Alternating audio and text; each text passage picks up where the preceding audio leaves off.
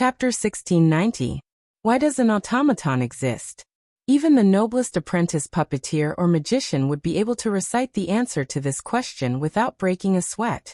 In order to get rid of the tedious incantations and complicated magic circles, and to simplify and quickly use magic, the magicians developed the magic circuit, which condensed all the conditions for performing magic and used it as a substitute for the ritual when performing magic.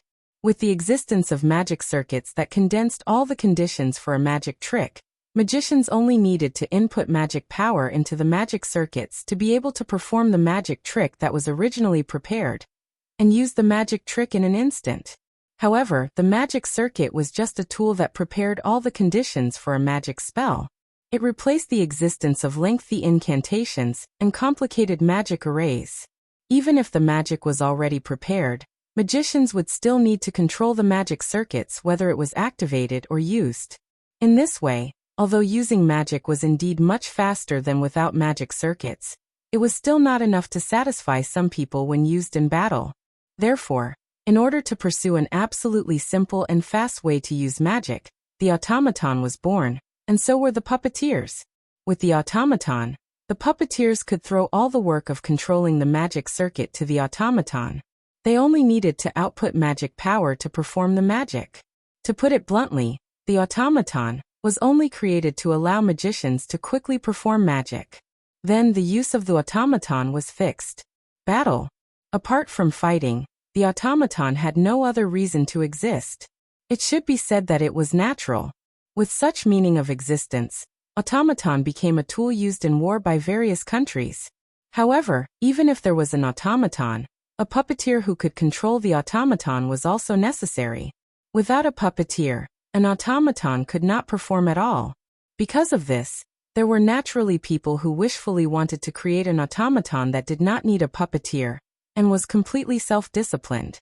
Thus the existence known as machine doll was born. Although it was said to be born, machine doll was more of an extravagant wish than an existence.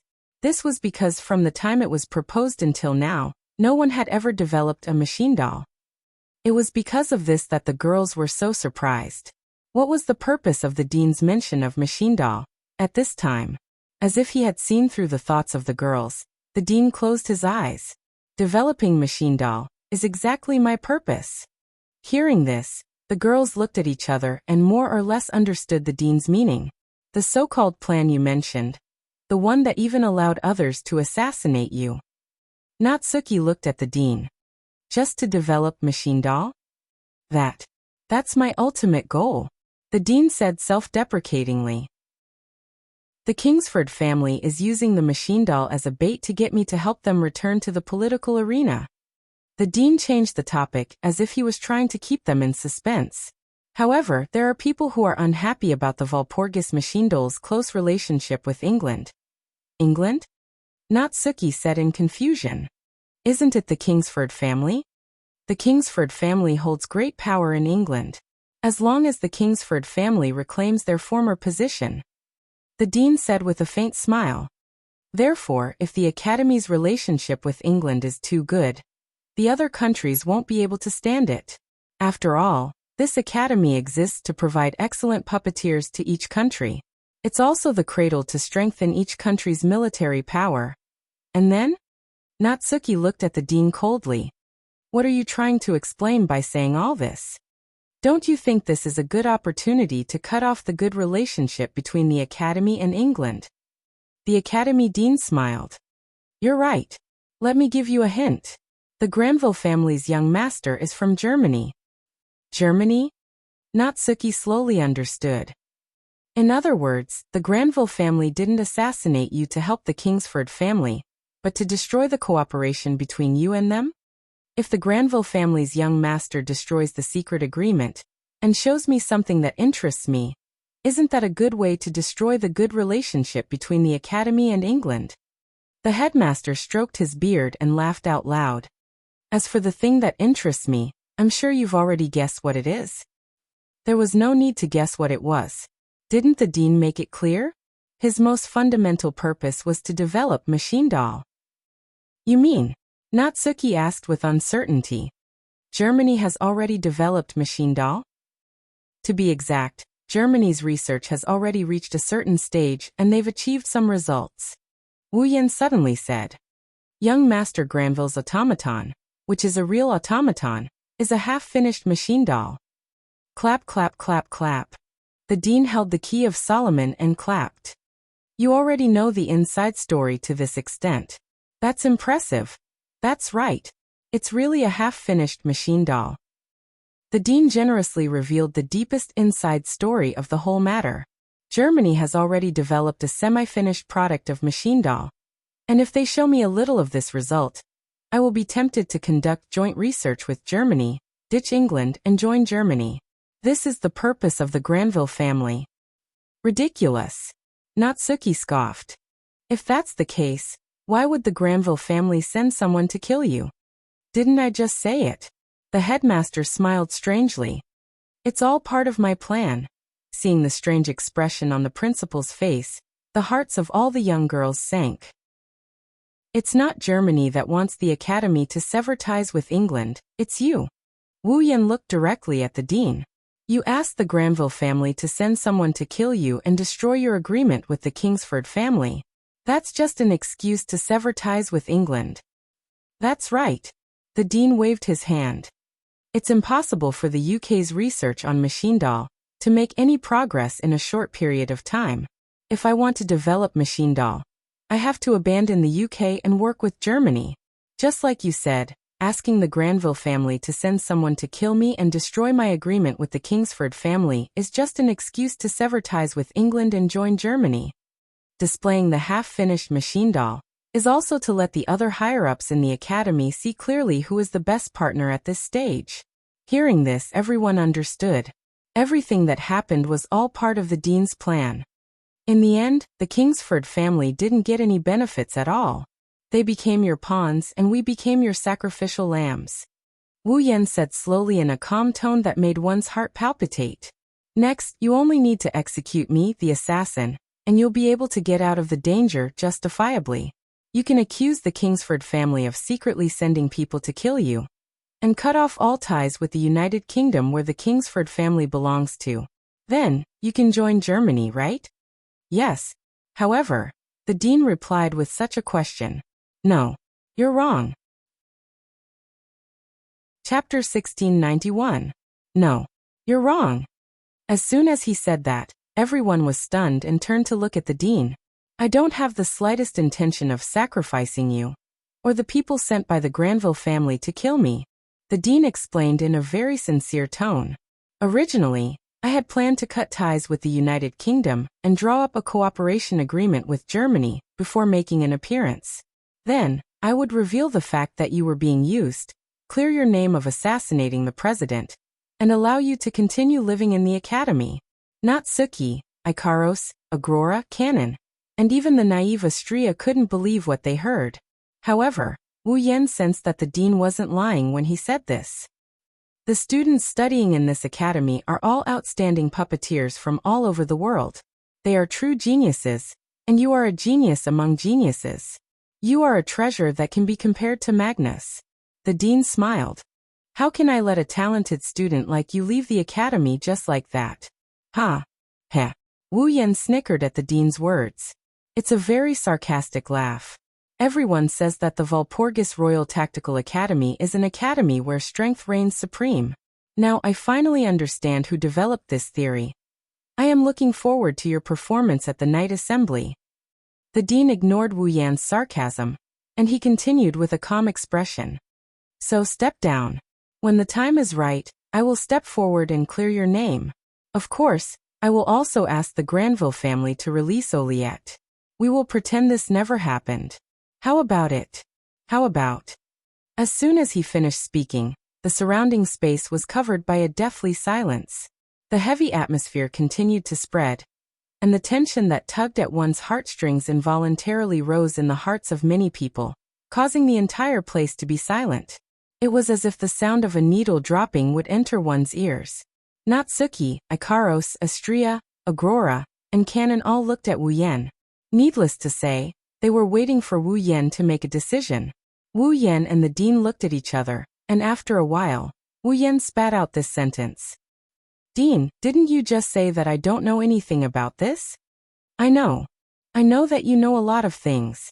The dean nodded without any change in his expression. Perhaps, you knew from the start that I was the mastermind, right? Yes. Well, I can more or less guess what's going on. Wu Yan shrugged. Then he looked at the dean with a meaningful look. Since you already know that I might know the inside story of the entire incident, why do you think I would be willing to be used by others and obediently come here to kill you? The dean stopped stroking his beard on the spot. Dean, you seem to have forgotten that there is an important explanation missing from your explanation. Wu Yan smirked. Why would the young master of the Granville family send someone to assassinate you and show you the half-finished product machine doll that symbolizes the secrets of a country? Why would he listen to you so obediently? Natsuki and the other girls came to their senses. The dean removed his hand from his chin and looked at Wu Yan. You seem to have a good relationship with the young master of the Granville family. Or should I say, the two of you have an unusual relationship? Wu Yan chuckled. So, I was thinking that if I killed you, the one who planned the whole thing and used me, wouldn't I be able to vent my anger and break the heart of the young master of the Granville family, who threatened me with Angeliette? The originally heavy atmosphere instantly turned into a swamp. Everyone present could clearly feel the pressure in the air. Natsuki and the other girls finally understood why Wu Yan listened to the orders of the Granville family's young master to assassinate the dean despite being threatened by the Granville family's young master. Just like what Natsuki said, Wu Yan was indeed planning something. It was a very simple plan. It wasn't an exaggeration to say that he had bad intentions. It was because he knew that the dean was the mastermind behind the scenes, and that the young master of the Granville family had a close relationship with the dean that Wu Yan obediently came to kill the dean. The reason was that simple. Student Wu Yan. The dean's tone is turning cold. This is not a wise choice. Even if you don't care about becoming a criminal, don't you want to be with your friends in this academy? You're willing to use your own students for your own purposes, and then send them away after you've achieved your goals. That young master of the Granville family used Mariette to threaten me. Isn't it because your choices are too wise? Wu Yan looked at the dean coldly. And I hate you all. Naturally, I won't do the same thing as you. Wu Yan lifted his foot and walked forward step by step. You think that you can achieve anything by scheming against everything. However, even the wisest man will make a mistake. You didn't even consider the possibility of being killed by the Granville family. Because you are too confident in your own strength. The strongest magician of the 19th century? A grimoire from the future? A legendary level automaton? If these are what you're relying on, then let me destroy them one by one to vent my anger. Wu Yan walked forward and took out a card with a flip of his hand. It was a card with a picture of a knight wearing heavy armor and holding a long sword on the front, and the word saber swordsman right below it. Natsuki and the others looked at each other and backed away silently when they saw Wu Yan taking out a card. The headmaster was stunned for a moment and was a little puzzled. Could it be some kind of powerful magic equipment? The moment this question popped up in the dean's mind, Wu Yan got closer and closer to him. His mana surged out like an explosion. Like a raging storm, Wu Yan held the saber swordsman rank card in his hand. He stared at the dean in front of him while channeling his mana into the rank card in his hand. At the next moment, Wu Yan murmured as if he was summoning something. Dream summoning. As if waiting for the summoning, the saber card glowed brightly as soon as he murmured the incantation. Wang. The rich magic aura turned into a tornado-like airflow that surged out from the card and wrapped around Wu Yan's body. A blue, door-like geometric pattern rippled out from the card and spun around Wu Yan. As the door-like magic circle spun, Wu Yan, who was shrouded in the magic circle, started glowing brightly. The dean's vision was covered by the bright light, and he raised his hand to block it. However, as soon as he raised his hand and placed it in front of him, an alarm went off in his heart. Ishtar seemed to have sensed the same warning signs and shouted. The dean immediately understood, and immediately held Ishtar's hand, and injected the maximum amount of mana in his body into Ishtar's body. Heed my call. Come to me, my army. Ishtar raised his hand abruptly. Wraiths with painful expressions rushed out and stood in front of the Dean and Ishtar like a shield. Almost at the same time, a shockwave blasted out from the bright light and crashed into the group of vengeful spirits that formed the shield. Bam! Accompanied by the sound of a collision, the group of resentful spirits that could corrode everything actually let out silent roars under the impact of the shock wave. Like a black fog blown by a gust of wind, they exploded and scattered.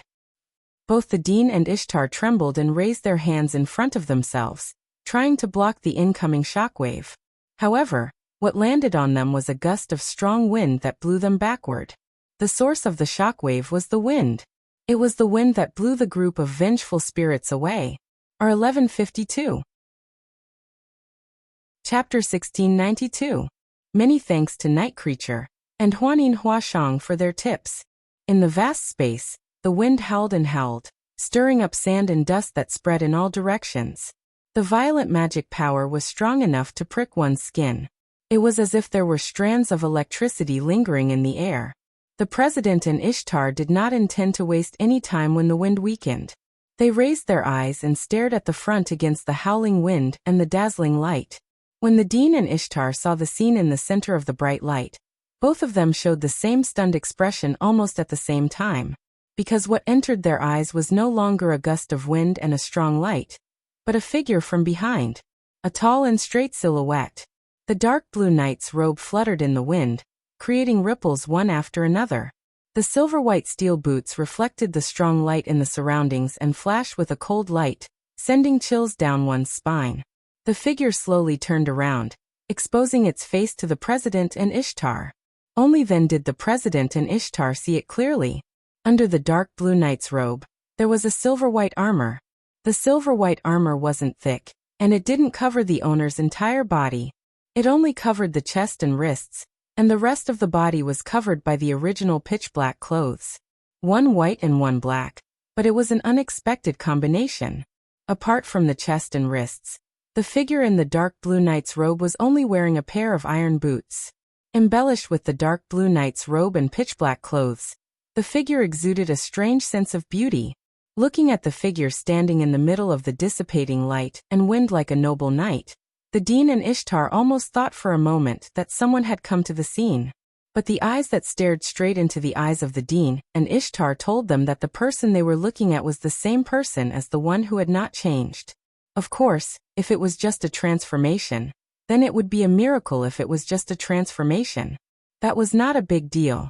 NBP, NBP, NBP, NBP, NBP, NBP.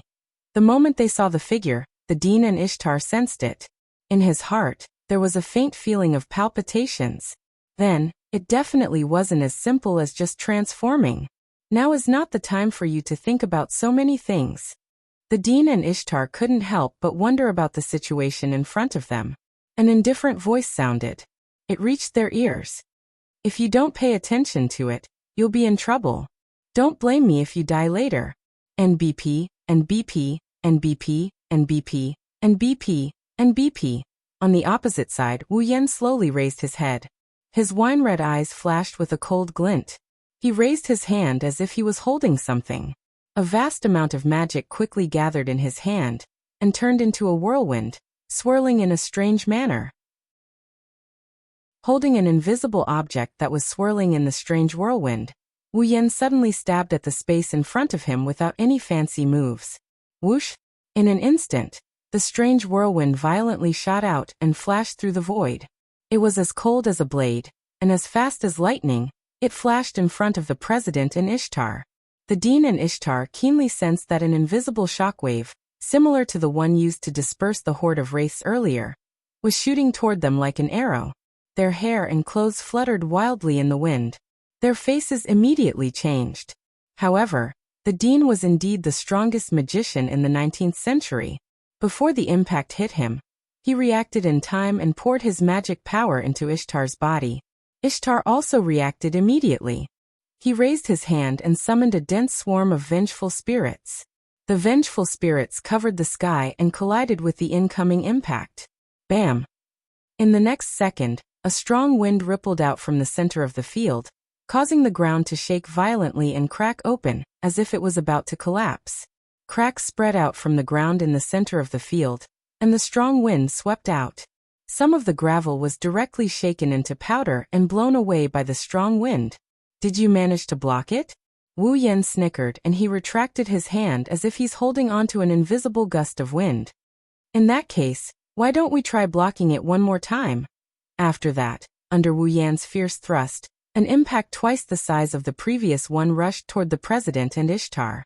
The dean didn't try to block the attack like Wu Yan expected. Instead, he channeled his mana and enveloped himself in Ishtar's body. His luangua glowed with a dim light, and the two of them levitated into the air, evading the attack. That was the power of telekinesis. Looking at the dean who used his telekinesis to fly up into the air, Wu Yan waved his hand that looked like he was holding something. After images of light, and the sound of air breaking could be heard as he waved his hand. At first glance, it seemed to be a meaningless action, but the president and Ishtar's faces tightened. Swish, swish, swish, swish, swish. Wu Yan brandished his sword and the strong winds turned into wind blades or invisible slashes. They rained down from the sky and covering the earth. Facing the wind blades that were invisible to the naked eye but could clearly sense, the president's face became more and more serious. The magic in his body surged in an instant. Ishtar suddenly clenched his hand, and a group of pitch-black vengeful spirits appeared in a flash. The densely packed shadows overlapped each other, and in a short moment, they covered an area of 10 meters around the president and Ishtar like a black fog. Bam, bam, bam, bam. The wind blades fiercely struck the group of wraiths, causing a chain of explosions. Powerful winds spread out like a roaring flood, causing the surrounding space to tremble. Natsuki, Ikaros, Astria, Agurola, Cannon, and the other girls were watching the intense battle. They couldn't bear to look away from it. Bam! In midair, an abnormally loud explosion rang out violently. Two figures also flew out from midair. They staggered back a few steps before stabilizing their bodies and landing on the ground. That ghost! Ishtar's expression was incomparably ugly. The dean's expression was still solemn. He didn't say a word and continued to infuse his mana into Ishtar's body. As if to vent her anger, Ishtar waved her slender hand forcefully. In an instant, a meter-long ribbon of wraiths shot out from Ishtar's hand and flew towards Wu Yan. Staring at the mass of wraiths, Wu Yan clenched his fist and a vast amount of mana surged out of his body. It turned into a whirlwind above his clenched fist. It looked like the whirlwind was wrapped around something as it howled and spun around. Under the watchful eyes of Natsuki, Ikaros, Astria, Agrora, and Cannon, Wu Yan didn't retreat. Instead he advanced. His silver-white iron boots stomped heavily on the ground. He clenched his fists and fiercely slashed at the ribbon of wraiths. Clang! The torrent of wraiths didn't hit Wu Yan's body. Instead, it seemed to have been blocked by something. It landed on top of Wu Yan's slashing hand. The whirlwind howled, and the sound of metal clashing could be heard. But after blocking the ribbon of wraiths, Wu Yan's expression suddenly sank. Whoosh! Above the torrent of vengeful spirits, a giant arrow made of vengeful spirits spun at high speed. While the torrent of vengeful spirits and the whirlwind were in a deadlock, the arrow mercilessly fell towards Wu Yan's face. Seeing that the surface of the pitch-black huge arrow was filled with faces howling in pain, a sharp glint flashed across Xiao Yan's eyes. He forcefully tightened his grip on something that seemed to be grasping something. Wind King Barrier, Blee and BPR. While in a deadlock with the torrent of vengeful spirits, the whistling whirlwind suddenly paused. Then, with a speed that could not be seen with the naked eye, it expanded like lightning and exploded. Bam! In an instant, a terrifying storm soared into the sky and swept across the area, quickly shaking and fluctuating. Asterisk boom. Asterisk asterisk boom.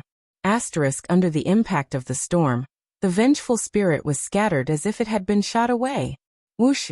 The torrent of wraiths caused the torrent of wraiths to deviate from its path and soar into the sky, flying towards the horizon.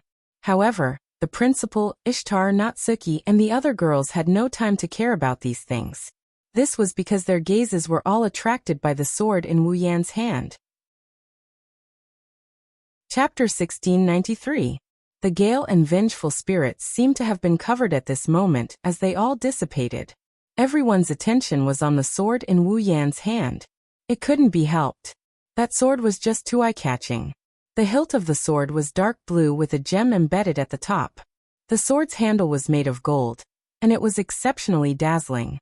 What was even more dazzling was the blade. At first glance, it was an eye-catching silver-white blade with a cold glint. However, upon closer inspection, one would notice that the silver-white blade would occasionally flash with a dazzling golden light. Without a doubt, that was a sword that could easily attract people's attention. At the same time, it was also a sword that would never let anyone doubt its sharpness. The Dean and Ishtar, on the other hand, felt a vague sense of threat from the dazzling sword. What is going on? The Dean's expression began to change. What did Wu Yan do? Why did he suddenly become so strong? What is that sword? This. The Dean, who was thinking about this, did not realize that his attitude towards Wu Yan had changed.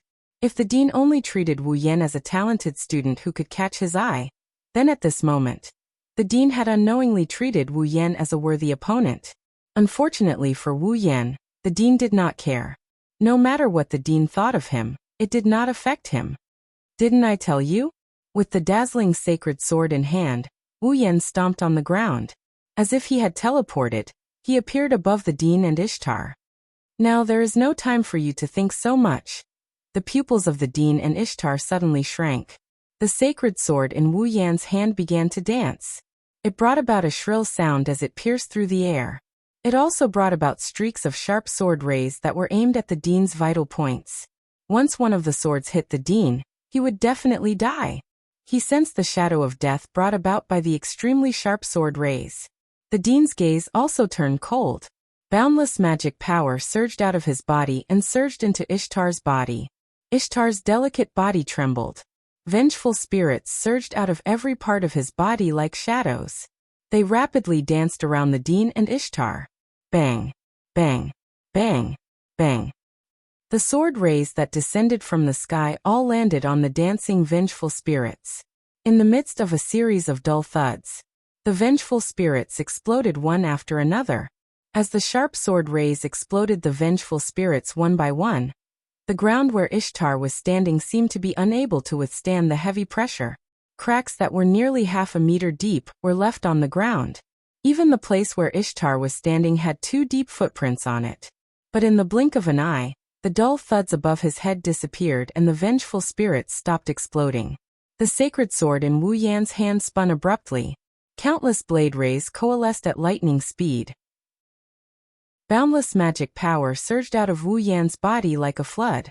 The sacred sword swept across an extremely tricky arc like a lightning bolt, miraculously avoiding the vengeful spirits one after another, and pierced toward the Dean's throat. Wu Yan didn't hold back at all. The Dean was infuriated when he saw how merciless Wu Yan was. He channeled his magic power into telekinesis, and he grabbed one of the vengeful spirits and dragged it to his throat. Boom! The tip of the sacred sword instantly pierced the vengeful spirit that was pulled to his throat by the Dean's psychokinesis, and used as a shield. The vengeful spirit exploded. Wu Yan was surprised that the Dean actually used such a method to block his attack. Corrode! At this moment, Ishtar suddenly raised one of his hands and aimed his palm at Wu Yan. A thick, black mist emerged from his palm and vengeful spirits flew out one after another, pouncing on Wu Yan.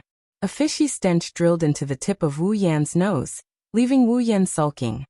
He didn't hesitate and slashed at the vengeful spirits with the sacred sword in his hand. Pfff. As soon as the sharp slashes collided with the vengeful spirits were instantly shattered into powder like volcanic ash. Poochie poochie poochie poochie.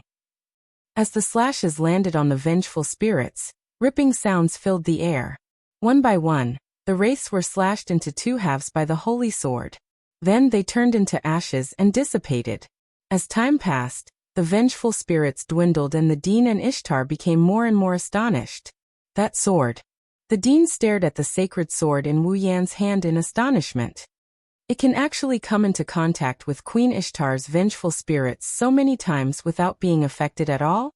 Even though Ishtar's vengeful spirits weren't truly invincible, There were still some existences that could resist them. But after coming into contact with such corrosive, vengeful spirits for so many times, the sword wasn't affected at all. The blade was still as dazzling as ever. This was the first time the Dean witnessed such a thing. Wind King enchantment, my lady I Blair. Suddenly a cold bellow echoed in the air. Before the Dean and Ishtar could react, the dazzling sacred sword above their heads suddenly stirred up a whirlwind. Shortly after, a 10-meter-long, violent tornado-like impact burst out from the sacred sword. It flashed across the air, dispersing all the vengeful spirits in its path, and crashed into the Dean and Ishtar. Bam!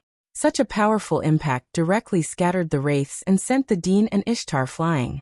If it wasn't for the Dean's timely use of telekinesis to support their bodies, the two of them would have crashed to the ground. Thief! Ishtar had never thought that he would end up in such a pathetic state. He was finally enraged. Ed, give me your magical power. I want to summon the second batch of troops. The Dean didn't object and extended his hand to Ishtar. But at this moment, the surrounding ground, trees, buildings, and even heaven and earth seemed to have turned into a dreamland as they flashed with a dazzling golden radiance. The Dean's outstretched hand came to a halt. His pupils gradually narrowed until they were the size of a needle tip. Then he slowly turned his head and looked in the direction of Wu Yan. In the middle of the dazzling golden radiance, Wu Yan was wearing a dark blue night robe. His chest, wrists, and feet were covered with silver-white armor. He held the sacred sword in his hands high above his head. Suddenly, streams of golden light rose from the surroundings like shooting stars. They flowed towards the sacred sword in Wu Yan's hand, and infused into the sacred sword. As the streams of light flowed into the sacred sword turned into a ray of light and shone in the middle of heaven and earth. It wasn't until the sacred sword turned into a ray of light that Wu Yan raised his head. His wine-red pupils met the eyes of the Dean and Ishtar, and an expression slowly appeared on his face, as if he was reminiscing about a person who was about to die. In an instant, a fatal sense of crisis surged in the hearts of the Dean and Ishtar. Ed! Cried Ishtar, alarmed. Magical power! Magical power! Ah! The Dean's calm image disappeared. The veins on his forehead bulged. The magical power in his body surged wildly, and was absorbed by Ishtar. In the next moment, the Dean and Ishtar were covered by the wraiths that were as dense as clouds. In the next moment, Wu Yan closed his eyes and slashed the light in his hand. Excalibur! For a moment, the people who were closer to the Dean's mansion all saw it.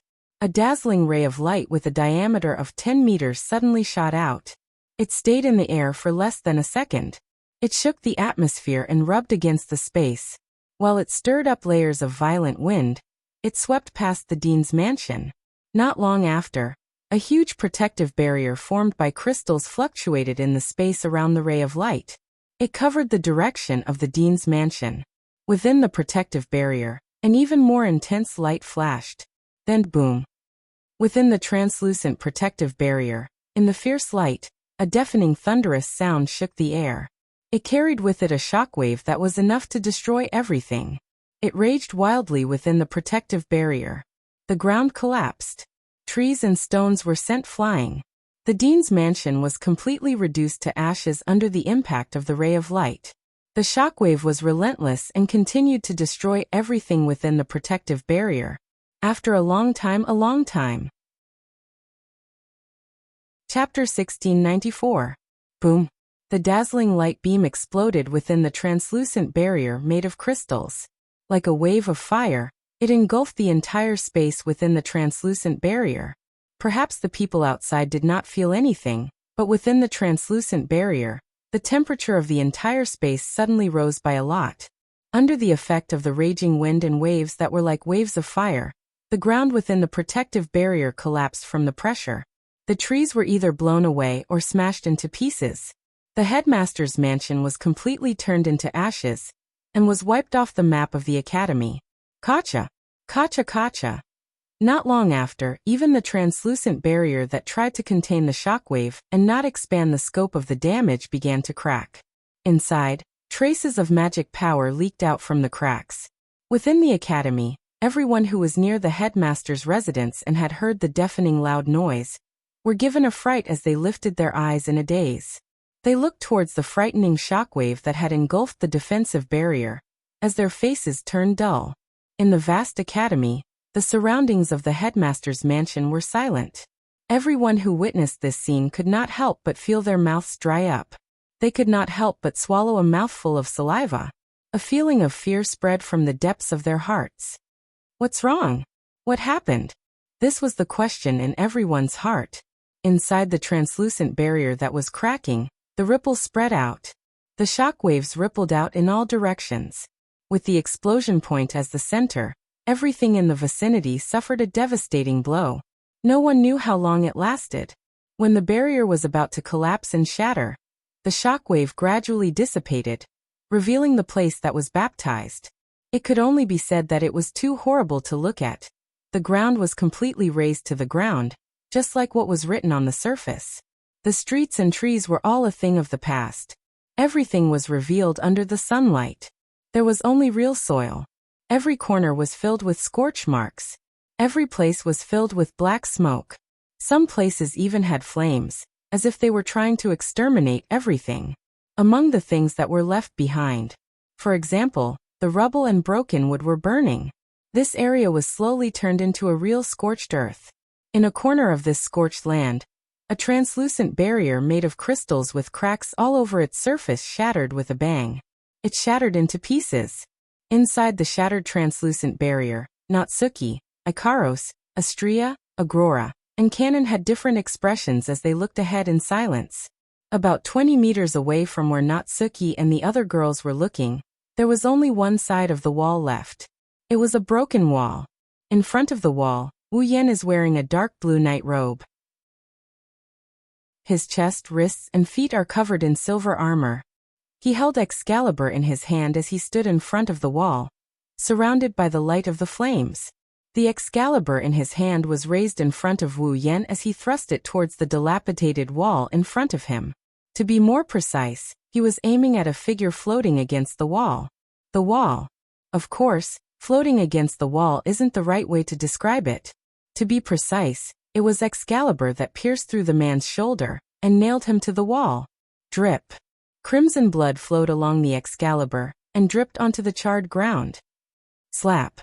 The grimoire named Solomon's Key, which came from the future and contained more than 50 extremely precious legendary-level automatons, slipped from the hands of the figure pinned to the wall like trash and fell to the ground. Ugh. After a painful groan, the principal slowly raised his head. His vision was a little blurry, but he was able to accurately look at Wu Yan. An ugly smile appeared on his face.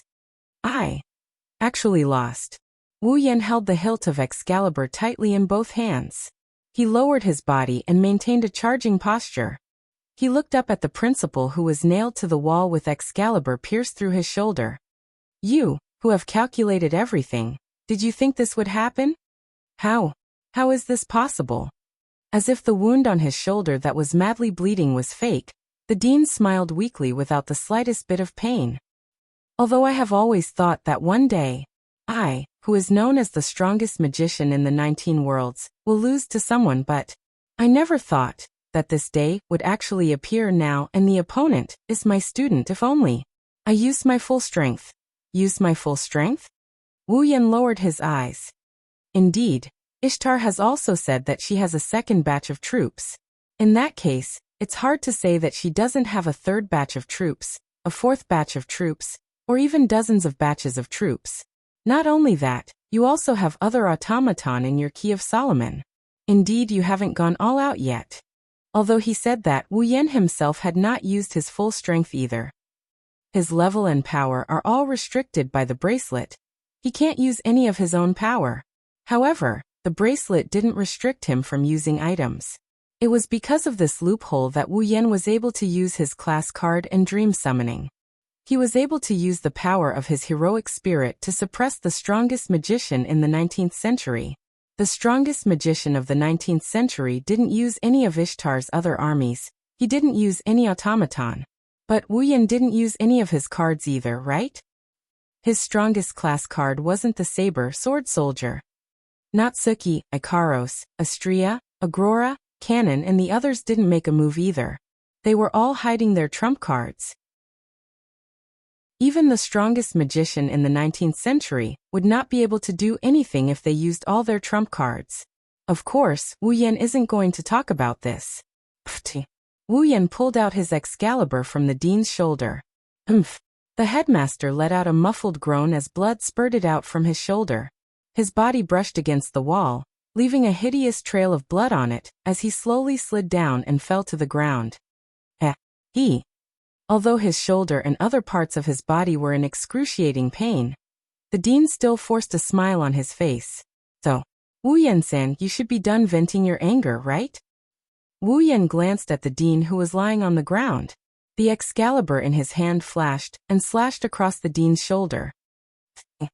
Following such a crisp tearing sound, an arm flew into the sky. This time, the dean couldn't hold back anymore. He hugged his severed arm and screamed in agony. Wu Yan exhaled in response to the dean's pitiful state. Now I've vented my anger. Swish. Just as he finished his sentence, a shadow flashed in front of Wu Yan and raised his leg to kick Wu Yan. Unfortunately, before the shadow could kick Wu Yan, a spatial ripple rippled in front of Wu Yan. A chain glowing in purple light emerged from the ripple and lashed at the shadow like a whip. Bam! With a muffled sound, the afterimage was sent flying like a kite with a broken string. It glided in a perfect parabola in the air, but halfway through its flight, it stabilized and landed lightly on the ground. At that moment, the dean on the ground had already disappeared and appeared beside the ambusher on the ground. Beside the ambusher, another figure suddenly appeared. He squatted on the ground and pressed his hand on the spot where the dean's arm was severed. His gaze shot forward. His gaze was filled with murderous intent. Chapter 1695. The lock of discipline slowly retracted back into the spatial ripple. However, the spatial ripple didn't disappear just like that. Instead, it expanded to about 5 meters in diameter. Natsuki, Ikaros, Astrea, Agrora, and Cannon appeared from the ripples in space. They stood in a straight line in front of Wu Yan with the Excalibur sword in his hand as they looked ahead. There were 3 people standing there. The dean was lying on the ground with a painful expression while holding his severed arm. Standing in front of the dean is a man wearing a pair of tinted glasses and looking at Wu Yan and Co. with a hostile expression. He is dressed like a deacon. The last one was an elegant young man who was crouching beside the dean while holding his severed arm. His eyes were filled with killing intent and anger. Wu Yan is the one who sent Wu Yan to kill the dean, the head of the Granville family's nightclub executive department, and his automaton, TTN, the semi-finished product named Shinobu, INEDLL. Shinobu appeared out of nowhere and ambushed Wu Yan.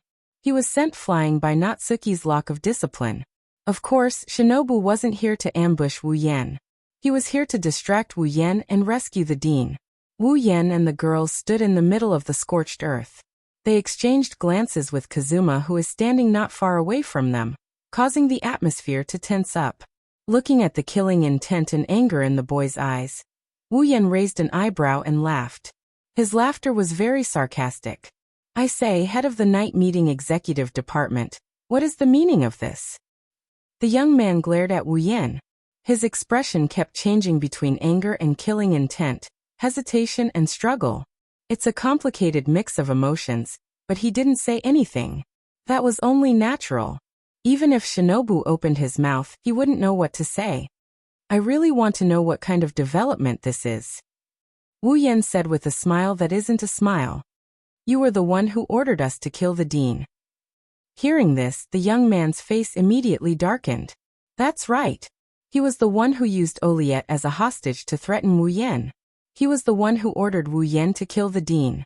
But now he was the one who ordered his men to kill the dean. He personally saved the person he ordered to be killed. That's why Shinobu was speechless. Shinobu was slapping himself in the face. However, the young man really knew how to control his emotions. Realizing that he was slightly agitated, he closed his eyes and took a few deep breaths. When he opened his eyes again, he had the same annoying smile on his face as before. This is amazing.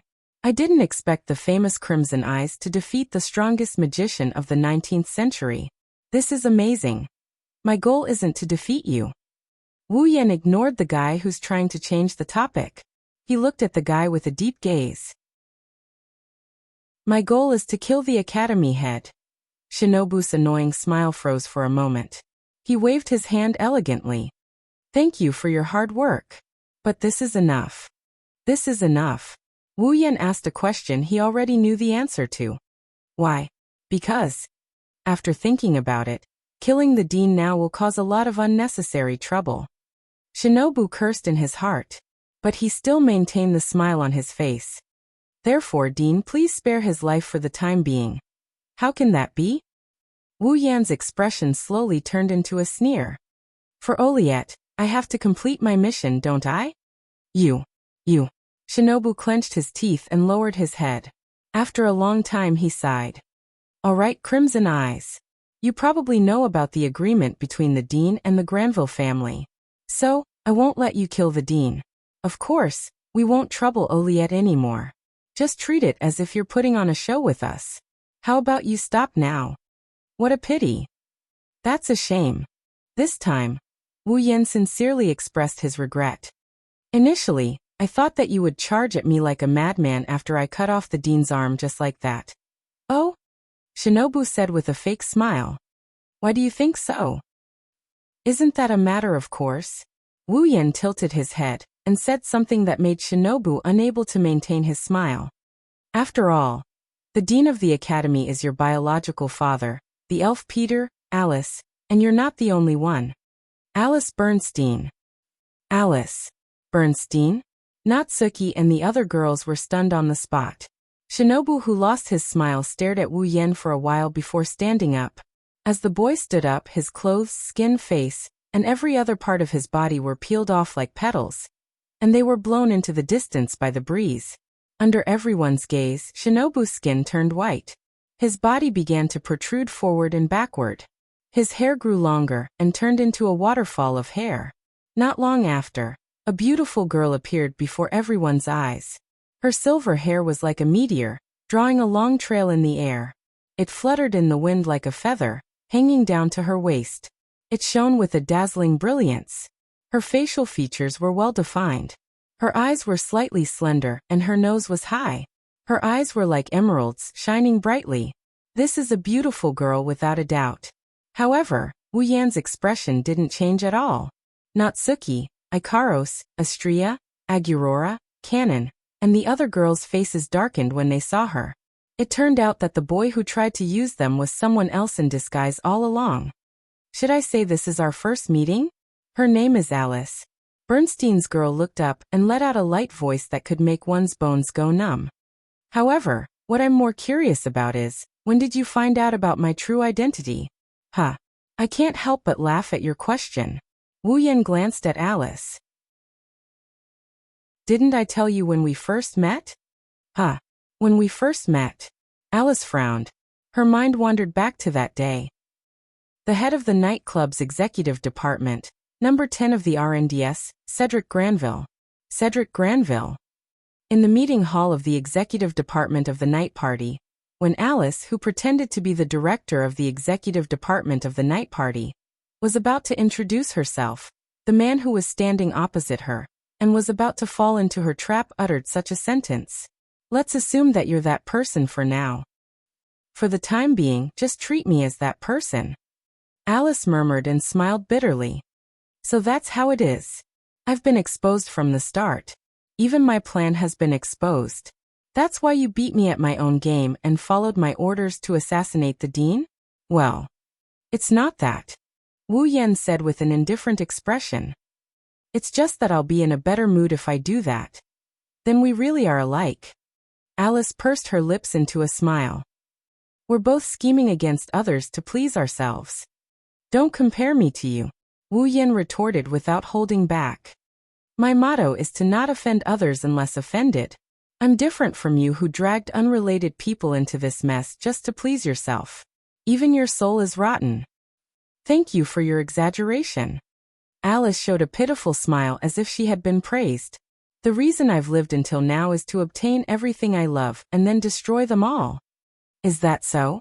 Wu Yan nodded. Then, before I wish you success, I'll give you a piece of advice. No, a warning. I'm almost done with this game. Wu Yan looked straight at Alice. That's why you should stop messing around with Angeliette. Otherwise, I can't guarantee that your dear father won't lose another arm. Alice's smile froze on her face. Wu Yan, on the other hand, didn't even look at Alice. He turned around and left the scorched earth with the girls in tow. Chapter 1696. Buzz. As soon as they left the area of the dean's residence, Wu Yan's body flashed with a strong light. The dark blue night robe on his body, the silver-white armor that covered his chest, wrists and feet, and the Excalibur all turned into light particles amidst the rich radiance, gathering in the air and gradually condensing into a class card with the word saber. Reaching out his hand, Wu Yan took out the saber swordsman rank card. Looking at the picture of a knight holding a sword and wearing heavy armor, Wu Yan let out a long sigh. What do you plan to do next? Natsuki stared straight ahead as she walked forward. Do you still intend to stay in the academy? Ikaros, Astria, Agrora, and Canon looked at Wu Yan at the same time. It seems like they had the same question in their minds. Wu Yan glanced at the group of girls and took in their gazes. After pondering for a moment, he shook his head. Forget it. The replication of Eve's heart is almost complete. Besides, I've already chopped off the dean's hand. If I continue to stay here, things might become very troublesome. Although the headmaster himself had said that he had no intention of pushing Wu Yan out as a scapegoat, that was before the headmaster had laid his cards on the table. Now, it was Wu Yan's own idea to beat the dean into a half-dead state. It could also be said that he was using his own will to hurt the dean of the Walpurgis Wangli Tactical Academy. Who knew if the dean would still turn a blind eye to it? Even if the headmaster really intended to let the culprit who cut off his arm continue to stay in the academy after his arm was cut off, Alice, that brainless fellow, might once again come looking for trouble with Wu Yan. After all, what Alice was after, to put it nicely, was something that pleased him. To put it bluntly, it was something that pleased him.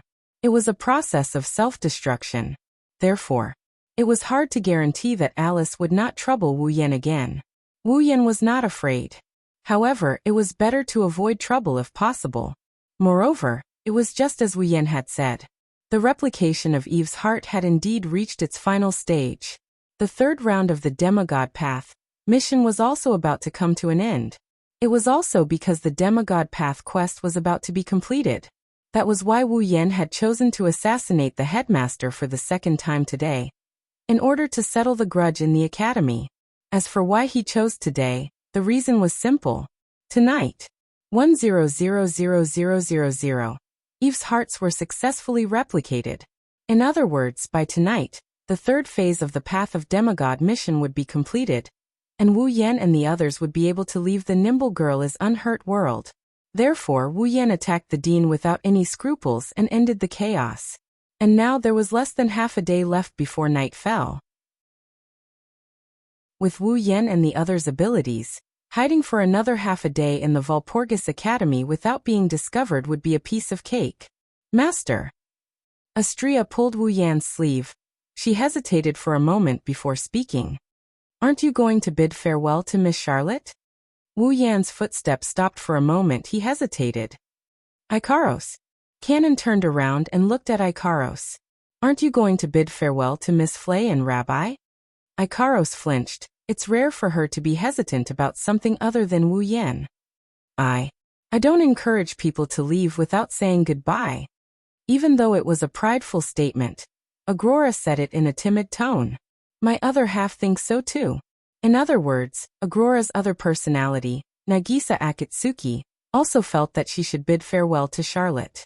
Listening to the girls, Wu Yan's hesitant expression became more and more apparent. Natsuki's red lips opened slightly. She wanted to say something, but she suddenly stopped and sighed. It seems like there's no need to hesitate. As soon as Natsuki finished speaking, a voice called out to him from not far away. Yen. In front of him, a fairy-like girl who was hugging a little dragon that was covered in wounds, a girl with 5 dogs, a young man with a girl in a kimono with a short skirt, and a man with an automaton with a humanoid figure ran over at a speed that was not considered slow. Looking at the group of 2 guys and 2 girls, especially the girl who was carrying a wounded little dragon and running towards him with an anxious and worried look on her face. Wu Yan's hesitation was swept away and he bitterly laughed. Charlotte, Flay, Raisin, and Loki ran over to Wu Yan with their automaton. To be exact, after running for a distance, Flay, Raisin, and Loki stopped. Charlotte was the only one who ran over to Wu Yan. The distance between the two of them was only a short 2 to 3 meters. When the wine-red pupils and the azure-blue eyes met, waves of emotion surged within them. It was as if there were thousands of words that they wanted to say, but they couldn't say a single word. Natsuki, Ikaros, Astria, Agrora, Cannon, and the other girls moved away and walked over to Flay and the others. They started chatting about something. It was clear the girls wanted to give Wu Yan and Charlotte some space. A space to bid farewell to each other. You. Charlotte tightly hugged the silent little dragon in her arms and asked nervously. You did you? Seeing Charlotte's nervous expression, Wu Yan chuckled. Don't worry, I didn't kill the school head. I only taught him a lesson. Charlotte released a sigh of relief when she heard Wu Yan's explanation. At the same time, she also felt a bit confused. Lesson? A lot of things happened. Wu Yan did not explain. He merely smiled at Charlotte. You only need to know that you and your younger sister can live peacefully together in the future. That's enough. Seeing the smile on Wu Yan's face and hearing Wu Yan's words, Charlotte felt pain in her heart. She couldn't hold back her tears and started sobbing. Who needs you to meddle in other people's business? At the end of the day, you still can't be honest with me. Wu Yan bitterly smiled. And here I thought you would be a little more honest. I have always been this honest. After saying something that even she didn't believe, Charlotte rubbed her eyes and lowered her head. Are you planning to leave the academy? Should I say that her intuition is always accurate? Even though they only exchanged a few sentences, and the content was completely unrelated, Charlotte could still faintly feel it. Before her eyes, the person she loved with great difficulty was about to leave her side. Even though I caused a lot of trouble, I'm not so kind as to clean up the aftermath. Wu Yan said with a teasing tone. What? You can't bear to part with me? Who would be reluctant to part with a pervert like you? Charlotte lowered her head so no one could see her expression. However, the words that came out of her mouth were squeezed out. Her heart was filled with sorrow. If you want to leave, then leave. I won't. I won't. You won't ask me to stay, right? Wu Yan said helplessly. That would be for the best. If you ask me to stay, I'm worried that I won't be able to resist. Charlotte bit her lips tightly. She wanted to say something, but she couldn't. In the end, she could only say such a sentence. Will you come back? That's hard to say. Wu Yan looked directly at Charlotte, and his voice became gentle. But when I practice with you, I'll definitely come back. Charlotte finally raised her head and met Wu Yan's gaze with her teary eyes. She didn't look away. If you lie to me, I'll blast you to smithereens. That's really scary. Wu Yan pretended to be afraid and patted his chest. Looks like I'll have to find time to practice with you as soon as possible. Of course, Charlotte said with her usual impolite tone. She stood on her tiptoes and kissed him on the lips while he was still in a daze. You know the consequences of lying to me. Charlotte revealed her most beautiful smile. Wu Yan came back to his senses and smiled helplessly. Chapter 1697. The incident that happened in the Dean's mansion spread across the entire Walpurgis Wangli Tactical Academy in less than half a day. Although it was said to spread across the entire Walpurgis Wangli Tactical Academy, in fact, what was spread out was that the entire area around the Dean's mansion had been turned into scorched earth. It couldn't be helped. No matter how much he tried to hide it, it was something that couldn't be hidden. Under the strike of Excalibur's true name Liberation, the scene of the Dean's mansion being completely destroyed was witnessed by quite a number of people in the vicinity. If it wasn't for Wu Yan infusing his mana into Ikaros' body after releasing Excalibur's true name, and allowing her to build an Aegis, absolute defense circle, the destruction wouldn't only be limited to the Dean's mansion. How could such a huge commotion be hidden? Therefore, in less than half a day's time, the matter of the Academy Dean's residence being burned to the ground became known to everyone. Other than that, There was another thing that everyone knew. The dean had lost an arm. It was also something that couldn't be hidden.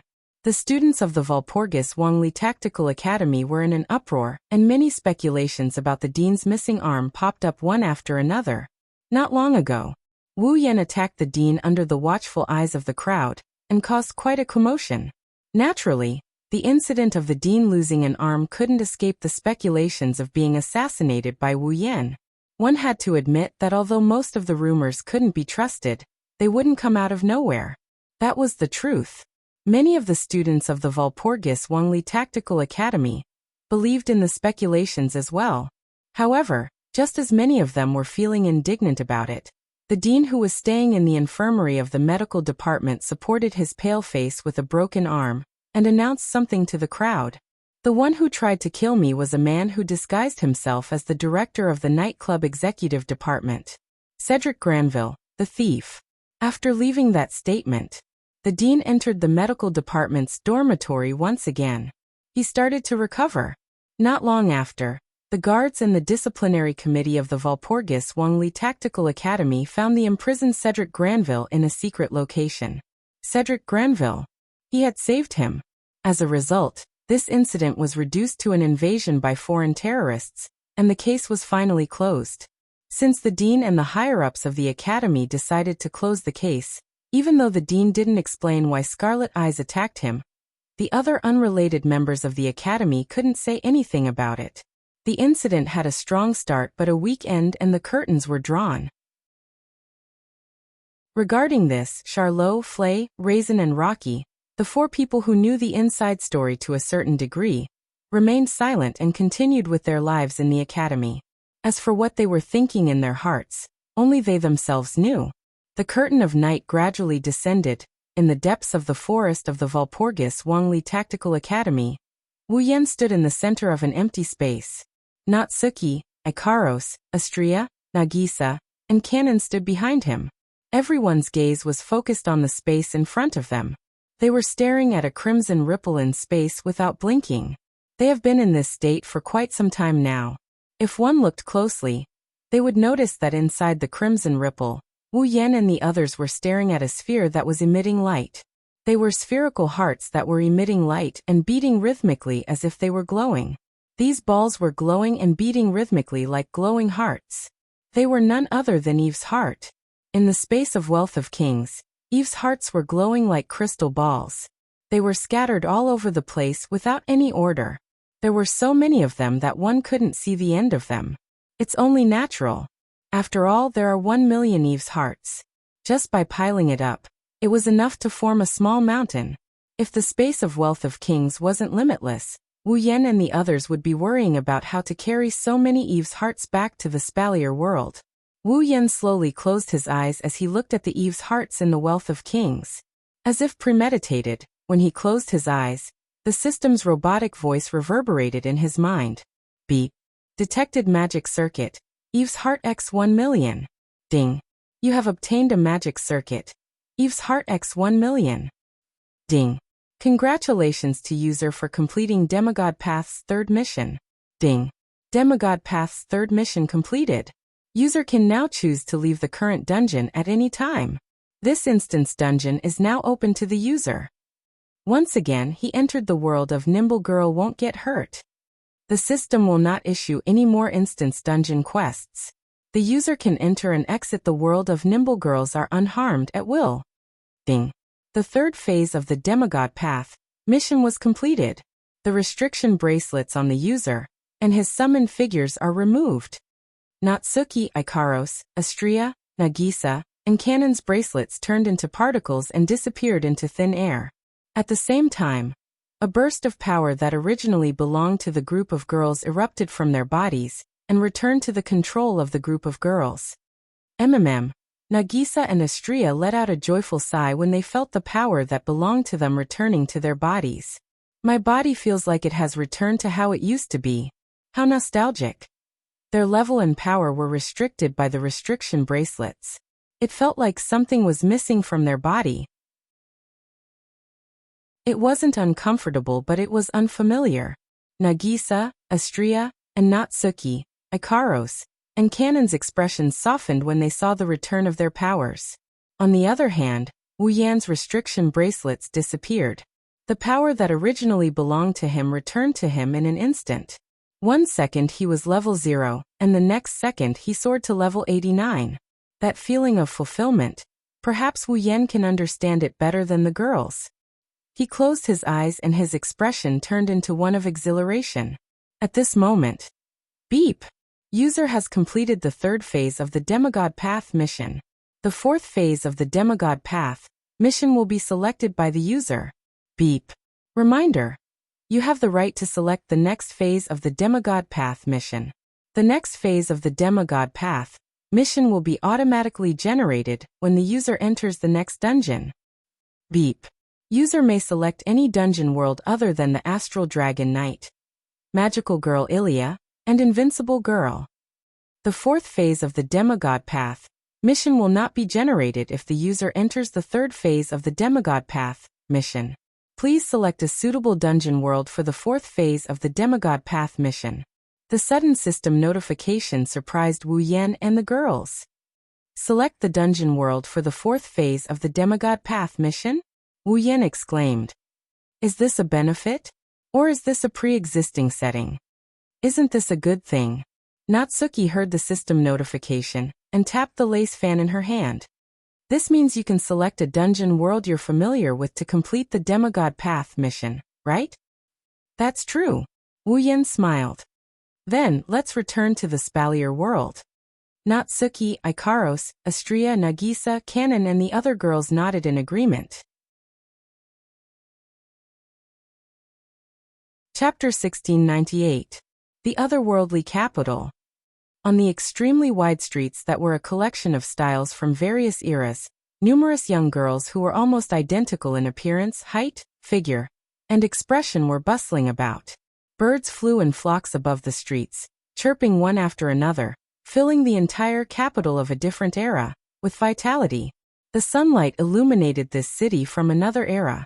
The shadows of the buildings changed shape very slowly.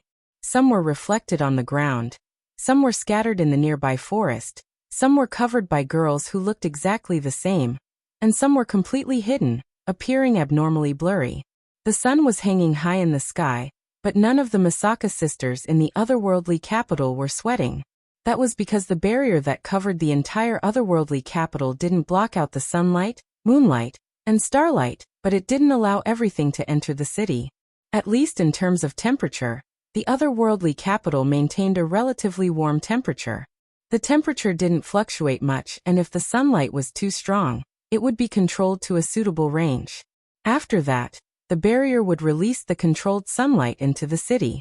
Therefore, the streets of the otherworldly capital were filled with people every day. The moderate temperature didn't stop the Misaka sisters from finding a reason to stay in the streets.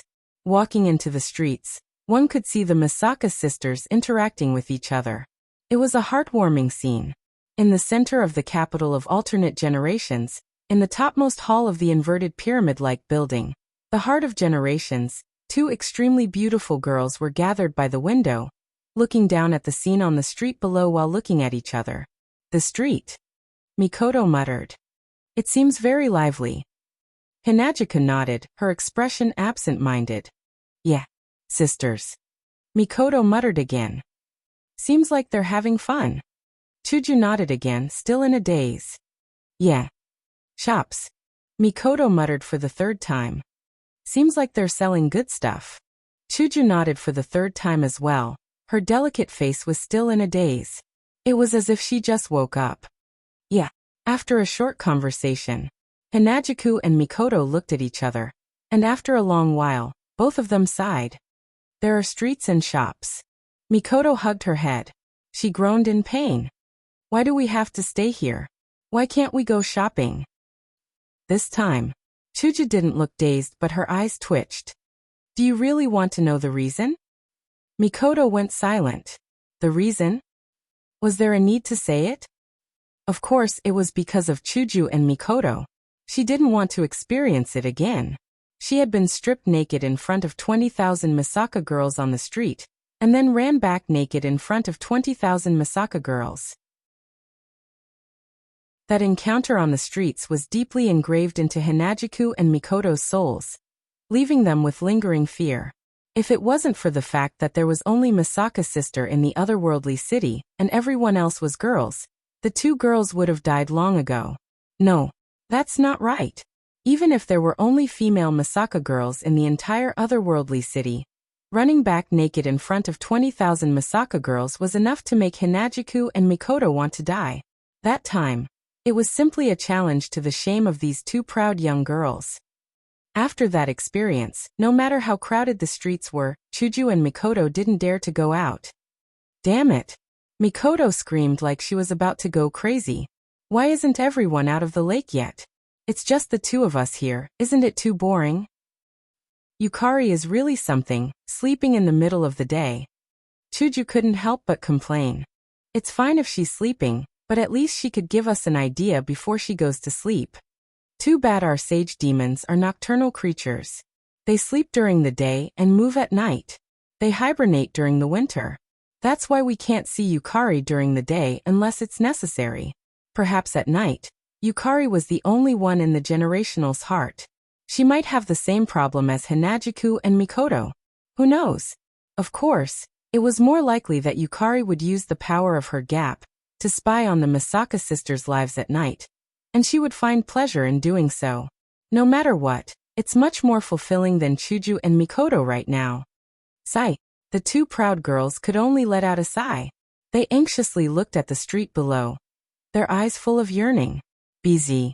Suddenly, the air in the middle of the hall vibrated as if it's being squeezed by something. Both Hanajiku and Mikoto's ears twitched like squirrels, and they turned around to look at the source of the strange phenomenon. In the next moment, the three figures of a man and two women flashed out of the vast hall without any warning, appearing out of thin air. The man had black hair and red eyes. He wore a black shirt, black pants, and a black jacket. As for the girls, they had pink wings and pure white wings respectively. They were dressed in white with red edges and a red pleated short skirt. They were as beautiful as angels. It was very easy for people to mistake them for goddesses who had descended to the mortal world. Just their appearance alone was extremely dazzling. Looking at the three figures of one man and two women appearing out of thin air in the middle of the hall, Hanajiku and Mikoto were stunned for a moment before their eyes lit up. Yen. Ikaros. Astria. The newcomers were none other than Wu Yen, Ikaros, and Astria, who just returned from the world of Nimble Girl. Natsuki, Nagisa, and Kanon transformed back into familiars and entered deep slumber inside Wu Yan's body. Wu Yan, Ikaros, and Astria turned around and looked at Chuju and Mikoto. Yo, Wu Yan giggled. I'm back. Ikaros. Astria. Chuju and Mikoto ignored Wu Yan and jumped in front of Ikaros and Astria. They hugged the angelic girls while they were still in a daze. You're finally back. Ikaros and Astria were a little confused by Chuju and Mikoto's joyful behavior. However, they still hugged the two prideful girls back. The four girls hugged each other like best friends who haven't seen each other for a long time. In response, Wu Yan maintained his greeting posture. He was petrified and didn't react for a long time. What is this? Sisterly love? That's a good thing. But why didn't I get the same treatment? Thinking up to this point, Wu Yan's heart is filled with unwillingness. He turned around and looked at Ikaros and Astria, who are hugging Hanajiku and Mikoto. A stiff smile appeared on his face. Chuju. Mikoto. I'm back too. Wu Yan increased the force on the word, also so that it sounded like he was shouting it out loud. Chuju and Mikoto finally noticed Wu Yan's return. They looked up from Ikaros and Astria's embrace and glanced at Wu Yan. Oh! Chuju and Mikoto grabbed Ikaros and Astria's hands excitedly. You guys came back just in time. We're bored, come play some games with us. Yeah. The game console Ikaros made last time didn't come in handy, right? This is a good opportunity, let's go play together. Yeah. Chuju and Mikoto chatted with Ikaros and Astria enthusiastically while ignoring him. Wu Yan's face turned red, then green, then white, and finally black. You guys. Wu Yan lowered his head and said in a low voice. He felt like he should reclaim his position as the husband. What's the meaning of this? Are you planning to rebel? Shut up. Chuju and Mikoto glared at Wu Yan. How do you know how bored we are? Bored. Wu Yan is flabbergasted. Umph. Hinajuku and Mikoto didn't have the intention to explain. They just snorted coldly, grabbed the two angelic girls' hands and walked towards their rooms. Wu Yan was the only one left in the room. His back looked bleak. Chapter 1699. Standing at the top of the Heart of Generations in the heart of the capital of alternate generations was an open-air rooftop. Wu Yan sat in an elevator that looked like it came from the future. He wanted to head to the top of the Heart of Generations. There was no other reason other than the diluted miraculous pond water that allowed all the girls to undergo their metamorphosis in the lake, which was located on the rooftop of the Heart of Generations. Currently, Hinajuku and Mikoto were welcoming Ikaros and Astria into their rooms with an attitude that would make one wonder if they're trying to get into a lesbian relationship. On the other hand, Yukari was sleeping in her room. In other words, no one in the Heart of Generations would greet Wu Yan, who just came back from the Nimble Girl Won't Get Hurt dungeon and completed the Demigod Path quest with much difficulty. One has to say, this is a huge blow to Wu Yan. The Heart of Generations, the numerous girls he had, none of them accompanied him when he came back. They didn't even greet him. Wu Yan almost wanted to commit suicide because of this. Fortunately, Wu Yan used the excuse of, "Not all of my wives are like this, the others are undergoing their transformations," to persuade himself to not commit suicide. That was how he managed to avoid the tragic ending of dying once. With this thought in mind, Kirin felt a sense of relief. Wu Yan missed the other girls and he couldn't help but want to meet them. Of course, it was time for him to check on the girls' condition. It was said that they were undergoing metamorphosis, but up until now, the girls had been soaking in the lake. It's been so long since they last met, how could he not miss her? However, Chuju and Mikoto's cold shoulder made Wu Yan miss them even more. He wanted to talk to Yukari about the Demigod Path mission, but he decided to bring it forward. With the elevator leading the way, the rooftop of the Heart of Generations was getting closer and closer. They took the elevator from the top floor of the Heart of Generations. They were heading to the rooftop of the Heart of Generations. There wasn't even a floor between them, but Wu Yan stayed in the elevator for a full 5 minutes. Then the elevator slowly came to a stop. Ding! A crisp sound effect was heard. The elevator finally came to a stop. The door of the elevator opened. Wu Yan could see the scenery outside. It was an open-air rooftop that covered a vast area. The ground was paved with red bricks, as if it was a carpet. Around him were walls that were like the surface of the water, constantly swaying, as if something was flowing. There was no ceiling at the top. Instead, there were bars that looked like they were made of ceramic that formed a fence that covered the entire rooftop. There were canopies on both sides that could be opened with a button at any time. The canopies could be turned into a ceiling. In the center of the rooftop, there was a platform that was about a meter higher than the rest of the rooftop. There was a lake that looked like an extra large bathtub on top of it. Inside the lake, there were naked girls with their eyes closed, either sitting or lying in the water. They were Wu Yan's summons, the girls that were destined to accompany him until the end of the world. At this moment, in the lake where the young girls were soaking in, a clear stream that was invisible to the naked eye flowed through the water around the naked bodies of the young girls, entering their tender and slender bodies. As the streams of invisible clear water entered the girls' soft and slender bodies, the girls' auras were also changing. One moment it was strong, the next it was weak, and the next it was strong. It was a very rhythmic rise and fall. If one observed carefully, they would find that with every rise and fall, the girls' auras would break through the peak and advance a little. Although it was only a little, if they continued like this, they would benefit a lot. Looking at the girls who were soaking in the lake with their eyes closed, Wu Yan couldn't help but reveal a gentle smile. At this moment, a surprised voice sounded from the side of the lake. Wu Yan was stunned. He quickly turned his head and looked at the source of the voice. It was the bottom of the platform where the girls' clothes were piled up. Then a petite figure entered Wu Yan's eyes. Her light yellow hair was kept to her shoulders, and on the left side of her head was a ponytail that reached her waist. She was only wearing a pair of white underwear, and her skin and hair were covered with water droplets that dripped to the ground bit by bit. The petite girl held a red and white shirt in her hand, as if she wanted to put it on her petite body that was only wearing a small piece of underwear. Maintaining her posture, the petite girl tilted her head and looked at Wu Yan, who was standing by the elevator on the rooftop. The surprised expression on her cute face froze. Wu Yan looked at the petite girl who was trying to put on her clothes. She looked at him with a pair of red eyes and didn't react for a long time. What's wrong? You don't recognize me? Flandre-chan. Yes. The petite girl was Flandre-chan? Scarlet. It wasn't until she heard Wu Yan's voice that Flandre-chan finally reacted. Her red eyes lit up with joy. Flandre-chan grabbed the clothes she was about to put on. She flapped her broken wings with colorful crystals hanging from them. She cheered and she charged at Wu Yan. Big brother. An extremely cute little girl, wearing only her underwear, was throwing herself at him. How would an ordinary person feel at this moment? Wu Yan didn't know what other people are feeling, but when he saw Flandre-chan coming at him in such an unrestrained manner, he jumped in fright.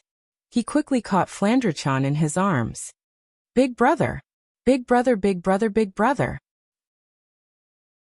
Flandre-chan didn't care about her wet body. She hugged Wu Yan tightly and rubbed her head against Wu Yan's chest. Flan missed you so much. Wu Yan wanted to scold Flandre-chan, but when he heard her words, all his emotions turned into love. He hugged her tightly. Big brother missed you too. Really? Oh. Flandre-chan lifted her head and pouted. She looked like she was throwing a tantrum. Then why didn't you come to see me? I've been staying in the lake all this time. It's so boring. Big brother went to do a mission. Wu Yan patted her head to comfort her. That's why you didn't come. So, you didn't come to visit Fran because you were too busy, right? Flandre-chan asked with a hopeful look on her face. It's not that you don't want to see me, right? Of course it's not that I don't want to see Flan. Flandre-chan's cute and funny words made Wu Yan smile and scratch her nose. Flan is so cute, who wouldn't want to see her? Liar. Flandre-chan's expression turned a little unhappy. Big sister locked me up in the basement because she didn't want to see me. Wu Yan tightened his grip on Flandre-chan's wet body and sighed. It seems like Flandre-chan still hasn't gotten over Remilia's decision to lock her up in the basement. Wu Yan kept a straight face even though he's thinking about it. What's wrong? You don't trust Big Brother? Of course I trust Big Brother. Flandre-chan grinned as she rubbed her face against Wu Yan's chest. Her eyes were filled with longing for Wu Yan. Big Brother is different from Big Sister. Big Brother loves me the most and loves me the most. That's why I love Big Brother the most too. Wu Yan didn't see the love in Flandre-chan's eyes, but from her actions and words, he could tell that Flandre-chan likes him from the bottom of her heart. While this made him happy, it also made him like the cute little girl in his arms even more. You really know how to make Big Brother happy. I'm not trying to make Big Brother happy. Flandre-chan wrinkled her little nose. Flan is telling the truth. Yes, yes, yes, I know you're a good girl. Big Brother will give you a reward, okay? Okay. Her bell-like laughter reverberated in the surrounding space, filled with warmth. Chapter 1700. Heart of Generations, Top Floor Hall. Flandre-chan's light yellow hair fluttered despite the lack of wind, bouncing up and down with its owner's movements. It was fixed to the left side of her head, and her waist-length ponytail swayed back and forth like a tail. Flandre-chan looked like an adorable little animal, and Zhang Xian couldn't help but want to hug her. Right now, Flandre-chan was wearing her unique goth lowly outfit that was mostly red with white sprinkles. On her head was a white beret with red ribbons. Like a child who just got a new set of clothes, Flandre-chan stretched her petite body and twirled in a circle on the spot. Her short red skirt with white laces swayed along with her movements, causing her cute little face to be filled with a smile. It feels good to wear clothes. Flandre-chan twirled around happily while showing off her body. Flandre-chan didn't realize that her cuteness had increased by several folds. She almost made Wu Yan fall into a daze. Wu Yan slapped his cheeks and he looked at Flandre-chan with a peculiar glint in his eyes due to the system's perceptive sense. Flandre-chan? Scarlet. Level 88. Level 88. Flandre-chan is only one level away from reaching peak tier 9. Wu Yan couldn't help but gasp in surprise. He's only at peak tier 9 after all. He's only one level ahead of Flandre-chan. Flandre-chan's ability to destroy everything with a wave of her hand. This level difference is practically non-existent. Or rather, without using Ruby mode or summoning his familiars, Wu Yan's strength is nothing compared to Flandre-chan's. Flandre-chan may be one level lower than Wu Yan, but in terms of strength, Flandre-chan at level 88 is stronger than Wu Yan at level 89. After the magical pond water's transformation, Flandre-chan's improvement is huge. If I'm not mistaken, Flandre-chan wasn't even level 85 before the magical pond water's transformation. The diluted magical pond water can improve Flandre-chan's strength by so much? That's Flandre-chan's improvement, such a voice said. At the same time, Wu Yan's mind was filled with questions. It rang in his ears. Then, a pitch-black spatial rift filled with ferocious eyeballs appeared in a corner of the hall. Occupying the space in that corner, Yukari slowly walked out of the spatial rift with a parasol in her hand. She yawned as she walked, looking like she just woke up. Sister Yukari. Flandre-chan stopped twirling and called out in surprise. You're awake? Wu Yan was a little surprised. He quickly asked. What do you mean Flandre-chan's improvement? Yukari. Have you forgotten how old Flandre-chan's age is? Yukari's half asleep, half awake. As a 495-year-old vampire with such a special ability, what level of strength do you think Fran should have? Yukari. Wu Yan immediately understood what Yukari meant. Flandre-chan's mental age is equivalent to a child less than 10 years old, but she's a vampire who's lived for 495 years. Flandre-chan's mind and spirit have been in an abnormal state for the past 495 years due to her ability. She would abuse her ability from time to time and destroy everything in front of her, including humans. Flandre-chan was no longer affected by her own abilities because her powers were sealed by the sealing aura. Although her mental state was still that of a 10-year-old child, she wouldn't lose control to the point where she would kill for no reason. Flandre-chan's mind and spirit are unstable, but she can still freely use her ability to destroy everything, let alone when her mind and spirit are stable. Of course, that wasn't what Yukari wanted to say. What she wanted to say was that Flandre-chan had spent almost all of her 495 years in the basement of the Scarlet Devil Mansion. Naturally, Flandre-chan didn't train herself like a normal cultivator for the past 495 years. Or rather, she didn't train herself like a normal cultivator. In other words, Flandre-chan's strength hasn't improved since the very beginning. Flandre-chan's strength has improved by leaps and bounds after 495 years with the help of the miraculous pool water. Don't underestimate Flandre-chan for just a few levels. The higher the tier, the greater the gap between each level. Flandre-chan's strength had more than doubled with just a few levels. With Flandre-chan's ability to destroy everything in her path, other than Wu Yan who has a familiar, no one else is a match for Flandre-chan among tier 9 cultivators. Is that so? Wu Yan sighed when he understood this. As expected, Yukari doesn't lack monsters. Yukari chuckled, but Flandre-chan puffed up her cheeks. Flandre-chan isn't a monster. Yes. The adorable Flandre-chan isn't a monster, she's a princess. Wu Yan patted Flandre-chan's head with a smile. Flandre-chan's dissatisfaction melted into comfort. Watching Wu Yan and Flandre-chan getting along so well, Yukari yawned again. She sat down on the sofa and crossed her legs. She looked at Wu Yan with a pair of purplish eyes filled with wisdom. The third round of the Demigod Path mission is over, right? Wu Yan picked up Flandre-chan and sat across from her. Flandre-chan happily wrapped her arms around his neck. The third round of the Demigod Path mission is much smoother than the second round. In fact, if I don't count the fact that I obtained the mission item in advance, the third round of the Demigod Path mission is the smoothest so far. I can tell just by looking at your face. Yukari tapped Wu Yan's forehead with the paper fan in her hand. So, when do you plan to proceed with the fourth round of the Demigod Path mission? I wanted to discuss this with you after you woke up. It's good that you're awake now.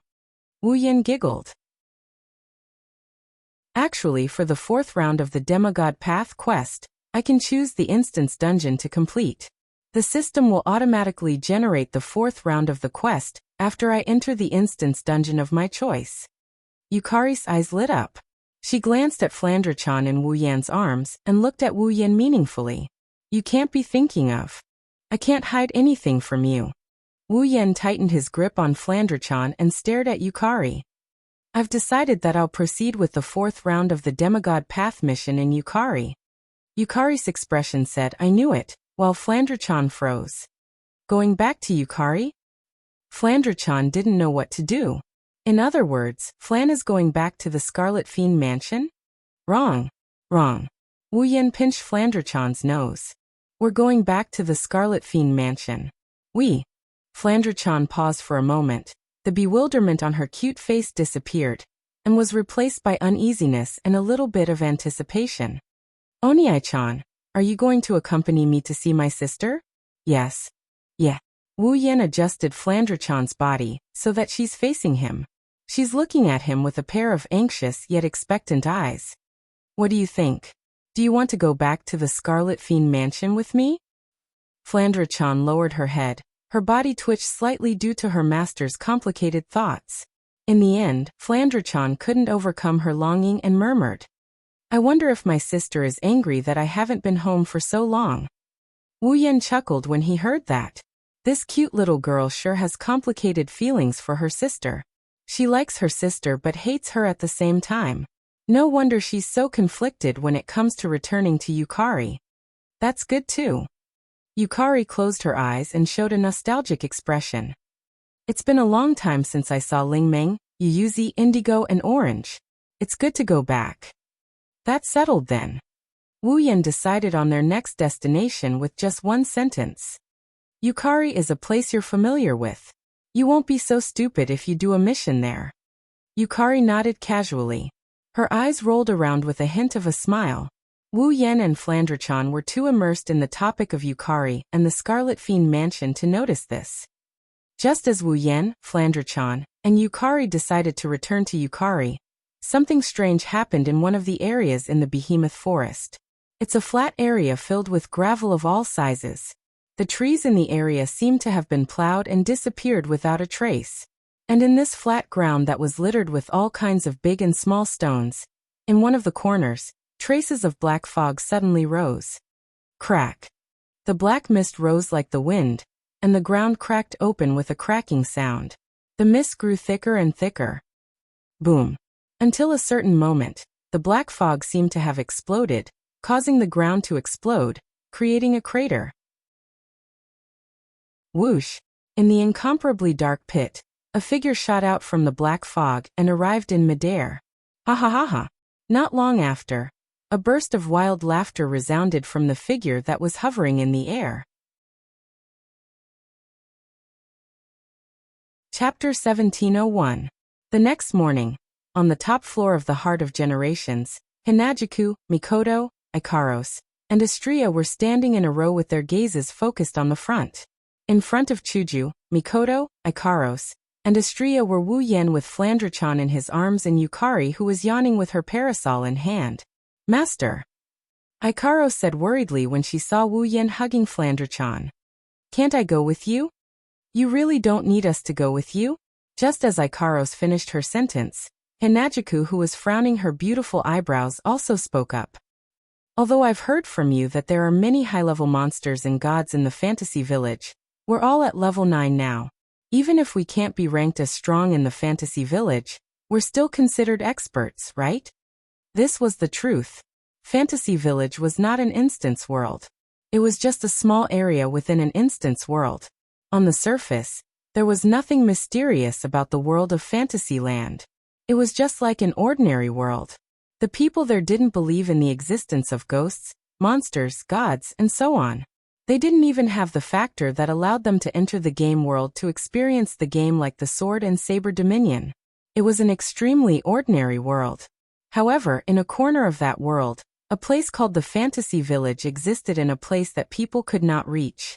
The reason why people didn't believe in any mysterious existence was because all the mysteries were concentrated in the place called Fantasy Village.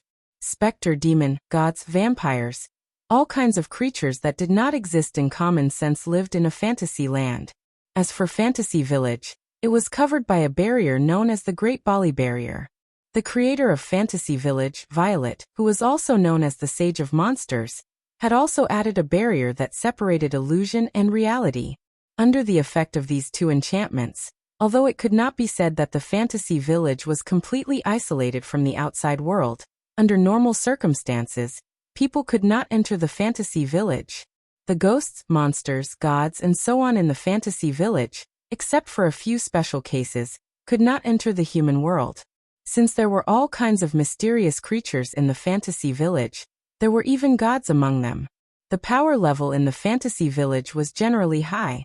Even so, a level 9 monster was still considered a powerhouse in the Fantasy Village. This could be seen from Flandrachan's behavior.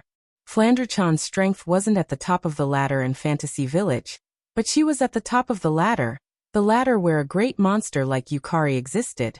Before becoming Wu Yan's summon, Flandrachan was already at level 9. Chuju, Mikoto, Ikaros, and Astria were also at level 9. They were definitely qualified to enter the Fantasy Village. Unfortunately, I didn't say that you guys aren't strong enough. It's just that the system stated that I can only bring 2 summons with me during the Demigod Path quest. Both Violet and Flandrachan are already full. Wu Yan said helplessly. Moreover, you guys have underestimated the Fantasy Village. Indeed, your levels are definitely ranked high in the Fantasy Village. However, the most terrifying thing about the Fantasy Village is that even the low-level existences possess terrifying special abilities. That's right. That's right. That's right. The scariest thing about the Fantasy Village isn't the high-level existences, it's the fact that even the low-level existences have special abilities that can't be ignored. Thinking about Purple, the power of Realm could create and destroy everything. How terrifying was that? With the power of Realm, even if she was facing someone of a higher level than her, as long as the gap between them wasn't too big, she would still have the absolute upper hand. Flandrachan, on the other hand, could destroy anything with a wave of her hand. When she was first summoned, she was only level 82, but she was able to defeat the Longarm Ape King, which was only 1 or 2 levels lower than her. Flandrachan was almost invincible among the Tier 9 demons. However, in the Fantasy Village there are even scarier abilities than that. Anyone with a special ability can be pulled into the Spalier world. They might not be able to challenge someone above their level, but it's not hard for them to be invincible among the same level. Chuju and Mikoto are the type that don't have special abilities. Ikaros and Astria have Pandora mode, but it only increases their power. It doesn't grant them any special abilities. It's not going to be easy for them to deal with existences that aren't weak and have special abilities. If Wu Yan didn't have Violet and Flandrachan's Ruby mode and his trump card familiar, he wouldn't be able to get a good position in the Fantasy Village with his current strength. Sigh. Mikoto sighed. I wanted to visit Violet and Flandrachan's hometown. Astria puffed up her cheeks angrily. I really want to go too. There will be plenty of opportunities in the future. Z glanced at the group of girls, and a gentle smile appeared on her face. If it's you guys, I will always welcome you on behalf of the Fantasy Village. This time, let me experience it first. Wu Yan comforted. How about we all go on a trip to the Fantasy Village after everything is over? All right. Chuju, Mikoto, Ikaros, and Astria nodded reluctantly. It won't be long before Shokoho comes out of the lake. Violet opened the paper fan in her hand and covered the lower half of her face with it. With Shokoho and your current strength, you won't be able to find anything in the Spalier world that can threaten the otherworldly capital. So don't worry too much. Understood. Chuju and Mikoto nodded. Be careful. Master. Ikaros and Astria spoke up. Be careful. Remember to take care of yourselves too. Wu Yan glanced at the 4 girls before taking a step back. He exchanged glances with Yukari, and after Yukari nodded her head, he yelled out the order. System. Enter the Fantasy Village. A strange wave of energy appeared out of nowhere, and enveloped Wu Yan, Flandrachan, and Yukari. It felt like they were being dragged to some unknown place. In the next moment, the three of them disappeared on the spot without any warning. There was no trace of them at all. In a daze, Flandre-chan felt a little dizzy. Her vision was distorted and turned white, causing her to feel very uneasy. Oni-chan. Flandre-chan tried to crawl into her Oni-chan's embrace. But what made Flandre-chan panic was that the embrace that had been holding her from the start suddenly lost its warmth and sense of reality. It felt like she was abandoned. Flandre-chan's uneasiness turned into panic. Panicking, Flandre-chan tried to call out for her brother, hoping to hear his voice. But before she could do so, she felt herself falling into a soft spot.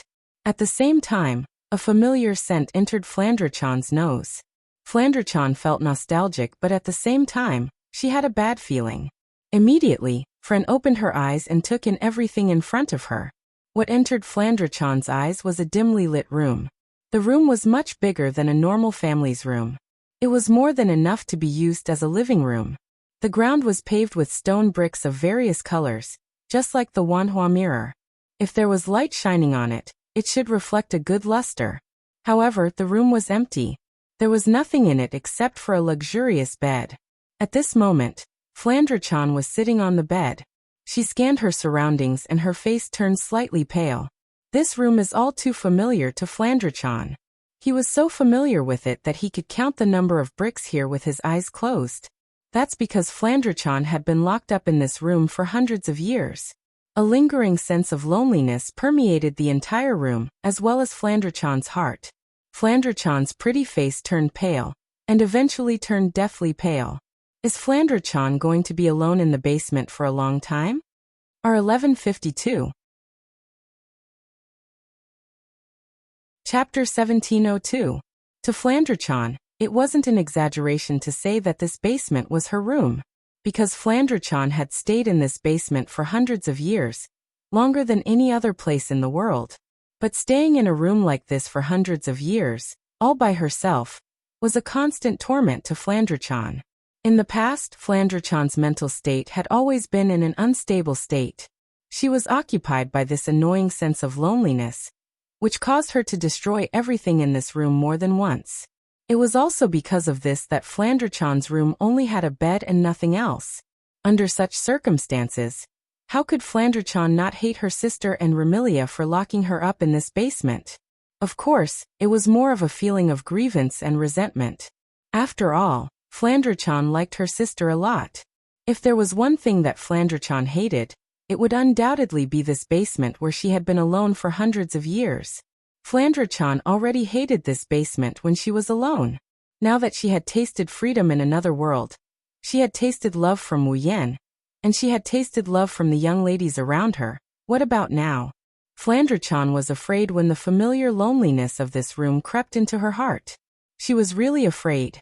She was afraid that she would have to stay in this cold little world for a very long time. She was afraid that she wouldn't be able to enjoy the freedom of the outside world. She was afraid that she wouldn't be loved by her sister who wasn't related to her by blood.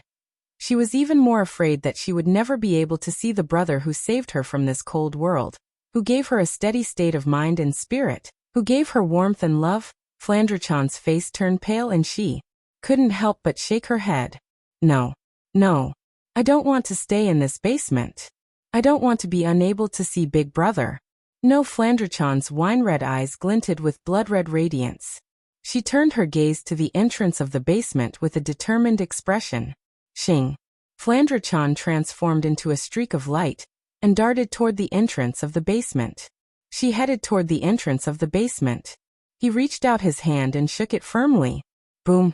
In the next second, the basement door exploded into a pile of debris with a muffled sound. The sound of explosion spread far and wide. It reached the ears of everyone who lived in the Red Devil Mansion.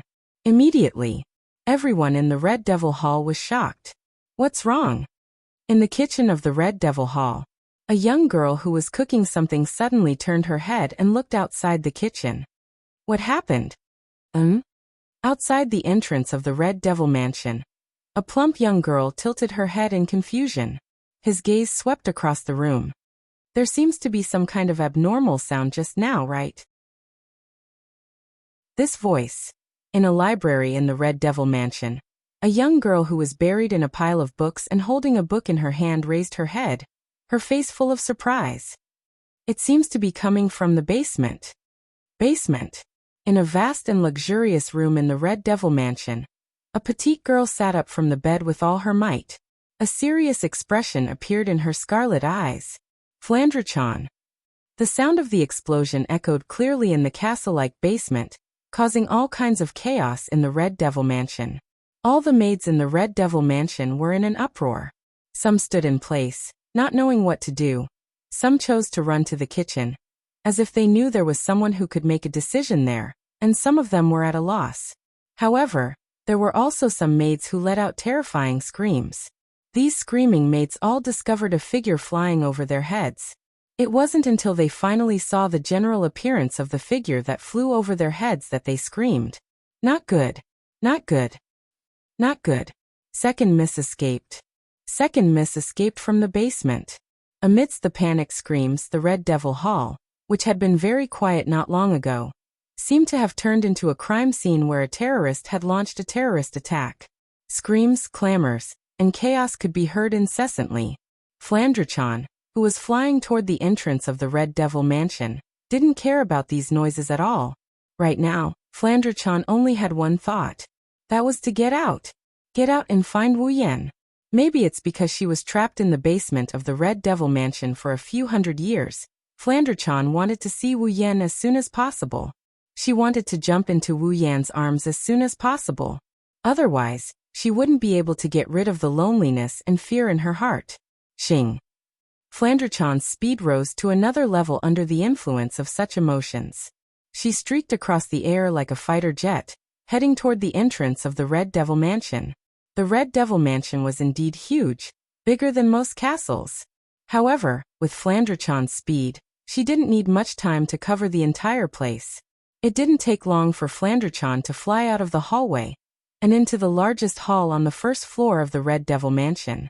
Seeing the door leading to the Red Devil Mansion in front of her, Flandre-chan's face was filled with joy, but it immediately changed and she stopped in her tracks. Shing shing shing shing shing.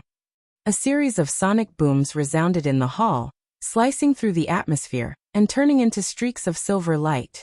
They brushed past Flandre-chan's body and shot past her as she slammed on the brakes. If Flandre-chan didn't stop just now, the silver light would have landed on her by now. As for those silver lights, they were flying daggers that flickered with cold arcs of light.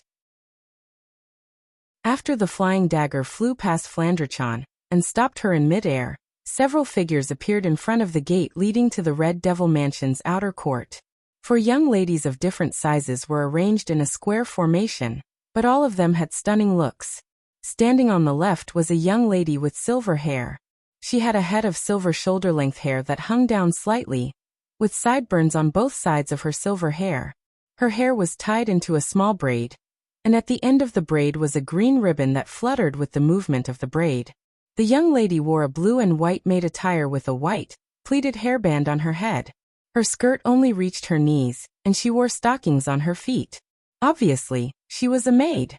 However, the maid was still holding two flying daggers in her hands.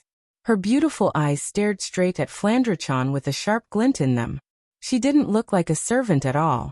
Instead, she looked valiant and heroic. Standing on the right was a young lady with long red hair. Wearing a simple black and white dress, her red hair reached her waist and draped down her back like a waterfall. There weren't any curls on her hair, it was the standard long, straight hair. The red-haired girl had a pair of bat wings on her head like hair accessories. She also had a pair of bat wings on her back, but they were much bigger. She looked like a demon from the legends. Standing behind her was a young lady with long purple hair. Her purple hair was also long and straight, hanging down her back naturally. The front of her hair was tied into two bundles with ribbons in front of her. He was wearing pajama-like clothes. The inner layer of the clothes was fluffy and comfortable with purple and lavender vertical stripes, while the outer layer was a lavender long coat with lotus leaves at the hem. On her head was a round beret with a crescent moon ornament. Her clothes and hat were tied into blue and red ribbons with ribbons. Compared to the two young ladies in front of her, she looked a little weaker. As for the one standing at the front, she was about the same height as Flandre-chan, and appeared to be around 10 years old. The petite young lady had a pair of wine-red eyes and shoulder-length bluish-purple hair like Flandre-chan. She wore a goth lowly attire that leaned toward white, the color of cherry blossoms. On her head was a beret like Flandre-chan. She also had a small canine tooth. On the other hand, the petite girl looked just as adorable as Flandre-chan. In fact, they looked very similar. However, this petite young lady didn't have broken wings on her back. Instead, she had a pair of perfect bat-like wings. Chapter 1703. Flandre-chan's scarlet eyes dimmed a little as she looked down at the four girls who had different temperaments and stunning appearances, but they were all the same. Flandre-chan's eyes were filled with joy. Remilia? Scarlet. Level 80. This is the petite girl standing at the head of the group. 16 knights. Level 78. She was the valiant servant girl standing on the left. Patrice? Nariki. Level 78. This was the girl with a delicate temperament standing at the back. Imp. Level 70. This is the demonic girl standing on the right. The four girls raised their heads and stared at Flandre-chan, who was floating in the air with a serious expression. The girl named Little Devil even looked a little scared, causing the atmosphere to become tense. Remilia took a step forward and looked at Flandre-chan, who was floating in the air. Her childish voice was filled with anger as she yelled, "Who allowed you to run out of the basement?" Flandre-chan, who hadn't seen her family for a long time, couldn't help but feel like a bucket of cold water had been poured over her. The joy in her eyes instantly disappeared, and the scarlet light in her eyes shone brightly once more. Flan wants to go out. Go out? Remilia furrowed her brows. Reluctance was written all over her face. Go back to the basement obediently or I'll get angry. Hearing Remilia's words, before Flandre-chan could say anything, Zuyi stood up and spoke with a clear voice. Second miss, you should go back to the basement quickly. Miss is really angry this time. Remilia was naturally very angry. Even though Remilia loved her sister dearly, she didn't want to lock her sister in the basement. But Flandre-chan's strength was too strong, and her desire for destruction was too great. She would often recklessly destroy everything around her, and sometimes, even the girls would be affected by her actions. There was no way. Remilia could only lock Flandre-chan in the basement. Therefore, in the past, it wasn't like Flandre-chan hadn't broken out of the basement before, but it was rare for her to cause such a commotion in the entire Red Devil mansion. Plus, Flandre-chan was making a ruckus out of nowhere. Remilia was in a terrible mood. It would be strange if she wasn't angry. Unfortunately, no matter how angry Remilia was, it was useless against Flandre-chan. Just be angry, it's not like you haven't been angry before, sister. Flandre-chan yelled like a child throwing a tantrum. Flan wants to go out anyway. Even if you're my sister, if you stop me, I'll beat you down. You. Remilia cried out in exasperation. Flan. Do you really want to make me angry? Seeing Remilia's exasperated look, Flandre-chan's heart softened and she snorted softly. As long as you don't stop me, I won't make you angry. You're pissing me off right now. Remilia glared at Flandre-chan. If you don't want to make me angry, then go back to the basement obediently, milady. Patrice looked at Flandre-chan and spoke softly. Listen to Remy this time, go back to the basement. Basement. You only know how to make me go back to the basement. Flandre-chan's face was filled with anger. Flan will never go back to the basement again. Second miss, you should go back to the basement. Zuyi advised earnestly. First miss wants you to go back to the basement for your own good. That's not it. Flandre-chan snorted. Sister just doesn't want Flandre-chan to destroy the things in the house. That's why she locked Flandre-chan in the basement. Is this for Flandre-chan's own good? Remilia, Patrice, Black Knight, and the Little Devil were all speechless at Wu Yan's words. At the same time, they were secretly shocked. They were shocked that Flandre-chan could come up with such rational words. In the past, Flandre-chan had always complained that Remilia locked her in the basement because she hated her. Even if other people's lips were rotten, Flandre-chan would still think so. After all, Flandre-chan's mental state had always been unstable. How could she possibly listen to someone else's explanation? It's no wonder Remilia and the others were shocked that Flandre-chan was able to analyze the situation so clearly. Since you know the reason as well, then you should understand Remy's situation. Patrice softly uttered each word. Remy will be troubled if you make such a big fuss. Flandre-chan just wants to go out. Flandre-chan's patience was almost worn out. Her words were harsh. Get out of the way. Otherwise, Flandre-chan won't be polite. Patrice, Black Knight, and the little devil cursed inwardly. Remilia dotes on her little sister, but her temper is abnormally bad. Now that Flandre-chan had said something like that, Remilia would definitely not let the matter rest. Not polite? I would like to see how you're going to be rude. As expected, Remilia laughed out of anger. Patrice. Black Knight. Capture Flandre-chan. Remy milady. Remilia and Zai seemed to want to say something, but they were immediately shut up by Remilia, whose face was filled with anger. Hurry up. Looking at Remilia's angry appearance, Patrice and Black Knight knew that there was no room for negotiation, and could only take deep breaths. Little devil. Patrice glanced at the little devil.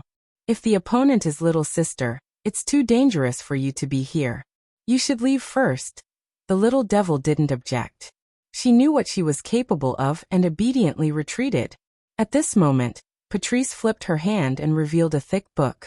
She looked straight at Flandre-chan. Little sister, it's not too late for you to return. It's right for you to obstruct Flandre-chan. Flandre-chan's eyes glowed red. Since that's the case, Flandre-chan will defeat all of you. You two sisters are so stubborn that it's giving me a headache. Patrice smiled bitterly. She raised the book in her hand, and a majestic magical aura surged from her body. Water Talisman, Princess of the Water Spirits. Her ethereal voice reverberated in the surroundings like an incantation, causing the thick tome in Patrice's hand to emit an intense multicolored radiance and surge with massive mana. That book was actually a book of the demonic Tao. Wang. In the next instant, an icy blue magic formation appeared above Flandre-chan's head. It expanded to a diameter of 2 to 3 meters and rotated on the spot. As the blue magic array rotated above Flandre-chan's head, a translucent barrier emerged from the magic array and transformed into a hollow pillar of light. The pillar of light then descended from the sky and trapped Flandre-chan inside like a cage. Flandre-chan scanned the surroundings with her scarlet eyes. She looked at the light pillar that enveloped her and extended her hand. This thing. Flandre-chan will be able to. Before he could finish his words, the magic formation above Flandre-chan's head suddenly rotated, and all the magic power within flowed into the transparent pillar of light. Whoosh! Under the infiltration of magic power, a water curtain suddenly descended from the surface of the transparent light pillar, turning the entire transparent light pillar into a cylindrical waterfall. Seeing this, Flandre-chan's outstretched hand froze. Remilia, Patrice, and Zai heaved sighs of relief. Zai. Remilia waved her hand disinterestedly at Zai. Bring Flandre-chan back to the basement. Yes, young mistress. Zai bowed respectfully to Remilia before turning around, and bowing to Flandre-chan who was trapped in the water curtain. My apologies, second young mistress. Zai left this sentence and sauntered toward Flandre-chan. Even though it was only an ordinary water curtain, Remilia, Patrice, and Zai didn't doubt that it wouldn't be able to trap Flandre-chan who was at the 9th stage. Logically speaking, with Flandre-chan's strength she should be able to break through this ordinary water curtain in minutes. However, everyone relaxed their expressions.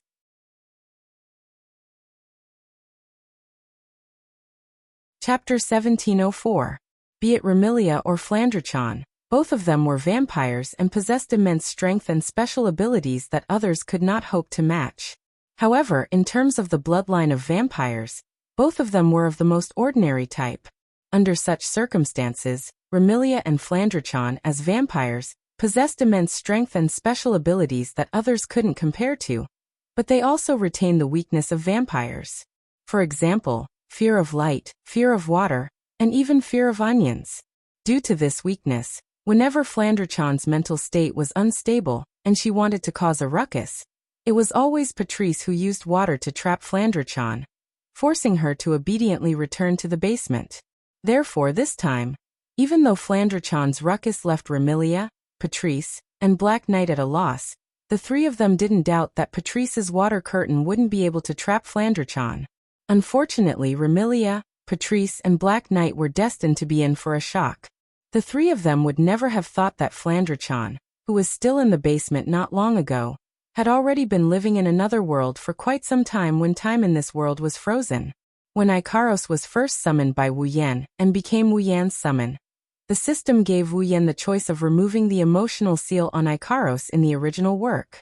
Just like Ikaros, when Flandre-chan was summoned to the other world and became Wu Yan's summon, the system also pointed out the weakness in Flandre-chan's bloodline and asked Wu Yan if he wanted to remove it. At that time, even though Wu Yan unintentionally summoned Flandre-chan, he didn't intend for Flandre-chan to have any weaknesses. Without hesitation, he ordered the system to remove all the weaknesses in Flandre-chan's bloodline. In other words, Flandre-chan is now a vampire. She no longer has any weaknesses that vampires have. Remilia, Patrice, and Black Knight didn't know about this at all. Inside the water curtain, Flandre-chan suddenly lowered her body and Remilia, Patrice, and Black Knight's expression changed greatly. She directly rushed out of the water curtain. Danger! Remilia, Patrice, and Black Knight's pretty face turned pale. For Remilia and Flandre-chan, water isn't fatal, but it's very dangerous. Once Remilia and Flandre-chan came into contact with water, not only would they feel a sharp pain in the part of their body that came into contact with water, but they would also be soaked in too much water. In serious cases, their skin will even fester. The water curtain that trapped Flandre-chan was like a waterfall, gushing down like a torrential waterfall. Flandre-chan's skin would definitely fester and become unrecognizable if she were to fall into the water curtain like this. How can Remilia, Patrice, and Black Knight not be shocked? However, what shocked the three of them even more was yet to come. Voila! With a clear splash, Flandre-chan rushed out of the water curtain with her drenched body.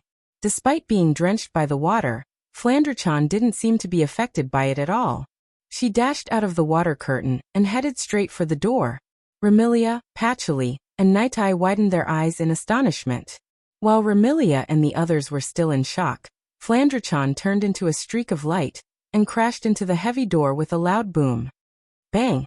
The door leading to the outer court of the Red Devil Mansion was immediately smashed into pieces of wood and scattered in all directions. Flandre-chan dashed out of the Scarlet Devil Mansion as fast as she could without looking back. She dashed into the courtyard and soared into the sky under everyone's watchful eyes. What's going on? Remilia finally reacted. Her face was filled with shock. Flan! Why isn't Flandre-chan afraid of water? Neither Patrice nor Zenkita could answer this question, because they didn't know why either. Of course, now wasn't the time to think about why Flandre-chan wasn't afraid of water. Young mistress, Black Knight said anxiously.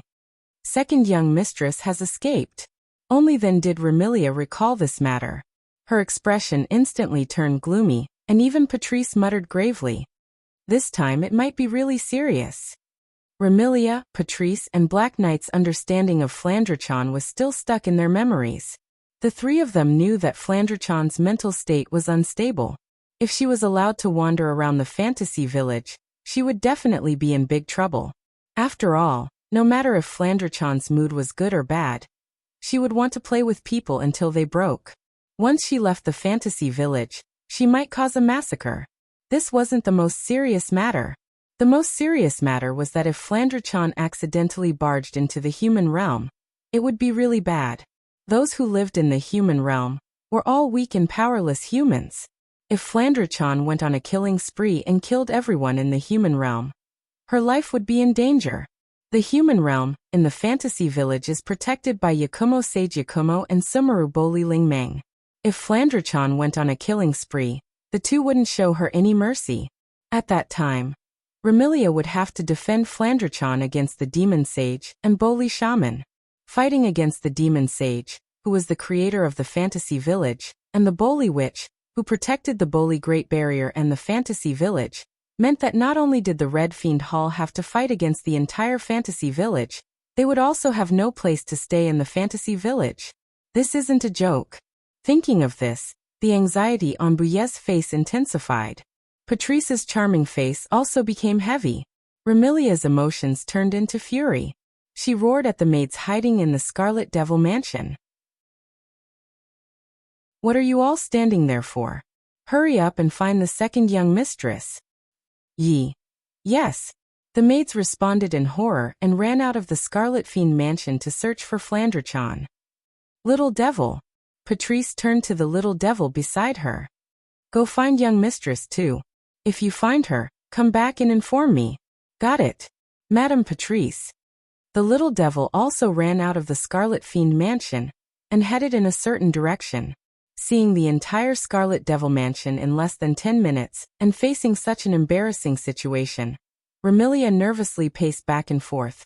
And even Patrice remained silent. Roy couldn't help but feel a heavy feeling in his heart. Black Knight inadvertently glanced at the entrance of the Scarlet Fiend mansion at the end of the courtyard and was slightly startled. A trace of anger surfaced on his face. With a flip of his hand, Black Knight grabbed a throwing knife and threw it out. Shing! The throwing knife transformed into a cold radiance that flashed through the air and ruthlessly pierced the head of a figure standing at the entrance of the Scarlet Fiend mansion. Poochie! Along with a tearing sound, a blood-curdling scream and a trace of blood splattered. The figure standing at the entrance collapsed to the ground. It was a tall girl with long red hair that reached her waist. Her hair was braided on both sides of her temples. Her braids were decorated with bows, and her chest was also decorated with a ribbon that looked like a bow. She was a tall girl. The young lady wore a dark green Chinese attire, and a hat of the same color as her attire. The hat was engraved with a golden pentagram with the word dragon. She was dressed like a warrior. Black Knight couldn't help but feel angry as he gazed at the young lady on the ground. China, why didn't you stop the second young mistress? Woo. The young lady called China pulled out the throwing knife from her head and looked at Black Knight weakly. But, Miss Black Knight, isn't my mission to guard the entrance? Guarding the entrance is not only for you to deal with intruders, but also to prevent people from casually entering and leaving the Scarlet Fiend mansion. Black Knight angrily shouted. Your salary for the next 3 years will be deducted. If you don't find the second young mistress, you won't have a salary for the next 10 years. Yes. The Chinese man immediately broke into a run. Just as he was about to run out, he suddenly seemed to remember something. He turned his head and spoke as if he was giving an order. By the way, Miss Black Knight, my name isn't China. I'm Hong Meiling. Black Knight couldn't help but pull out another throwing knife, scaring Hong Meiling and causing her to run away. Chapter 1705. Half an hour ago, when the system transferred Wu Yan, Flandrechan, and Yukari to the Gensokyo world, the world warped and Wu Yan's vision blurred. Wu Yan felt the soft body he was hugging lose its weight and disappear. Before he could react, the system's cold voice echoed in his mind. Beep. Detected that user has entered a dungeon. Beep. User has the right to choose the 4th phase of the Demigod Path mission. System has determined the current dungeon world user has entered, automatically generating the 4th phase of the Demigod Path mission. Beep. Extracting the current dungeon world information. Ding. Current dungeon world information collection complete. Beep. Automatically generating the 4th phase of the Demigod Path mission. Ding. Demigod Path mission has been generated. Ding. Demigod Path mission has been activated. Special mission, Demigod Path mission phase, 4th phase mission world. Fantasy Village mission details. Obtain blood essence with the power of fantasy X1. Blood essence with the power of state, X1. Blood essence with the power of eternity, X1. Blood essence with the power of nature, X1. Blood essence with the power of time, X1. Beep. This is the Demigod Path special mission. The original mission has been cancelled. User can only choose to leave the dungeon world after completing the 4th phase of the Demigod Path mission. Reminder, the time ratio between the dungeon world and the real world is 100. 1. User can train in the dungeon world without any worries. Have a good time. In less than 2 to 3 seconds, the system's voice rang again and again. The system's voice turned into the most basic of memories. The information and system's notifications were engraved into Wu Yan's mind like an implant. For a moment, Wu Yan felt a stabbing pain in his head. When the stabbing pain subsided, his blurry vision gradually returned to normal. The distorted world slowly returned to normal. However, the world that was imprinted into Wu Yan's vision, it was no longer the same world as before. And the first moment he entered the other world, before Wu Yan could get a clear look at the scene in front of him, a clear paw sound came from beneath his feet. At the same time, a crisp sound rang out. Wu Yan also felt it. One of his own feet. It sank deeply into a groove. She felt her feet sink into a groove with a crisp sound. Wu Yan could not help but be stunned for a moment. He did not bother to observe where he was and subconsciously lowered his head. He looked at his feet. Then Wu Yan saw it. Under his feet, there was something that looked like a box. The lid of the box had been crushed by him, and one of his feet had sunk deep into the box. Not only did it crack the box, but it also broke through the bottom. Looking at the box that had basically turned into sawdust under his feet, Wu Yan was somewhat at a loss. What's going on? However, while Wu Yan was at a loss, in front of him, there was a figure that seemed to be entangled by a ferocious ghost. An extremely shrill scream resounded. No. In the shrill scream, Wu Yan was almost scared out of his wits. After quickly suppressing the faint instinct in his body, he raised his head and looked in front of him. It was not until then that Wu Yan saw the scene in front of him clearly. First, what was imprinted in Wu Yan's eyes was only a wooden building that seemed to have a bit of history. The building's area was not very vast. It was almost equivalent to the area of a family's house. There was not a single stone brick on the building. The entire building was made of wood, and the roof was made of rubble. In addition, whether it was the door, the windows, the corridor, or the floor, they were all made of wood. It was somewhat old and gave a rather historical feeling at a glance. This wooden building was an extremely typical shrine. At the entrance of the shrine, in front of the main gate, stood a young lady. In terms of appearance, she was definitely the top type of young lady. The young lady was about 16 or 17 years old. She had an extremely soft head of long black hair that was tied up with a huge bow on her head. The hair at her temples was also tied up with a hairband and fixed in front of her body. The young lady wore a costume that was very different from the traditional witch costume, but still had traces of the witch costume. However, unlike the traditional witch costume that was white at the top and red at the bottom, the young lady's witch costume was entirely red. Only the edges of the costume were white and pleated. It was extremely unique. Of course, the most unique thing about this witch costume was that not only did it reveal her shoulders, but it also revealed her armpits. It didn't seem to have any sleeves either. The girl was also wearing a pair of long glove-like sleeves and a necktie. With the addition of this unique witch costume, the young lady who was originally very beautiful was so beautiful that one could not bear to look away. It was a pity that such a perfect young lady in all aspects was currently holding her face with both hands. Her face was filled with despair, fear, and disbelief as if she had encountered the end of the world. Boli Ling Meng. Level 79. Seeing the young lady named Boli Ling Meng's expression as if she had encountered the end of the world and her beautiful eyes stared straight at the crushed box under her feet with a face full of despair, Wu Yan could not help but have a bad feeling in his heart. Boli Ling Meng? In that case, the young lady in front of him was the manager of the fantasy paradise, the witch in charge of guarding the Boli Great Barrier of the Boli Shrine? Then, was he in the Boli Shrine now? Thinking up to here, then thinking of the original Boli Ling Meng's personality and his current situation, Wu Yan suddenly felt a chill in his heart. Boli Ling Meng was someone who was not interested in anything, and was extremely indifferent to fame and fortune. She was even more pure than monks and nuns. If there was any personal temptation that Boli Ling Meng had, it would be that she was extremely greedy for money. Therefore, to Boli Ling Meng, the most important thing was undoubtedly money.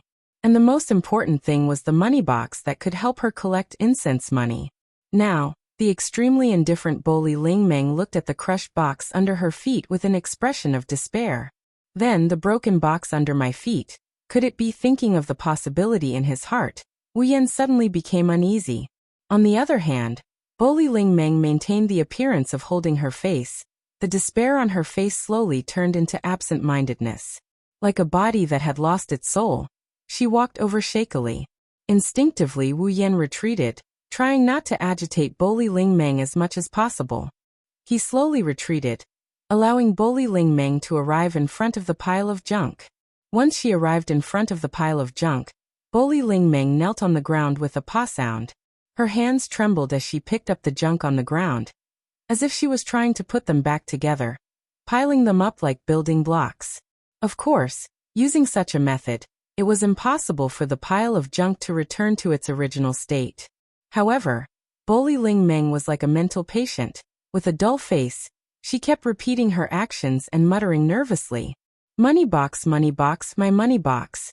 As expected, to be able to agitate Boli Ling Meng to such an extent, that pile of junk could only be the money box of Boli Shrine.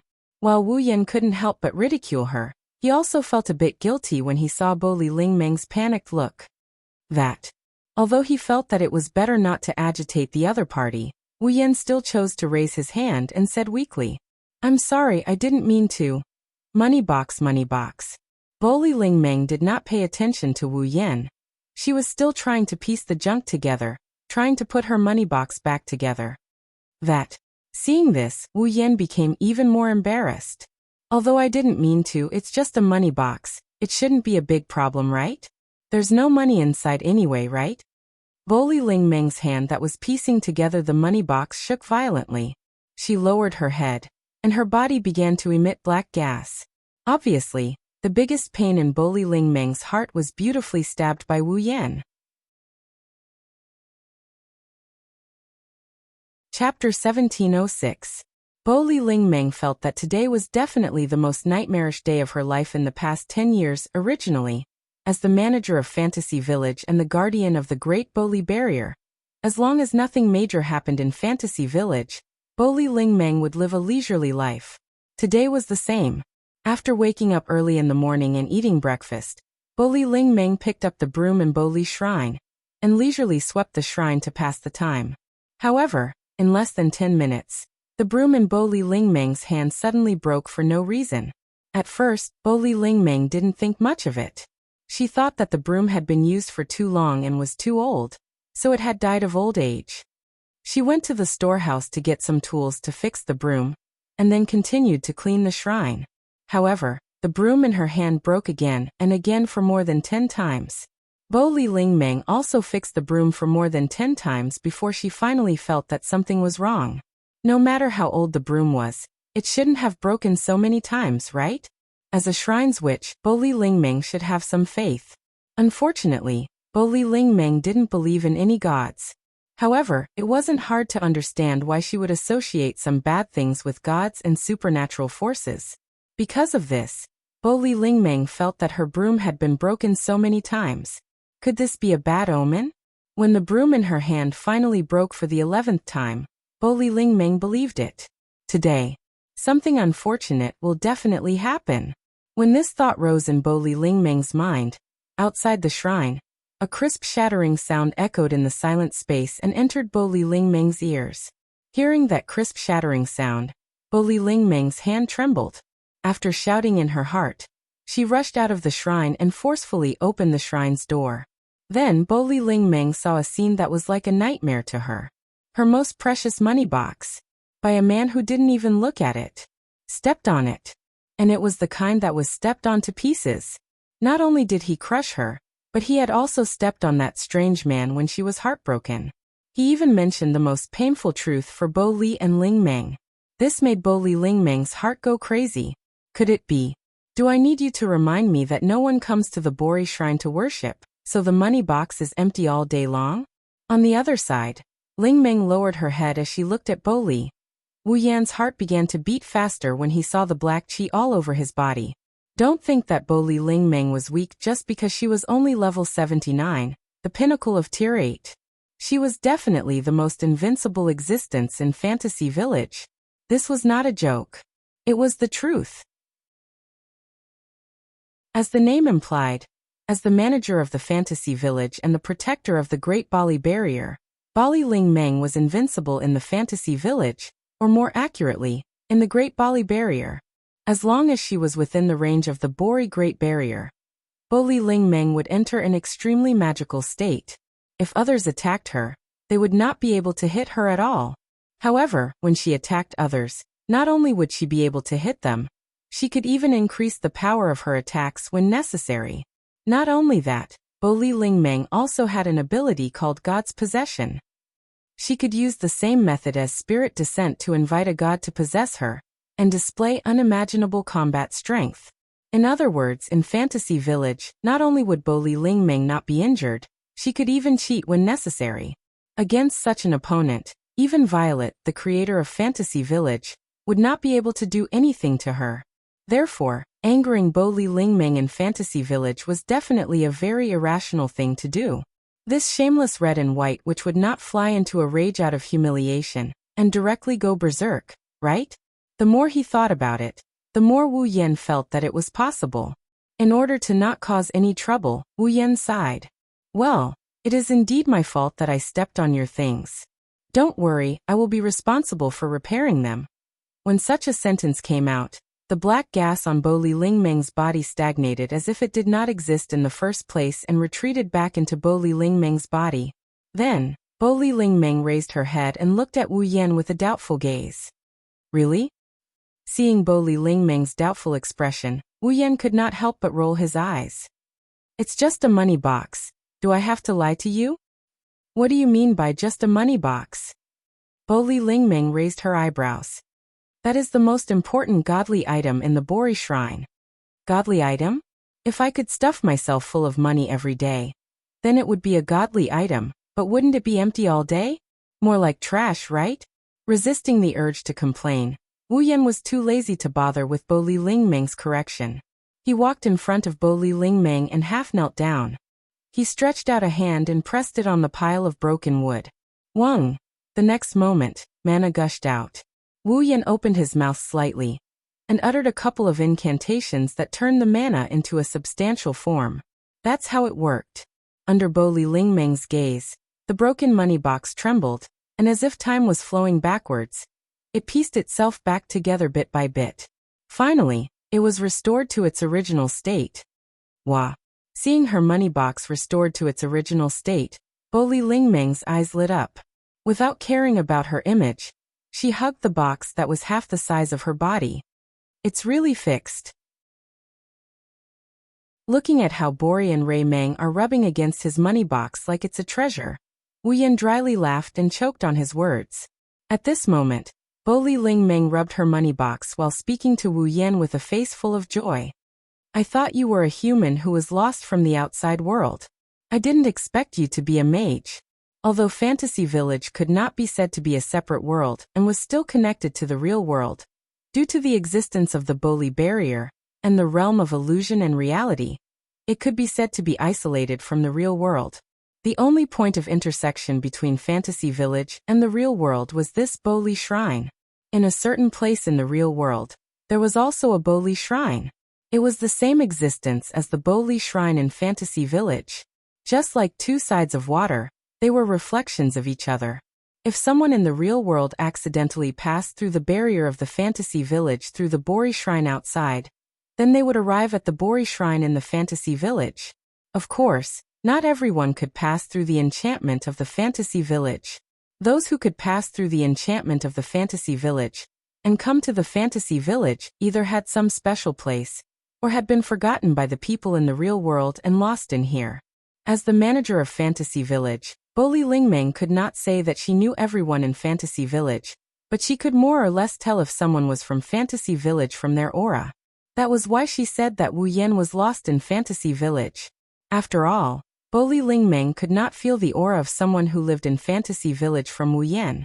As for the mage that Boli Ling Meng mentioned, it was a magician. In Fantasy Village, there was no difference between magic and magic. As long as magic was used to create miracles, it was called magic. As for the existence that used magic, it was called a mage. Mage. Wu Yan scratched his cheek. Well, it doesn't matter if you think so. Hearing Wu Yan's perfunctory explanation, Boli Ling Meng glanced at him and did not ask further. She looked like she found it troublesome. I don't care if you're a human or a mage, since you're in Fantasy Village. As the manager of Fantasy Village, you should answer a few of my questions. Otherwise, if you get into trouble in the future, I'll be the one in trouble. All right. Wu Yan bitterly smiled. Although I can't guarantee that I can answer all your questions, I'll listen. You're quite arrogant, outsider. Bo Li Lingmeng curled her lips and stood up. She patted the dust off her knees and turned around to face Wu Yan. Then tell me, what's your name? Name. Wu Yan blinked and rolled his eyes. He seemed to have thought of something, and a strange smile appeared on his face. However, it quickly disappeared. Ahem. Wu Yan pretended to be serious and coughed. He looked at Bo Li Lingmeng and smiled. Nice to meet you. I'm Ba Yin Bai, the head of Ba Yin clan from the House of the Lost.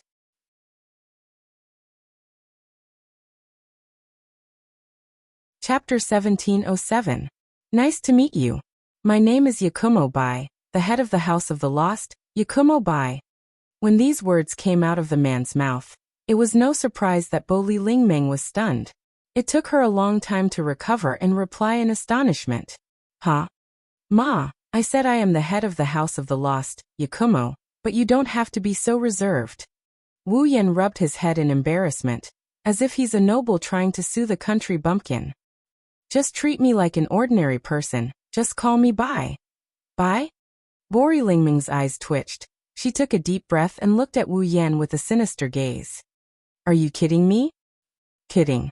Wu Yan asked innocently. Why do you say that? I don't know how you know about the House of the Lost, and I don't know how you know the surname Yakumo, but I don't feel the aura of someone who lived in the Fantasy Village. So you're from the outside world? Bori Lingmeng said with displeasure. There's no way I wouldn't know about you in the House of the Lost. You don't think I'm that gullible, do you? I didn't lie to you. Wu Yan sighed with an innocent expression. If you don't believe me, you can ask Yukari. My relationship with Yukari isn't shallow. This time, Bori Lingmeng was confused.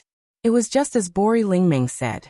If the House of the Lost had someone with the surname Yakumo, it's impossible for Yukari to not know. After all, the relationship between the Bori Shrine and the House of the Lost was not shallow. One was the manager of the Fantasy Village, the other was the creator of the Fantasy Village. Bori Lingmeng and Yukari's relationship wasn't simple. If this Yakumo Bai was really from the House of the Lost, Yukari wouldn't hide it from Bori Lingmeng. However, this person who didn't have the aura of someone who lived in the Fantasy Village knew about the House of the Lost, and said the name Yukari. It was obvious that he wasn't an outsider. Could it be? Could it be that she was mistaken? Bori Lingmeng knocked on her head in distress. She suddenly realized something and stared at Wu Yan. Even if you're from the House of the Lost, the head, do you think I'll believe you? House of the Lost. Yakumo.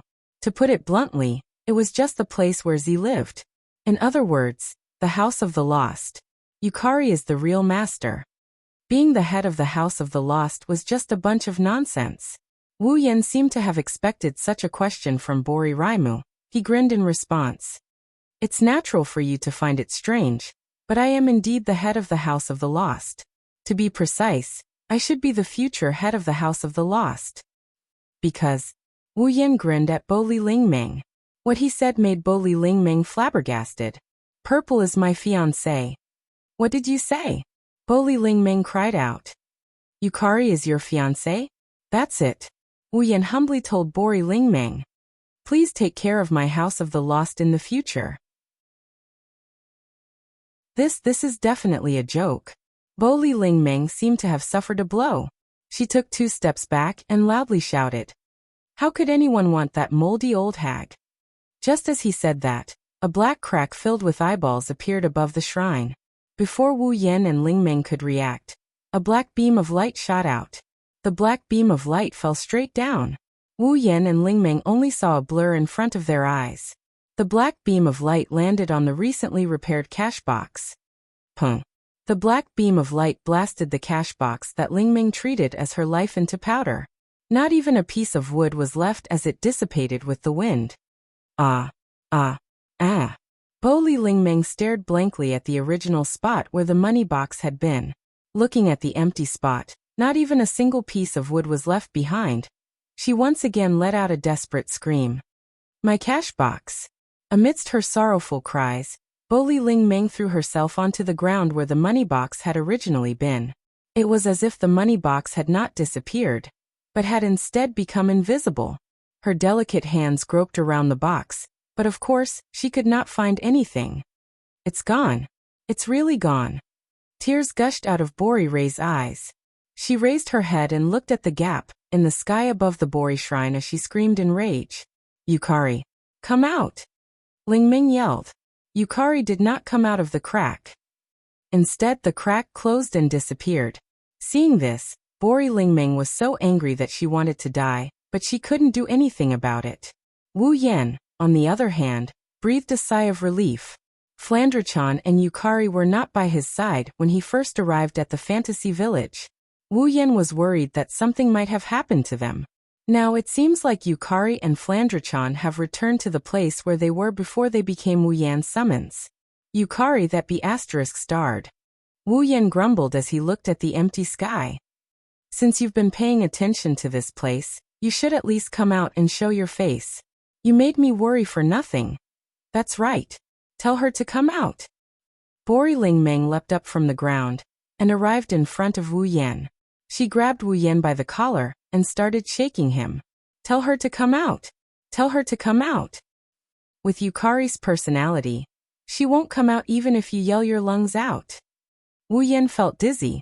If you want to see Yukari, why don't you go to the House of the Lost and look for her yourself? If I can find the House of the Lost, why would I need you to tell her to come out? Ling Ming hissed. In the fantasy village, everyone only knows about the existence of the House of the Lost, but no one knows its exact location. Oh, Wu Yan asked curiously. He really didn't know about it. Even you don't know? On the surface, the relationship between Yukari and Ray Dream seemed to be very bad. But seriously speaking, not only did the two manage the fantasy village together, but as the shaman of the Ray Shrine, Ray Dream definitely had a closer relationship with Yukari than others. Does that mean Ling Meng doesn't know where the House of the Lost is? Every time Violet invited someone to the House of the Lost, she would directly use her ability to bring them there. I'm afraid only Yu Yuzi knows the real location of the House of the Lost. Bo Li's spirit dream grimaced. Aren't you the head of the House of the Lost? Don't tell me you don't know where your house is. Haha. Wu Yan chuckled. You're right. I really don't know where the House of the Lost is. You. Ling Ming's hands trembled as she clenched her fist. She didn't hit Wu Yan's head with it. Instead, she let go of Wu Yan's collar. Forget it. If that's the case, you'll have to fix my money box again. I can't do it this time. Wu Yan raised his hands in surrender. If there's any remains, it won't be hard to fix it. But now, the money box has completely evaporated. There's not even a speck of dust left. I don't care. I don't care. Bo Li Ling Meng clearly intended to be shameless. If you can't fix it, you'll have to make me a new one. Wu Yan flinched at her words. Why? This time, it wasn't me who broke your money box. Aren't you the head of the House of the Lost? Aren't you Yukari's fiancé? Bo Li Ling Meng waved her hand impatiently. If that's the case, Yukari broke my things. Don't you have to take responsibility? This time Wu Yan was speechless. Wu Yan was speechless. Hurry up and finish my money box. Bo Li Ling Meng lightly snorted. Otherwise, when people come to pay their respects, what if they don't see the money box and think they don't have to donate anymore? Don't worry. Wu Yan complained. No one will come to pay their respects. What did you say? Nothing. Then hurry up and do it. Bo Li Ling Meng turned around and walked into her shrine without looking back. As she walked, she muttered to herself. Yukari, she really has a fiancé. Since that gap appeared, it means that Yukari has been paying attention to the situation here. Since Yukari didn't come out to deny it, it means that she admitted it. Ling Meng could only choose to believe it.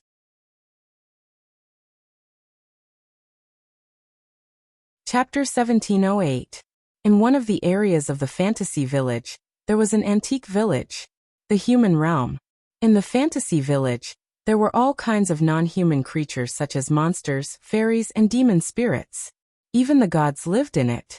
Although there were also humans, compared to those non-human creatures, humans were a weaker race. Unlike the non-human creatures who were born with a certain amount of power, or even a huge amount of power, humans were born with no advantages. If there was nothing special, they would not have any power at all.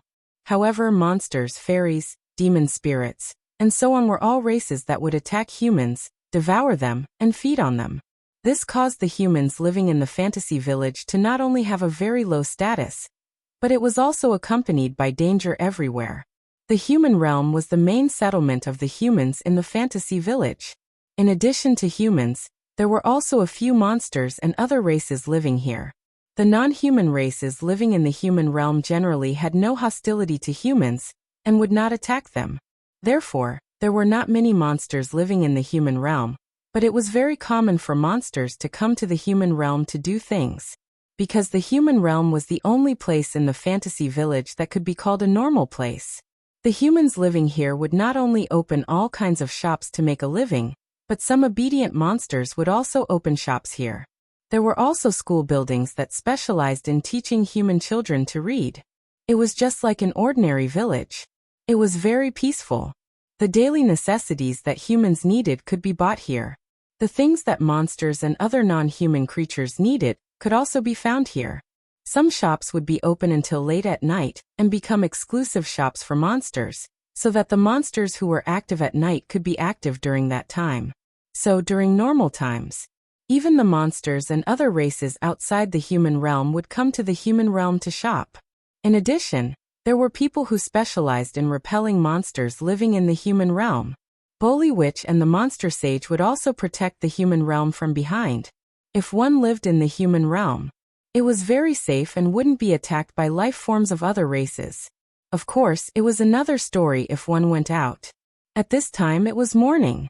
There was still some time before noon, but the mortal world was very lively. Many people came to buy groceries for lunch, shuttling back and forth on the streets. Some monsters also mingled in the crowd, patronizing some shops. The entire human realm was like an ancient market, bustling with noise and excitement. On this bustling street, there were many people. Amidst the flow of people, a cute little girl also came here. As she walked, she sucked on her finger and looked left and right as if she had no relatives. The newcomer. It was Flandrachan who had escaped from the Scarlet Devil Mansion.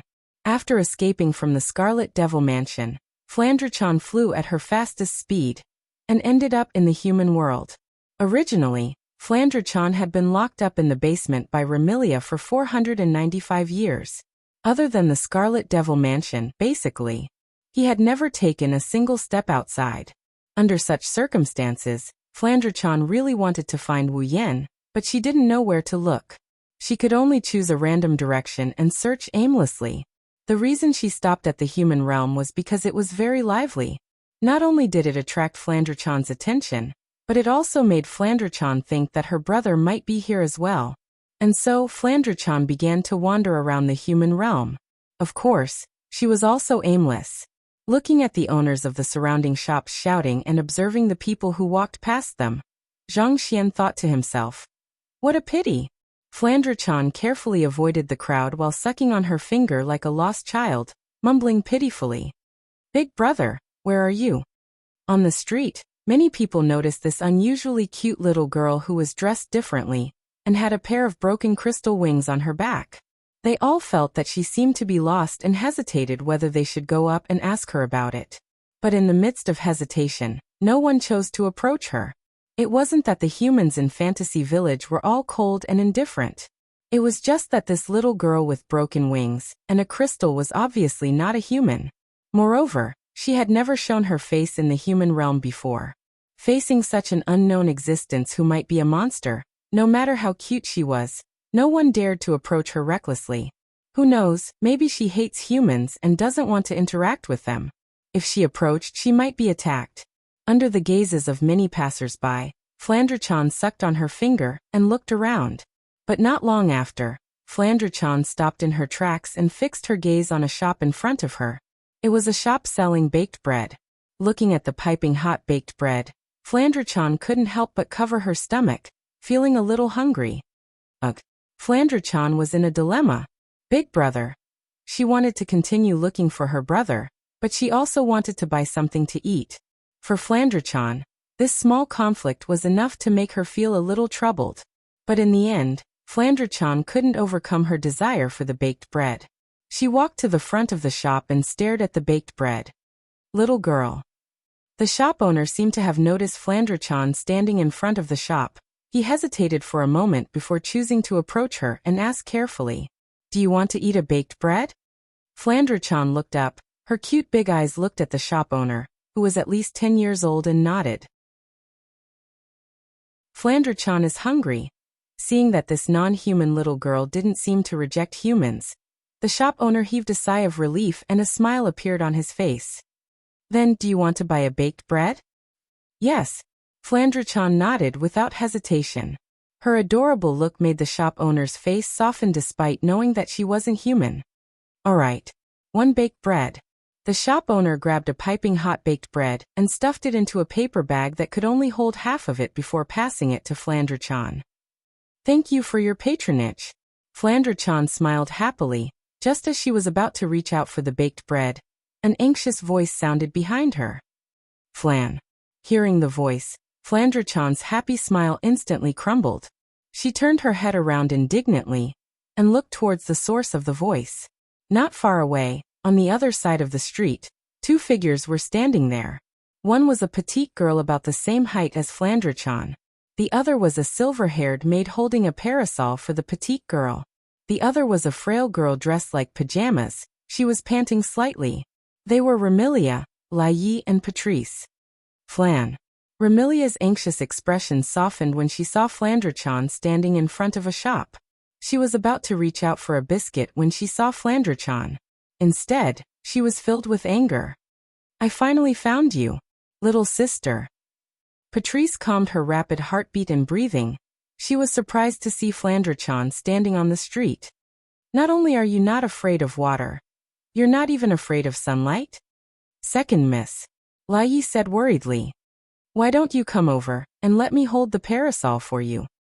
"I don't need it," Flandre-chan said angrily. "Big sister, how did you find this place?" "A fairy reported that she saw you enter the human realm, so we rushed over," Patrice explained.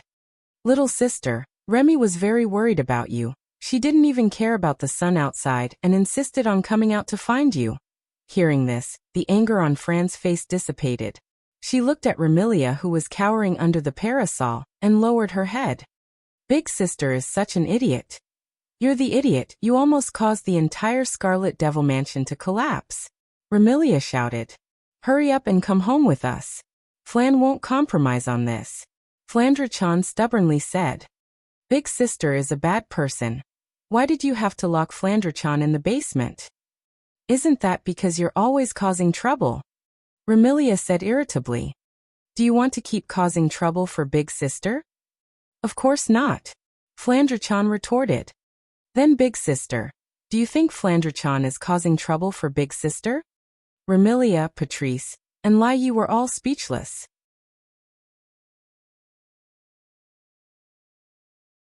Chapter 1709.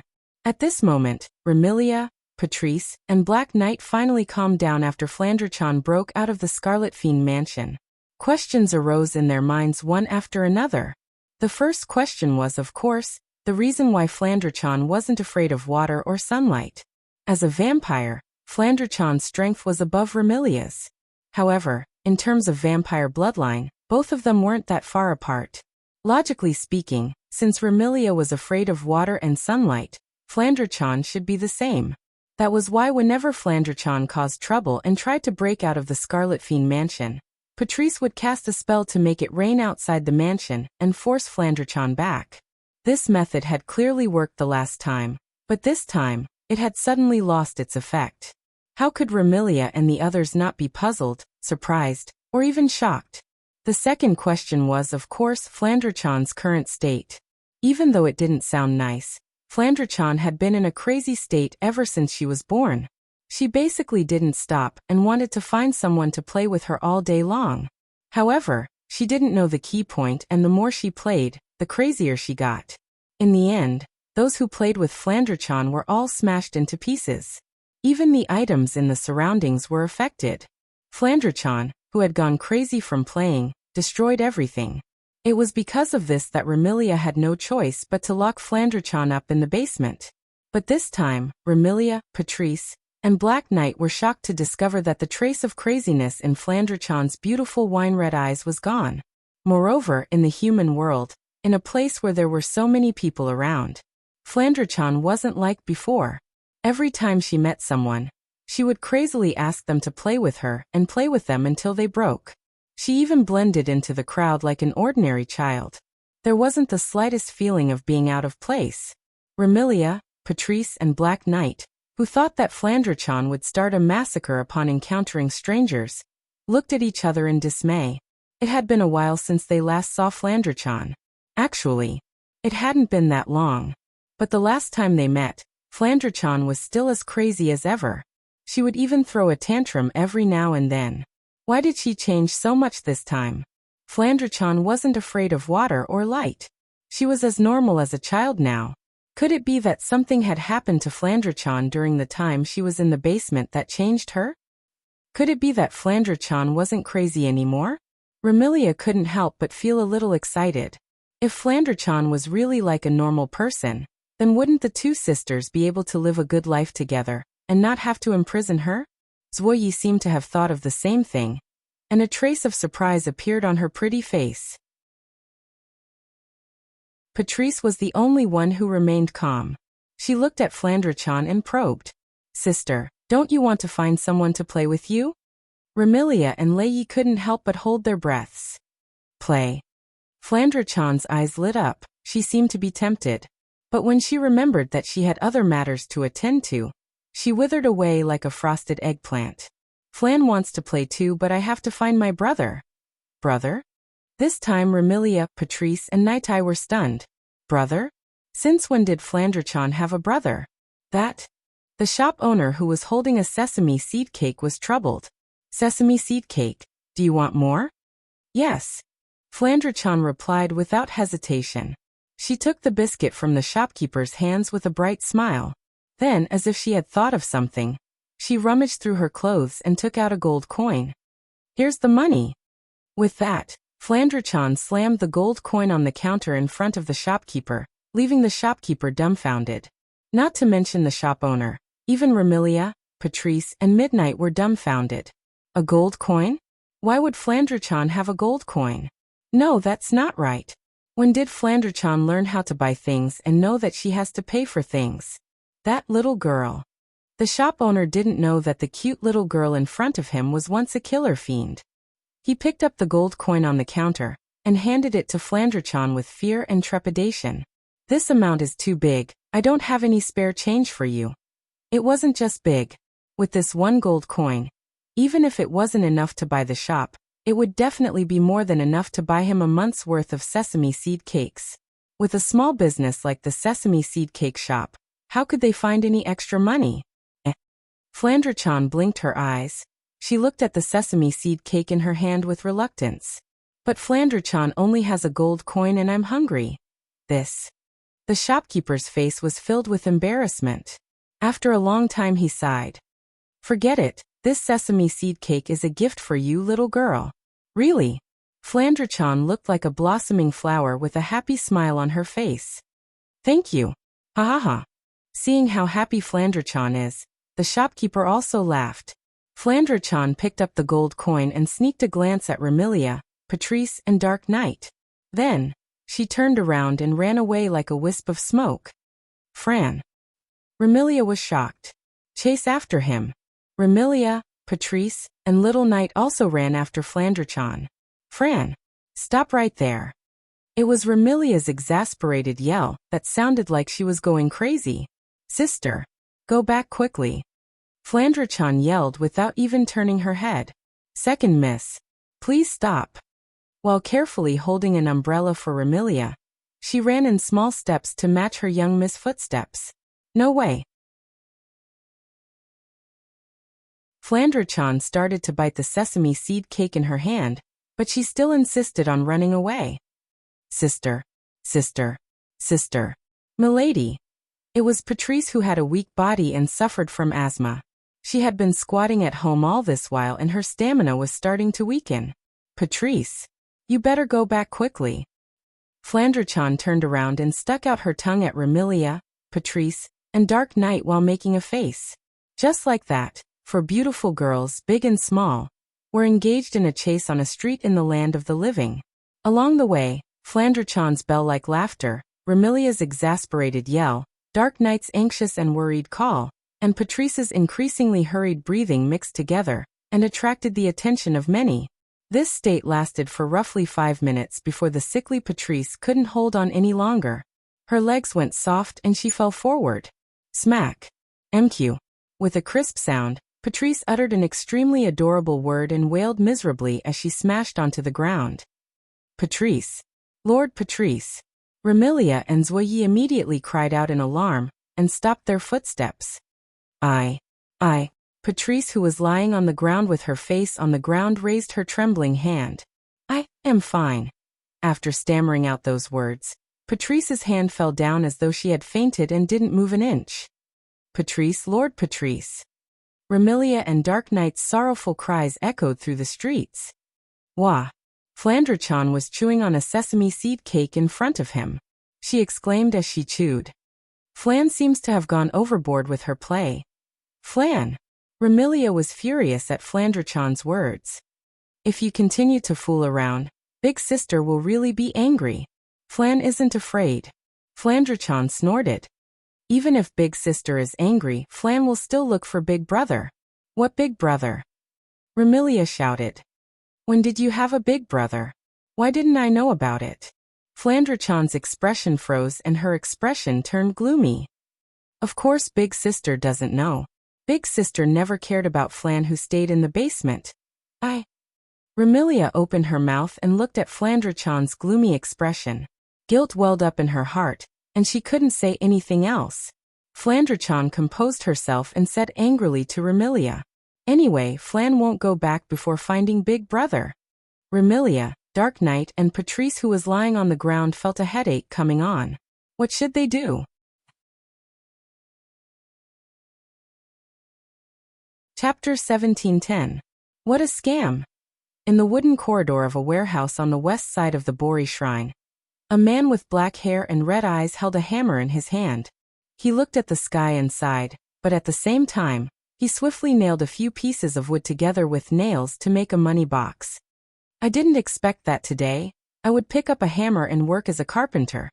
If the people in the Spalier world knew that a peak rank 9 powerhouse who was about to ascend to the demigod level was working as a carpenter with a hammer, they would definitely be shocked. However, there was no other way. Bori Dream's money box had been completely destroyed. It was impossible to repair it with magic. If he wanted a money box, he would have to make something out of nothing. It was not that Wu Yin didn't know how to do magic of this level. Just like Blackie in the world of magical girl Ilya. Didn't she know how to use class cards and projection magic to create something out of nothing? There were also magics similar to projection magic in the 103,000 magic books. Due to his personal issues, he couldn't create a noble artifact using that kind of magic. However, creating a money box is just a matter of time. However, just like the projection magic, this type of magic that was created out of nothing had the biggest drawback. That was, once the mana used to create an item was exhausted, the created item would also disappear. Wu Yin didn't want to keep replenishing mana, just to maintain the existence of a money box. Therefore, he could only do it himself. He had enough food and clothing. As expected, common sense is the most useless thing in genjutsu. Holding a hammer, Wu Yin hammered on the money box that was slowly taking shape in front of him. Wu Yin had a conflicted expression on his face. That red-white, even the fiancé of the creator of Fantasy Village could be ordered to do this kind of thing. Who would have thought of this if it was somewhere else? Of course, he kept complaining, but in his heart, Wu Yin never thought that this kind of situation would be degrading, just because he had some strength. He was just complaining casually. His consciousness took advantage of this moment to sink into the content of the fourth round of his Demigod Path mission. Special mission, Demigod Path mission chain, fourth mission mission world, Fantasy Village mission details. Obtain blood essence with fantasy power x1, blood essence with state power x1, blood essence with eternal power x1, blood essence with nature power x1, blood essence with time power x1. After confirming the content of his fourth mission Demigod Path, Wu Yan frowned. Blood essence? This was easy to understand. It was just extracted from the human body. Blood without any impurities. Blood essence containing fantasy power. Blood essence containing realm powers realm power. Blood essence containing eternal power. Blood essence containing nature power.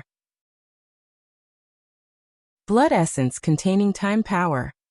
There were a total of 5 types of blood essence. If he found all of them, Wu Yan will be able to complete the 4th segment of the Demigod Path quest. But, where should he find these blood essence? Blood essence that contains the power of one's realm? That should be referring to Purple's blood essence that had the ability to control realms, right? Then, the other 4 types should refer to the blood essence of those who had the corresponding abilities? Blood essence containing fantasy power referred to the blood essence of those who had the ability related to fantasy. Blood essence containing eternal power referred to the blood essence of those who had the ability related to eternity. Blood essence containing nature power referred to the blood essence of those who had the ability related to nature. Blood essence containing time power referred to the blood essence of those who had the ability related to time. In other words, all he needed to do was to find existences with abilities related to fantasy, realm, eternity, nature, and time, and obtain their blood to complete the 4th round of the Demigod Path mission. Fantasy, realm, eternity, nature, time. Wu Yan swung the hammer in a daze as he hammered away at the money-stuffing box. If it's realm, it must be Z.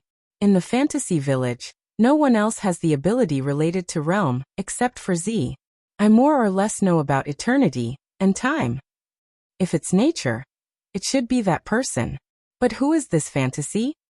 While mulling over the background of the person he's looking for, Wu Yan also completed the money box in his hand. Bang, bang, bang. That's it. Wu Yan hit the money box a few more times before he put down the hammer in satisfaction. He patted the box that was almost the same as the one he destroyed, but it was much bigger. Hurry up and give this to that shameless red-white. Then go and get a drop of blood from Violet. If I'm not wrong, Violet should be in the House of the Lost. That's where she was before I summoned her. Wu Yan's face froze at the end of his sentence. The place where Violet was before she was summoned by Meng-Chi? Flandre-chan should be in the same place, right? Is there any other place where Flandre-chan was before she was summoned? The basement of Scarlet Fiend Mansion. It was a place that left Flandre-chan with endless trauma and hatred. Given how much Flandre-chan hated the basement of the Scarlet Fiend Mansion, if she had returned to the basement the moment she returned to Fantasy Village, she would either be hiding there helplessly, or she would have already caused a ruckus in the Scarlet Fiend Mansion. Wu Yan couldn't sit still any longer. He stood up, and he rushed towards the shrine. When he arrived at the entrance of the shrine, he pushed the door open, and he shouted without hesitation. Red-white. Bo Li Ling Meng, who was leisurely sitting in front of a table and drinking tea, was startled by the sudden cry.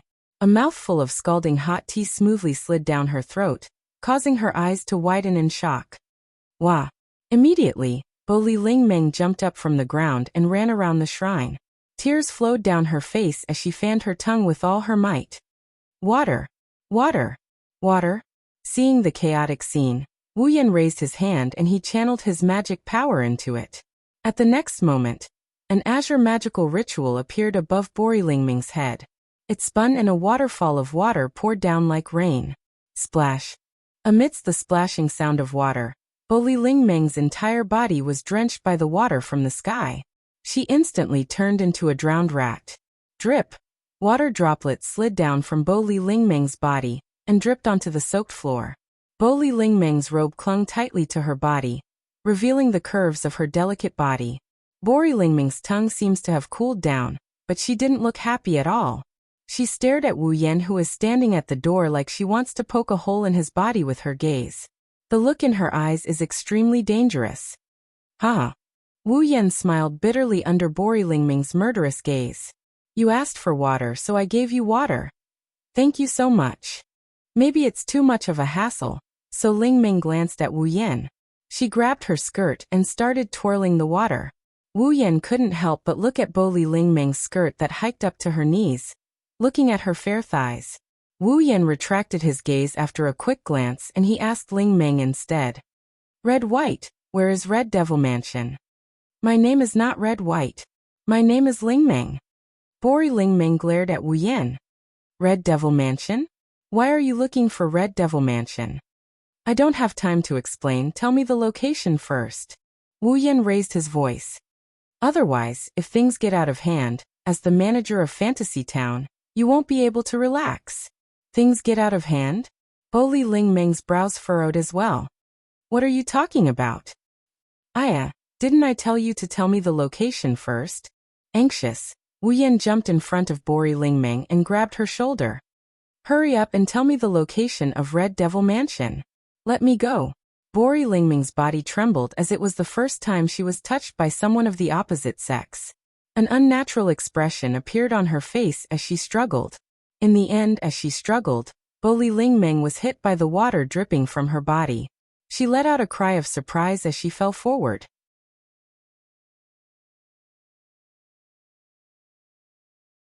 Chapter 17:11. In the air not far from the Bori Shrine, a figure is flying towards the Bori Shrine at a leisurely pace. However, rather than saying that it is a figure flying towards the Bori Shrine, it would be more accurate to say that it is a figure riding on a broom. Like a witch, using the broom to fly towards the Bori Shrine. The one riding on the broom is a girl dressed as a witch, but she looks neither fish nor fowl. She had curly blonde hair that reached her waist and fluttered in the wind. There was a braid at the front of her bangs that hung in front of her body. There was a bow ornament on the braid that swayed along with her long hair. The young lady was dressed in a standard black sorceress outfit, but she had a white half-apron on the outside. She wore a wide black triangular sorcerer hat on her head. The hat was decorated with a large butterfly knot, and the color of the butterfly knot was white. This is a girl that is very similar to Bori Lingming in all aspects. Boli Lingming's entire body, aside from her hair, was only red and white. This young girl's entire body, aside from her hair, was only black and white. In fact, this girl is also called this by others. Unfortunate Black and White. Original name, Misty Rain Devil Lisa. In the fantasy land where monsters are everywhere and gods are also present, Misty Rain Devil Lisa is an extremely rare human who has the power to rival monsters. Her job is a mage. Moreover, she is also a human who is bored to death all day long and wants to find a person or monster to fight. She is a very lively human. It's so boring. Isn't there anything interesting happening? Riding on the broom like a witch, Misty Rain Devil Lisa flies towards the Bori Shrine while faintly sighing. For example, mutation or something. Mutation. That refers to something that can cause the fantasy land to fall into an abnormal state. It is a strange phenomenon caused by a certain existence, or a certain number of existences. These strange phenomena that can cause the fantasy land to fall into an abnormal state, whether it is man-made or because of the environment, are all collectively known as mutation. And to solve the mutation, it is the manager of the fantasy land. It is the job of the witch of the Bori Shrine. This black and white witch who is currently flying towards the Bori Shrine can also be considered an expert in solving mutations. Of course, the so-called expert in solving mutations is just because Misty Rain Devil Lisa is too bored. Every time there is a mutation, she will eagerly follow behind Bori Lingming. She is even more active than Bori Lingming in solving the mutation, thus obtaining the title. This is a person who really wants to kill time and wants to see the world in chaos. Bori Lingming, who is greedy for small gains and money, but is also abnormally lazy. Apart from their clothes being compatible, they are a completely different person. I wonder if there are any interesting things thrown in from the outside world at the Bori Shrine? Misty Rain Devil Lisa's face is full of expectations as she giggles. If there is, I will borrow it to play with Ling Meng. The borrow. Is the witch's, the witch. It means that although it is a borrow, in the hands of Misty Rain Devil Lisa, the things she borrows will never be returned.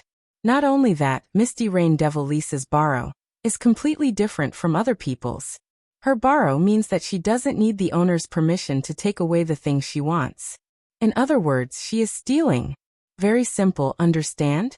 Thus, Misty Rain Devil Lisa, who is known as a mage but is actually a black and white bandit, arrived at the Bori Shrine with the help of her own magic tools. She descended in front of the Bori Shrine's entrance.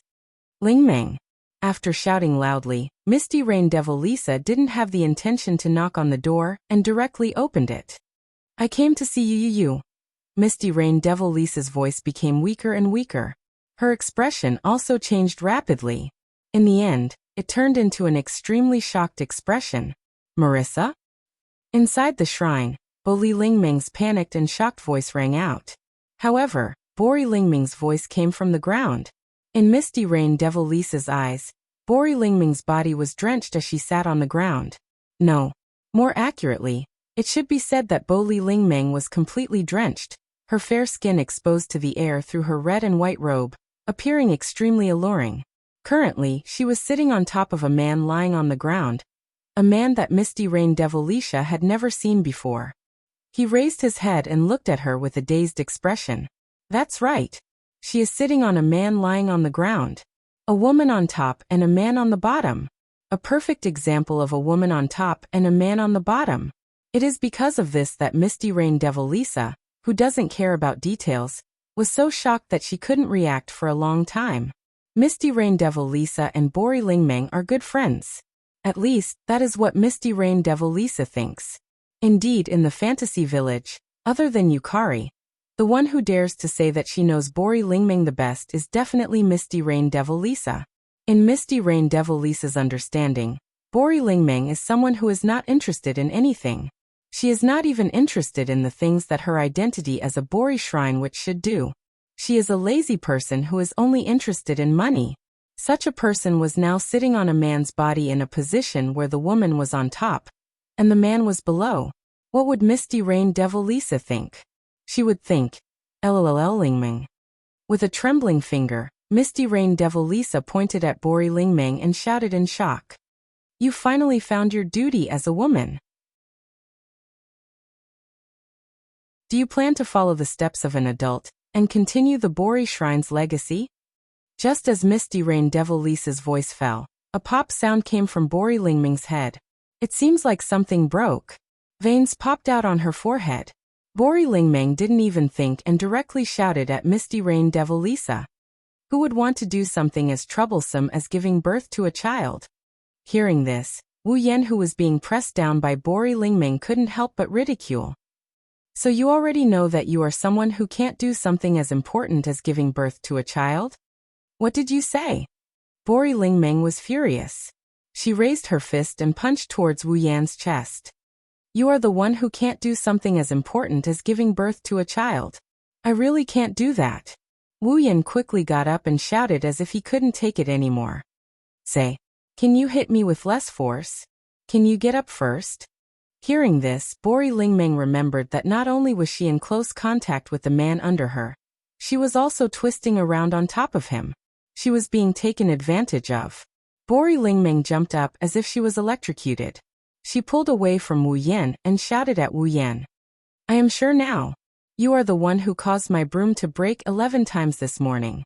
You are the one who will bring me misfortune. Don't talk nonsense. Wu Yan got up from the ground and patted the dust off his body. He curled his lips and pointed at Misty Rain Devil Lisa. The only one who will bring misfortune is that black and white. You are that black and white. Your whole family is that black and white. Misty Rain Devil Lisa was furious. However, she quickly asked with a face full of curiosity. Say you actually have the ability to make Ling Meng push you down. Who exactly are you? Devil. Li. Sha. Bori Ling Meng couldn't help but take out her own imperial coin. It was a wooden stick with 2 long strips of paper wrapped around its tip. She angrily pointed it at Misty Rain Devil Lisa. Do you want me to treat you? I am not a devil nor a spirit. Why would you treat me? Misty Rain Devil Lisa was dissatisfied. However, she licked her lips in the next second. However, if you want to fight with me, I am more than happy to. You, stop yes me. Tell me where Scarlet Devil Mansion is. Let go of me. Bori Lingmeng struggled. Scarlet Devil Mansion? Misty Rain Devil Lisa looked at Wu Yan in confusion. You want to go to Scarlet Devil Mansion? I don't have time to talk to you. Wu Yan looked at Misty Rain Devil Lisa impatiently. Just tell me where Scarlet Devil Mansion is. Misty Rain Devil Lisa was startled. She stretched out her hand and pointed in a direction. Okay. Following this voice, the three figures in the shrine disappeared without a trace.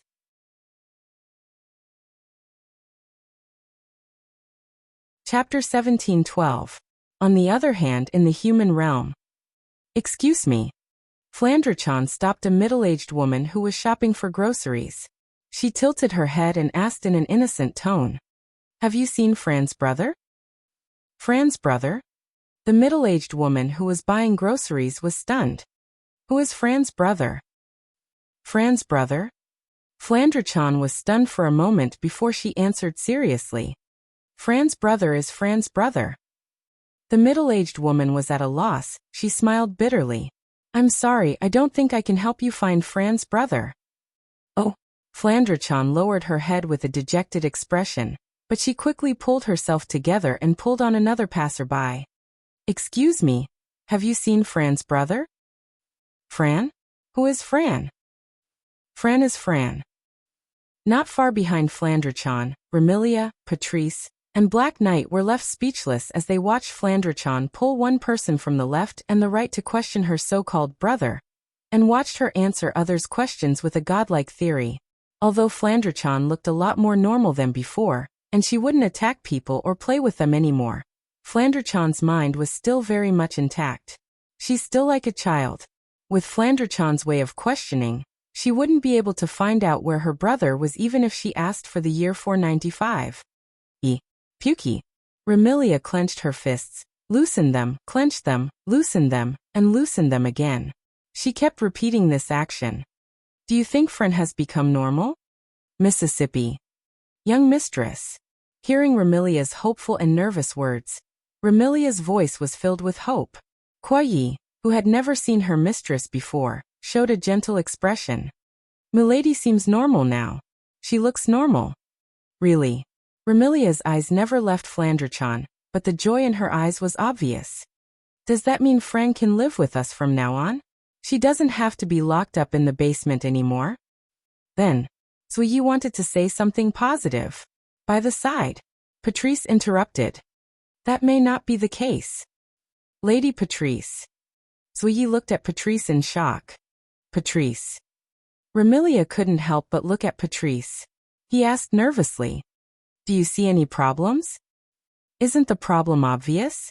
Patrice calmly explained. Although my dear sister looks like a child and is no longer as crazy as she used to be, but something that we can't understand also happened to my sister. Right now, my dear sister isn't afraid of light or water. Her mind is like that of a child's, but her rationality is very complete. Can this be considered no problem? Patrice reminded him. Also, don't you think that there's something wrong with my sister's constant mention of a brother? Don't you think there's a problem? How is that possible? They clearly met not too long ago and Flandre-chan had always been locked up in the basement. After a period of time, she suddenly came out and not only did she become more normal, her weakness was also gone. Just like what Patrice said, apart from becoming normal and overcoming the weakness of being a vampire, Flandre-chan also gained a big brother. All these signs point to the fact that something must have happened to Flandre-chan. It was because of these things that Flandre-chan was able to become normal and overcome her weaknesses. Patrice, you mean? Remilia spoke with a gloomy expression. Someone snuck into the Red Devil Hall, without us noticing at all, and even made contact with Fran? It's not as simple as that. Patrice nodded heavily. The person who came into contact with my dear sister might be the reason why she returned to normal, and overcame her weakness as a vampire. Lady Patrice, in Fantasy Village, there are people who can infiltrate Scarlet Devil Mansion without us noticing. Zui frowned. But is there someone who can help the second young mistress return to normal and overcome her weakness as a vampire? Remilia and Patrice went silent. If such a person really exists, Remilia would have gone up to them, and even kneeled down to invite them back. Naturally, she wouldn't have let Flandre-chan live a life of darkness for 495 years. There's no point in overthinking it. Patrice looked straight ahead at Flandre-chan, who's still questioning the passers-by. Remy, I think we should ask my dear sister. That's right, young mistress. Zui nodded in agreement. If the second young mistress really came into contact with someone while she was locked up in the basement, we should be able to get some information out of her. Remilia hesitated for a moment before nodding. That's true. After that, Remilia, Lai, Patrice, and Remilia trotted behind Flandre-chan and grabbed her hand. Flan. Big sis, what are you doing? Flandre-chan, who was about to ask more questions, turned around in dissatisfaction. Flan said she won't go back until she finds her brother. You. Remy. Patrice stepped forward and called out softly when Remilia was about to spit out another word of anger. Let me do it. Remilia took a deep breath and turned her head away with a displeased expression, silently expressing her agreement. Dear sister. Patrice squatted down and looked at Flandre-chan. Can you tell me who this brother you're talking about is? Didn't Flan say it already? Perhaps because she felt she was being obstructed, Flandre-chan's tone wasn't polite. Brother is brother. Even if you put it that way, we still don't understand. Patrice said patiently. You have to tell us so we can help you find your brother, right? Flandre-chan's eyes lit up and she spoke excitedly. Are you all going to help me find my brother? Seeing how happy Flandre-chan was, Remilia muttered in jealousy. Is that brother more important than big sister? Dear sister, you have to tell us what's so special about that brother of yours so we can help you find him, right? Patrice pondered for a moment. For example, what does your brother look like? My brother. Flandre-chan tilted her head and thought for a moment. My brother has the same eyes as Flan. Same eyes? Remilia and Zai started to recall the existences with wine-red pupils in Fantasy Village. Patrice continued to ask. What else? And. Flandre-chan bit on her thumbnail.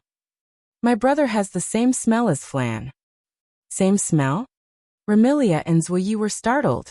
Patrice was also startled and asked doubtfully. What does that mean? Flandre-chan doesn't understand. Flandre-chan said with a troubled expression. But my brother said he's the same as Flan. The same. Remilia, Bae, and Patrice looked at each other in dismay. Oh, that's right. Flandre-chan exclaimed as if she suddenly remembered something important. My brother said he's the true ancestor of vampires. What did you say? Patrice lost her voice. Zaya's expression froze and Remilia cried out in agitation. Impossible. The true ancestor of vampires shouldn't be around anymore. What? Flandre-chan got angry. Big sister, do you think I'm lying? That's not it, but. That's enough, Remy. Patrice comforted the agitated Remilia and turned to Flandre-chan. Dear sister, why don't you follow us back to Scarlet Devil Mansion? No way. Flandre-chan said stubbornly. Flan wants to find my brother. That's why you need to follow us back to Scarlet Devil Mansion. Patrice said. Dear sister, you should know that I have a lot of books with information about the true ancestor of vampires. Let's go back and do some research to find your brother, right? Flandre-chan hesitated, unsure of what to say. Will you really help me find my brother? Patrice and Dark Knight hurriedly nodded. Only Remilia turned her head away with a gloomy expression. After a while, Flandre-chan nodded unwillingly. All right then. Remilia, Patrice, and Zai let out a sigh of relief.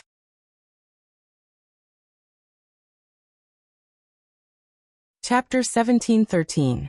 In the center of the fantasy village, there was a mountain. The Mountain of Monsters. This was a mountain where many ancient monsters and deities lived.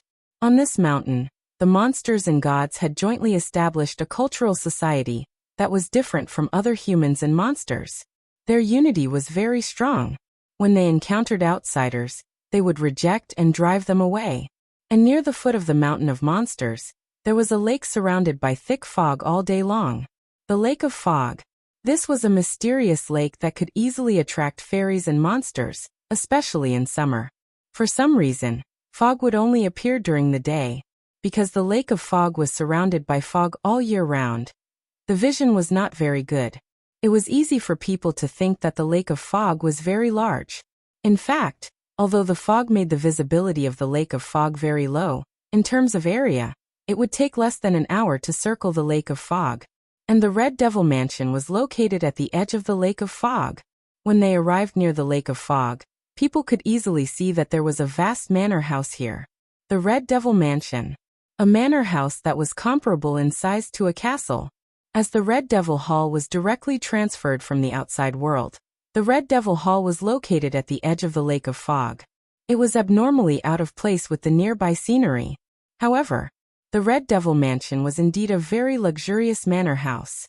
From the outside, people could first see a wall that was covered with green vines and branches. In the middle of the wall was an iron gate, and inside the gate was a vast courtyard. At the end of the courtyard was the mansion used for living. The manor house that was comparable to a castle was made of red stone bricks. There were not many windows on it. Perhaps it was because the owner of the Red Devil Mansion was a vampire and did not like the sunlight.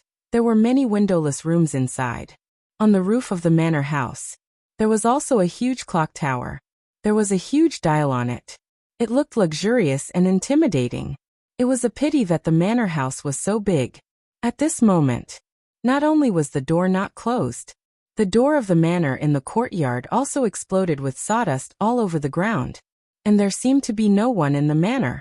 The silence was terrifying. At a certain moment, ripples suddenly appeared in the space right in front of the door of this terrifyingly silent manor house. Then 3 figures emerged from it and landed on the ground. Wow! Ling Meng and Marissa only felt a blur before their eyes. Not only did their field of vision completely change, even the texture of the ground beneath their feet felt different from the wooden planks of the shrine. This caused the 2 of them to stumble and nearly fall to the ground. This place is... Marissa cried out in astonishment when she saw the scene before her. Red Devil Hall. You. Princess Ling Meng reacted and looked at Wu Yan in surprise. You actually have the same ability as Violet? You have a big misunderstanding. Wu Yan rolled his eyes. Although Amethyst's Gap can achieve the same effect, it's an ability, while mine is pure magic. Magic. It's magic. Wu Yan casually replied. Space magic. The magic that can directly transfer from one space to another. That's it. That's really convenient. Princess Ling Meng exclaimed. It takes at least 10 to 20 minutes to fly from Boli Shrine to Red Devil Hall. You arrived in the blink of an eye.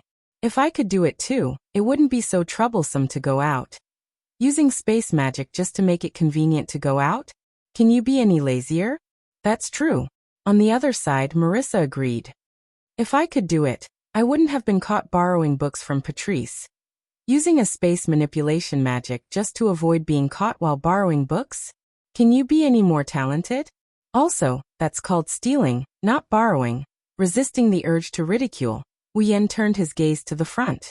Looking at the entrance of Red Devil Hall and the manor house in the courtyard, his face sank. Am I too late? How did Red Devil Hall become like this? Marissa seemed to have noticed something amiss as well. Where's that sleepy door? Where are the people inside? Why do they seem to have disappeared? Ling Meng also saw the wide-open iron gate and the wooden splinters scattered all over the courtyard. The lazy look on her face disappeared in an instant. She turned around and looked at Wu Yan with a serious expression. You know something, right? This was a reasonable guess. After all, not long ago, Wu Yan anxiously ran to the shrine to ask Princess Ling Meng about Red Devil Hall's location, and even said things like, the situation is getting out of hand. Obviously, Wu Yin knew what happened to Red Devil Hall. At the very least, he knew why Red Devil Hall was in such a state. Could it be Remilia's doing? Marissa grabbed her Magus hat with one hand and her broom with the other. Not only was there no worry on her face, she was instead excited. Princess Ling Meng, it's time for us to enter the stage. However, Princess Ling Meng did not even look at Marissa and spoke to Wu Yan with a look of annoyance. What do you know? Wu Yan glanced at Ling Meng and he didn't say anything. He passed through the gate and entered the Scarlet Devil Mansion. Hey, wait. Seeing Wu Yan walk into Red Devil Hall, Marissa quickly chased after him. Even if you're Princess Ling Meng's husband, I can't let you deal with the situation. Who's my husband? Originally, Princess Ling Meng wanted to sneak away quietly, but upon hearing Marissa's words, anger appeared on her face and she chased after him. Marissa, if you continue to speak nonsense, I'll really have to treat you. That's right. Wu Yan nodded and agreed with Princess Ling Meng's words. If I become the husband of this lazy witch, won't my assets be in danger? Assets? Marissa was slightly taken aback. Assets. The laziness in Princess Ling Meng's eyes turned into light. How much assets do you have? I don't know, I didn't count them carefully. Wu Yan replied while walking into Red Devil Hall. However, even if you add up all the money in Fantasy Village, you shouldn't have as much as me, right? All right then. Princess Ling Meng said without hesitation. I'll reluctantly let you be my husband before I spend all your assets. Wu Yan's legs went soft, and he almost fell to the ground. Should I feel that your moral integrity and chastity is valuable? Or is it worthless? Moreover, is the validity period limited to spending all my assets? Isn't this nonsense? Princess Ling Meng looked at Wu Yan with disdain. Without money, you still want to be my husband? Wu Yan felt that it was better for him to remain silent. After passing through Red Devil Hall's courtyard, they arrived at Red Devil Hall's manor, and entered the interior. A large hall that took up a lot of space was imprinted in everyone's eyes. It was a luxurious hall that seemed to be covered with a red carpet. Around the hall were corridors that led to unknown places. There was a luxurious chandelier on the ceiling and a flight of stairs at the front. At the top of the stairs was a platform with a round table and a tea set. However, there was not a single person in such a luxurious hall. In the middle of the hall, there was a large pool of water. Hey! Looking at this strange scene, Marissa called out. Is there anyone here? Marissa am here. Marissa's voice spread far and wide, but in return only echoes were heard. There was not even a single response. No one. Princess Ling Meng tilted her head. Don't tell me they all went out? Wu Yan took a step forward and looked at the large pool of water in the middle of the hall. His eyes flashed with a thoughtful light. There is a small amount of magic residue left in the space of this hall. Magic residue? Marissa blinked her eyes. Princess Ling Meng understood.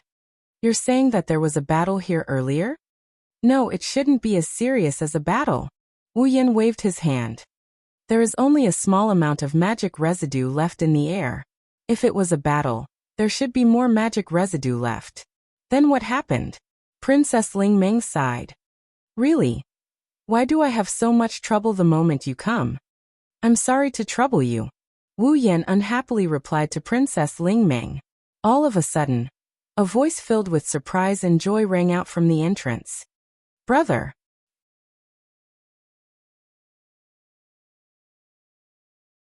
Chapter 17:14. Big Brother. Following this tender and pleasant voice, Wu Yan, Ling Meng, and Marissa turned around and looked towards the door.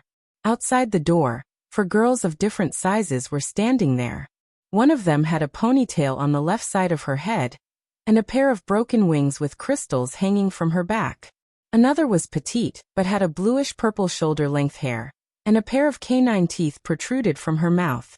Another was dressed in pajamas and had a head of long purple hair. She looked like a scholar. The last one was dressed in maid attire. From her appearance, one could see that she had a capable temperament.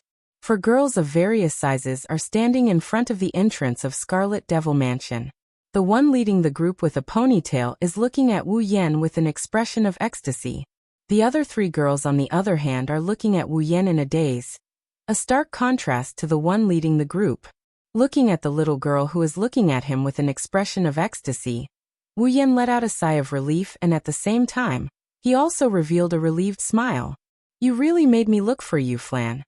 Flandre-chan's ecstatic expression slowly turned into one of grievance, as if she was being bullied. She leaped towards Wu Yan and pounced on him. Big brother. Wu Yan quickly stepped forward and caught Flandre-chan in his arms. Oniai-chan. Flandre-chan buried her head into Wu Yan's chest, and she started sucking in his scent. She said in an aggrieved manner, Flan, I finally found you. Wu Yan felt a slight pain in his heart. The two of them were separated for less than 3 hours, but Flandre-chan was already so attached to him. It seems like it was as Wu Yan guessed. She returned to the basement when she entered the fantasy village. Wu Yan could clearly feel Flandre-chan hugging him with an unprecedented strength, as if she was afraid that he would disappear again.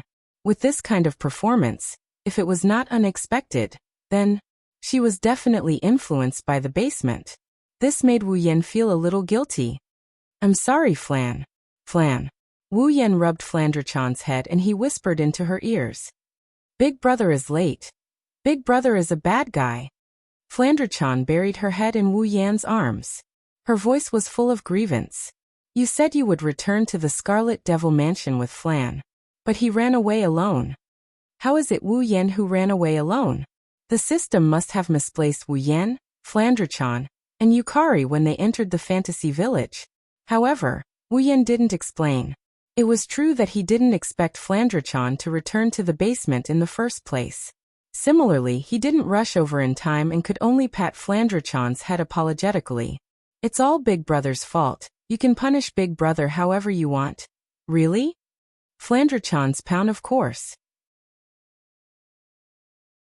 Then I'll punish Big Brother by not leaving Flan again. Oh you. Wu Yan pinched Flandre-chan's nose. Flandre-chan didn't want to let him off so easily, but she still smiled through her tears. It was only at this moment that the people around reacted. You. Before Ling Meng, Marissa, Patrice, and Zuyi could say anything, Remilia stood up and glared at Wu Yan with her scarlet eyes. Put Flan down. Put Flan down. Wu Yan frowned. Why? No reason. There's no why. Remilia glared at Wu Yan with a murderous glare. If I tell you to put her down, then put her down. Oh. Wu Yan sneered when he saw that Remilia wasn't going to be polite. What if I refuse? Swish, swish, swish, swish, swish. As soon as he finished speaking, a chaotic sound of breaking through the air echoed throughout the entire Red Devil Hall. He saw that a formation of flying knives, which seemed to be nailed to an invisible wall, was arranged neatly in rows. It happened to be a square formation of flying knives with a side length of more than 2 meters. Without any warning, it suddenly appeared in front of Wu Yan and fell on Wu Yan. Boom. Unfortunately, although the neatly arranged flying daggers seemed to have appeared out of thin air and were extremely abrupt, a violent mana whirlwind suddenly shook and blasted out like an explosion when it was about to land on Wu Yan's body. Clang, clang, clang.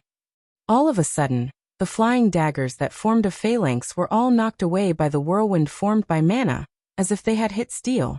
The explosion caused Ling Meng and Marissa, who were the closest to Wu Yan, to cry out in surprise as they were pushed back, putting some distance between themselves and Wu Yan. At the entrance, Patrice gazed at Wu Yan, who was engulfed in a whirlwind of mana, and her expression turned solemn. What a powerful mana! Wu Yan gradually opened his eyes. His line of sight shot like an arrow toward a dashing female servant who stood before Remilia with a flying knife in her hand. Is this how the Red Devil Hall treats its guests? My apologies. My apologies. 16 Knights. Black Knight stood before Remilia and spoke in a neither servile nor overbearing tone. Although the Red Devil Hall is hospitable, we will never entertain someone who is rude to the Red Devil Hall's owner. I was the one who was provoked, but now I am the one who is being rude. I guess I got to see how overbearing Scarlet Devil Mansion can be. Wu Yan curled his lips and he looked at Sakuya with a look of contempt. But in order to protect the authority of the first young miss, you actually disregarded the fact that the second young miss is in my hands and attacked me. Should I say that you are loyal? Or should I say that you are ignorant? Rest assured, Your Excellency, Black Knight said indifferently. With the second young Mrs. capabilities, it is impossible for her to be injured by an attack of this degree. Oh? Wu Yan's lips curled up slightly. In other words, as long as you are certain that your attack won't cause any harm, you will attack the first young miss and second young miss? Sakuya raised her head and looked straight at Wu Yan. She didn't say anything else. She probably realized that she couldn't win against Wu Yan, so she just gave up. Such a decisive attitude made Wu Yan have a whole new level of respect for Black Knight. Don't think that this girl is just an ordinary maid just because she is dressed in maid attire. If you really think so, you will die a horrible death. 16 Black Knight. Not only was this girl in charge of all the affairs in the Red Devil Hall, but she was also Remilia's most trusted and capable maid. She also had the ability to control time. Therefore, even Wu Yan didn't notice when the flying daggers appeared just now. He only noticed when they were within a certain range of him. Come to think of it, Sakuya must have used her ability to stop time before throwing her throwing knives. Only when the throwing knives got close to Wu Yan did time return to normal. With such an ability, it was not strange that Wu Yan didn't notice when the flying daggers were thrown. After all, they were thrown when time was still. How could he notice? I'll say it one more time. Remilia fixed her gaze on Wu Yan through Black Knight's back. Put Fran down. Wu Yan smiled at Remilia's words that sounded like a threat and a declaration. His smile was unusually thought-provoking. Don't treat me like you. No matter if Fran is normal or abnormal, crazy or not, destroying things or not, I won't put her down. This time, Remilia's expression changed and became incomparably ugly. Wasn't Wu Yan's words poking at Remilia's sore spot? Of course, it also poked at Remilia's anger. With a flip of her hand, a scarlet spear that was taller than Remilia abruptly appeared in her hand. The tip of the spear resembled a demon's tail. Swish! Remilia brandished the scarlet spear in her hand. Her eyes turned completely blood-red, and her canine teeth protruded from her lips like the sharp teeth of a wolf. She slowly floated up into the air. She looked down at Wu Yan, who is still holding Flandrachan. Her voice turned cold as she spoke to Wu Yan. I never repeat a sentence for the third time. That's unfortunate. I happen to be the type who likes to repeat myself. Wu Yan lifted his gaze and gazed at Remilia. So no matter how many times you repeat yourself, my answer will always be the same. The conversation between the two of them caused the atmosphere of the scene to become tense and tense.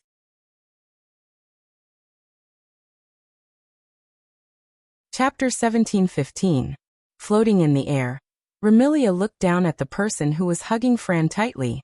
She appeared cold, but she was furious and envious. As Fran's sister, Remilia had hugged Fran before, but Fran had never shown her attachment like she did to that man. It wasn't that Remilia didn't want Fran to be attached to her, but with Fran's unstable mental state, she would only want to find someone to play with. Why would she find someone to rely on? Therefore, Remilia had never been relied on or attached to by Fran. To put it bluntly, as an elder sister, Remilia had never given Fran anything that an elder sister should give. That was why Remilia was so aggressive when she saw how much Fran relied on that man. Of course, this was Remilia's personality. As long as it was someone she didn't know well, she would show her slightly aggressive side. But this time, because of Fran, this slightly aggressive side became extremely aggressive. Wu Yan seemed to have seen through Remilia's thoughts under her cold expression. His gaze landed on the bright red spear in Remilia's hand. That gun was called Gungnir. In Norse mythology, Odin used a godly spear that never missed. As long as this spear was thrown by its owner, it would definitely hit the target. It was similar to the spear of thorns that had the effect of stabbing the heart. Unfortunately, the bright red spear in Remilia's hand wasn't the real Gungnir. And Remilia didn't actually possess the Gungnir. The Gungnir in Remilia's hand was just a skill, derived from her ability. At this point, it was necessary to talk about Remilia's ability. As a member of Fantasy Village that was blessed by the gods, and as a member of Fantasy Village where basically everyone was equipped with a special ability, since Fran had such a terrifying ability, as Fran's elder sister, even if Remilia couldn't compare to Fran, She wasn't too far off. Remilia's ability was the ability to control fate. As for the ability of Gungnir, it was an ability of Gungnir. It was 100% accurate. Remilia, who had the ability to control fate. She could use her own strength to use the 100% accurate fate. Through controlling fate, Remilia was able to recreate the legendary Gungnir in the form of a skill. Therefore, the Gungnir in Remilia's hands wasn't a real Gungnir. But Remilia's Gungnir wasn't a real one. However, it had almost the same ability as Gungnir. If Remilia threw the spear in her hand, if Wu Yan has no way of reversing something as non-existent as fate, he might be able to do so. He would definitely be hit. Of course, he would only be hit after Remilia took out the Gungnir. Fran, who had been silent all this while, lifted her head and glanced at Remilia. Just as she opened her mouth and was about to say something, she was interrupted by a voice beside her. Let's stop here. Holding the coin, Soul Dream closed her eyes and moved to the middle of the floating Remilia and Wu Yan on the ground. She opened her eyes.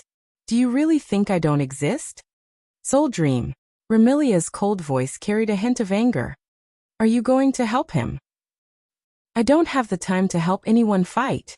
Soul Dream glanced at Remilia. But since you don't follow the rules of Fantasy Village, I have no choice but to stand up. Wu Yan, Remilia, and the rest of the people recalled something when they heard Ling Ming's words. Personal fights are not allowed in Fantasy Village. This was a rule set by Bunny Shrine's Bunny Spirit Dream as the manager of Fantasy Village.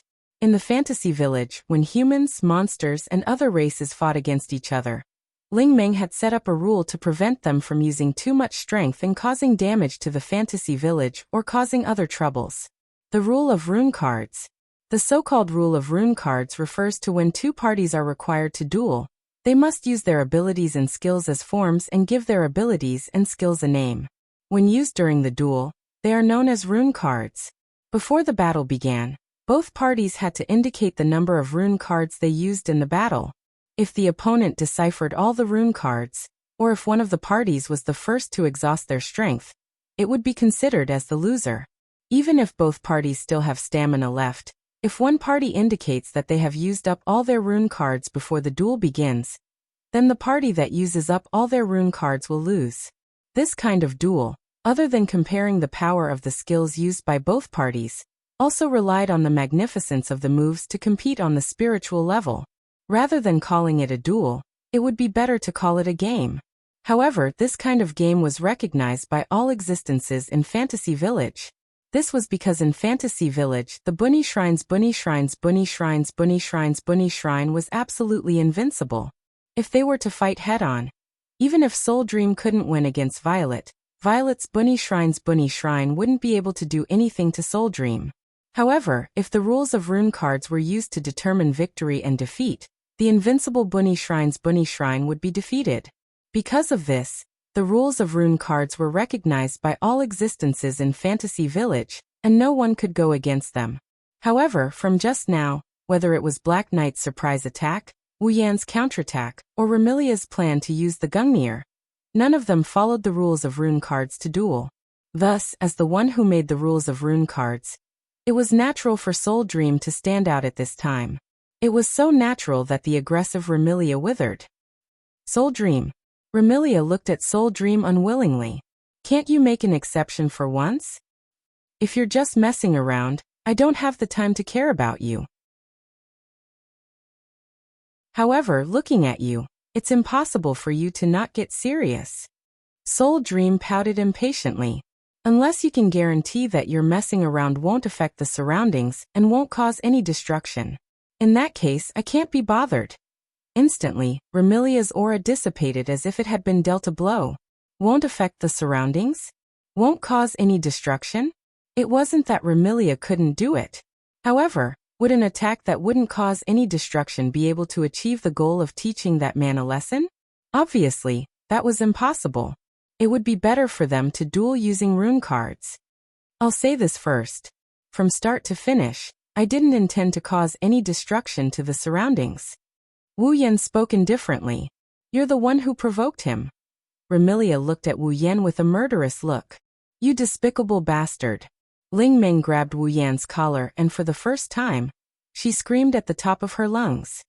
You've already caused me a lot of trouble today. Don't cause me any more trouble, all right? I know.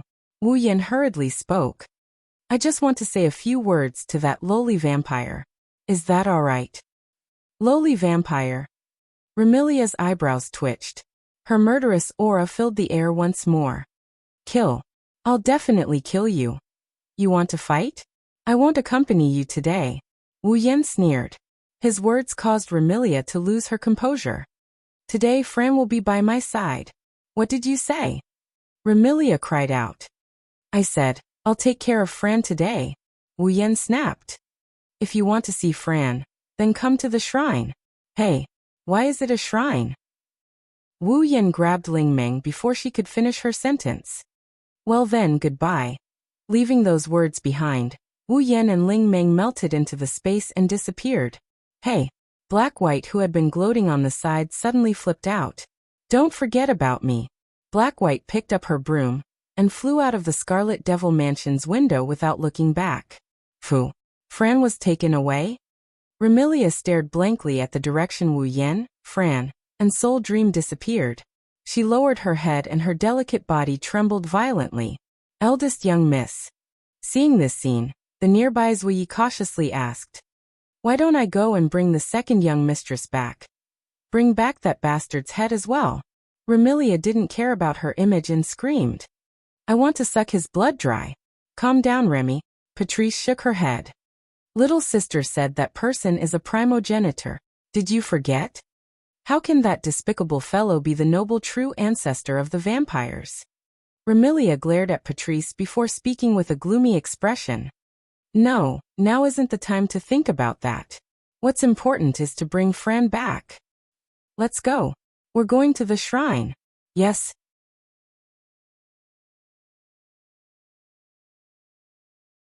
Chapter 17-16. Fantasy Village Boli Shrine. Because they had left in a hurry, and because they had used space teleportation, the gate of the shrine that Marissa had pushed open was still open, as if someone had come in to steal something. Don't think that there aren't any thieves in Fantasy Village. A certain rat who is black and white but isn't perverted, and whether or not he has lesbian tendencies is still unknown, is this so-called thief. It was a pity that the Bori shrine didn't even have incense money.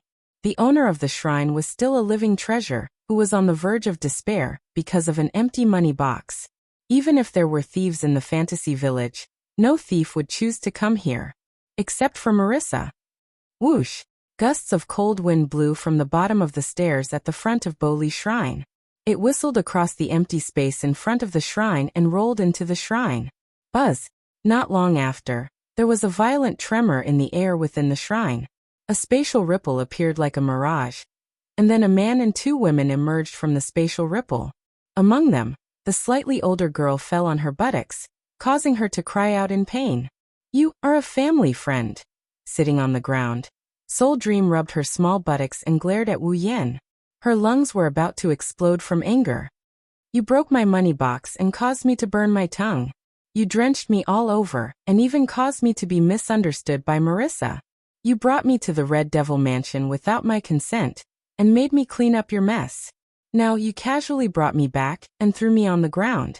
You're deliberately looking for trouble, aren't you? You. This is a big misunderstanding. Wu Yan raised his eyebrows at Soul Dream while hugging Fran. Breaking your cash box was purely an accident. I only drenched you because you scalded your tongue, but you were misunderstood by Marissa to have fallen down on your own. I brought you to Scarlet Devil Mansion because I expected Remilia to flip out. Now that I brought you back, I didn't mean to throw you on the ground. You're still denying it. Princess Ling Ming really wanted to use her imperial coins to beat this jinx to death. But after a while, she was stunned. You said that you knew Remilia would flip out. Is that why you brought me there? Well, I guess you can say that. He hugged Fran tightly. Wu Yan sat down and sighed helplessly as he helped Fran tidy up her messy hair. That Remilia is a complete siscon. With that lowly vampire's temper, it's only a matter of time before she explodes because of me visiting her and acting so intimately with Fran. Siscon? Fran, who was in Wu Yan's embrace, asked innocently. What's a siscon? Sisonkan is a creature that commands respect and fear at the same time. Wu Yan pinched Flan's nose. Those who really like their younger sisters are siscons. He likes his sister very much? Elder sister. Does my sister like Fran a lot? Fran bit her thumb and said angrily. Then she's definitely not a siscon. Oh? Wu Yan asked in amusement. Why? Because my sister doesn't really like Fran a lot. Fran said unhappily. That's why she's not a siscon. Silly girl. Wu Yan didn't know whether to laugh or cry. Your sister didn't say she didn't really like you. How do you know she doesn't? If she really likes Fran a lot, she wouldn't have locked Fran in the basement. Fran threw a tantrum. That's why my sister must hate Fran a lot. You can't put it that way.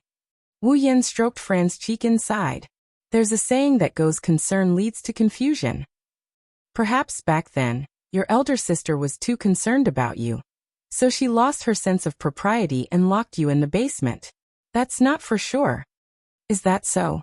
Fran looked at Wu Yan uneasily. Then will my brother lock Fran in the basement, because he really likes Fran a lot? If my brother really did lock Fran in the basement one day, I'm sure he'll stay in the basement with Fran. Wu Yan smiled gently. Will Fran still be afraid if that happens? With my brother? Fran was stunned for a moment before she smiled. Fran won't be afraid if I'm with my brother.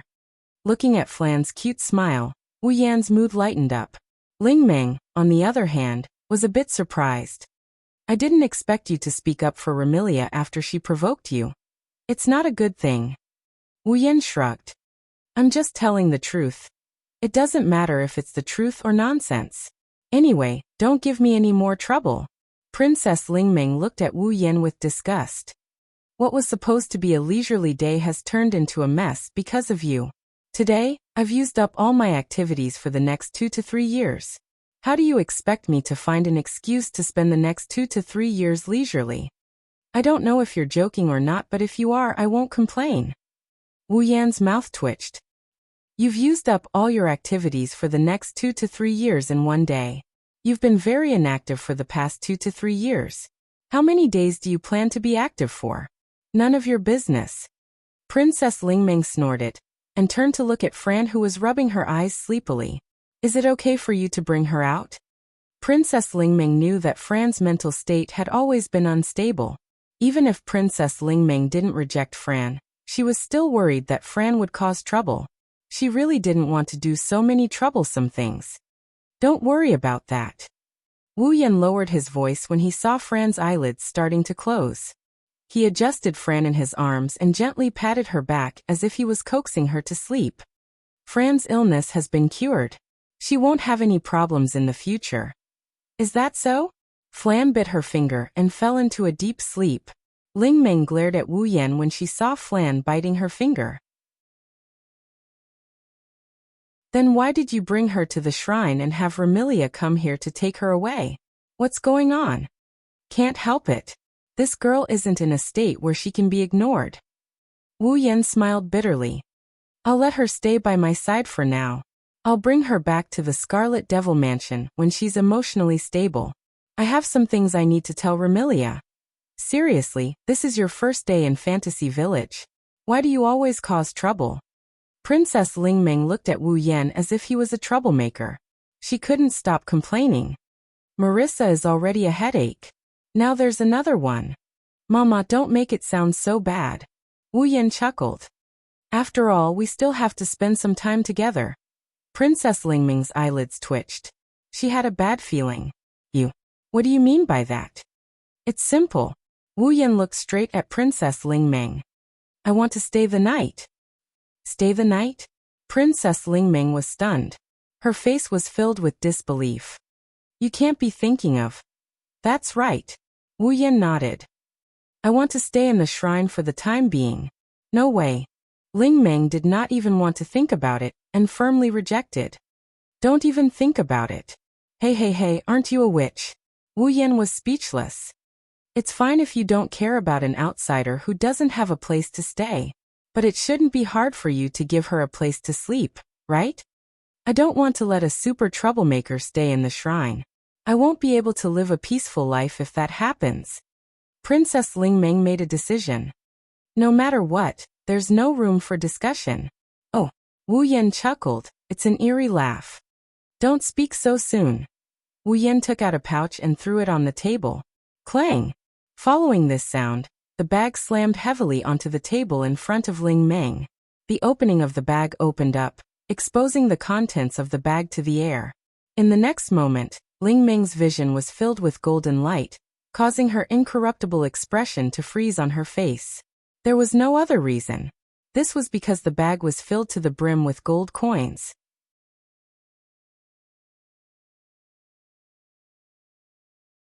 Chapter 17:17. There were at least 30 gold coins in the old pouch. They were emitting a rich and dazzling light that seemed to illuminate the entire shrine. Princess Ling Meng's eyes were glued to them, unable to move away. If Princess Ling Meng's eyes turned into 2 yen signs, it would be an interesting scene. Gold coins. Princess Ling Meng struggled to speak as she looked at the bag of gold coins on the table. These gold coins should be enough to sustain the shrine for half a year, right? And these gold coins are enough to sustain the shrine for half a year. Now you just need to say the word and they'll all be yours. Wu Yan reminded Princess Ling Meng. How about it? Can you promise me to live in the shrine? Ugh. Princess Ling Meng stared at the bag of gold coins on the table. Her eyes were filled with hesitation. She was struggling to make a choice between gold coins and leisure.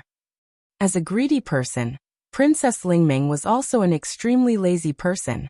Now that money and leisure were placed on the table, and Ling Meng had to choose between the two, wouldn't that be a very difficult choice? Of course, since ancient times. From the perspective of the Bori Shrine, which in the land of fantasy, Soul Dream was probably the only one who would have to make such a difficult choice between the two. But, Princess Ling Meng, who couldn't make a choice, could only say that sentence with a dry mouth. Aren't you the head of the House of the Lost? Isn't it better to live in the House of the Lost? Unfortunately, I don't know where the House of the Lost is. Princess Ling Meng, who claimed to be the head of the House of the Lost, was implying that she didn't know the way home. So, I can only choose to live in the shrine. Princess Ling Meng's eyes were filled with hesitation. She kept muttering to herself. What should I do? Choose gold coins? But if I let this troublemaker live here, I won't be able to live a peaceful life. Choose to refuse? Then I'll have to take the risk of offending Yukari and fight with this troublesome person. That seems to be very troublesome. Hearing Ling Meng's mumbling, Wu Yan's mouth twitched. Feelings. If this girl chose to refuse, he would even fight with him for the sake of gold coins. Wasn't that daylight robbery? As expected, someone who could mix with Marissa, who was good at borrowing things, also had the potential to become a great thief. No, they were bandits. After a series of difficult choices, Princess Ling Meng suddenly exhaled. He tapped his palm as if he had suddenly realized something. I think it's more reliable for you to be my husband. This way, I can accept your gold coins. I can even chase you out. Wu Yan's hand trembled, and he almost threw Fran, who was sleeping in his arms, out. His face twisted. I don't mind you selling your chastity for gold coins, but you let someone else be your husband, and you want to kick him out. Because it's too troublesome to have another husband, Princess Ling Meng said righteously. Anyway, there are many couples living separately in the human world. We just need to imitate them. Imitate your sister. Wu Yan couldn't help but want to slap the table. Just let me live here. Will it kill you to have some integrity? Integrity? Princess Ling Meng said with disdain. That kind of thing is too troublesome. I understand now. Your laziness is no longer a disease, but a realm.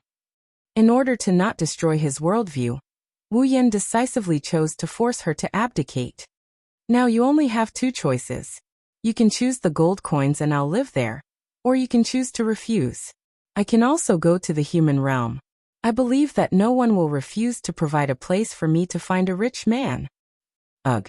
Princess Ling Meng's delicate body trembled, and trembled again. You actually use money to force a girl to do something she doesn't want to do. How shameful. I just want to live in the shrine.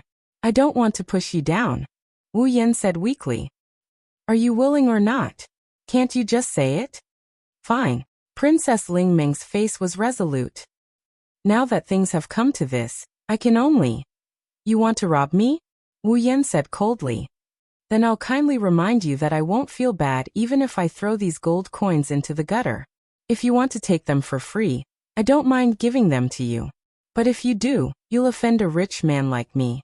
You won't have many chances to get rich in the future. Princess Ling Meng, who had just decided to choose between gold coins and leisure, was petrified on the spot. You really want to rob me?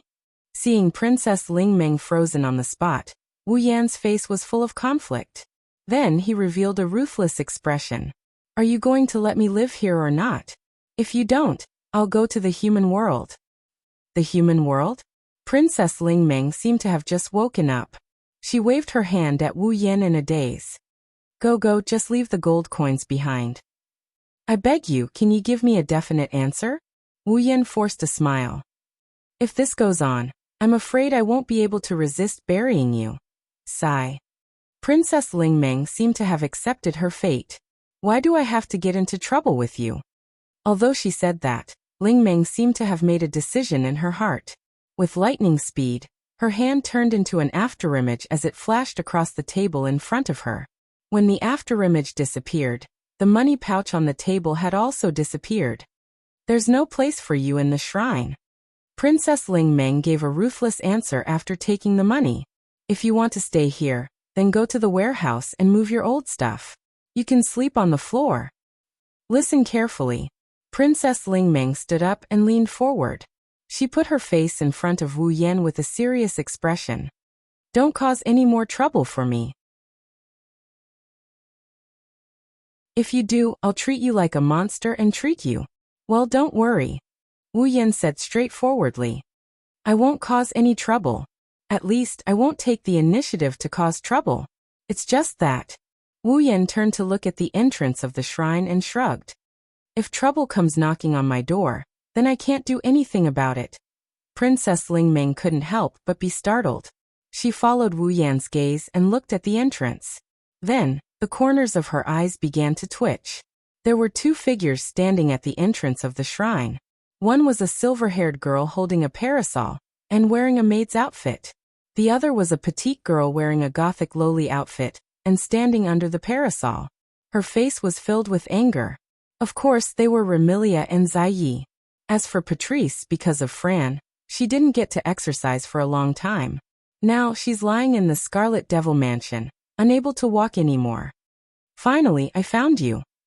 Remilia's anger was reflected in her eyes, her voice, and her expression. When she saw Flan sucking on her finger and sleeping soundly in Wu Yan's arms, her anger only got stronger.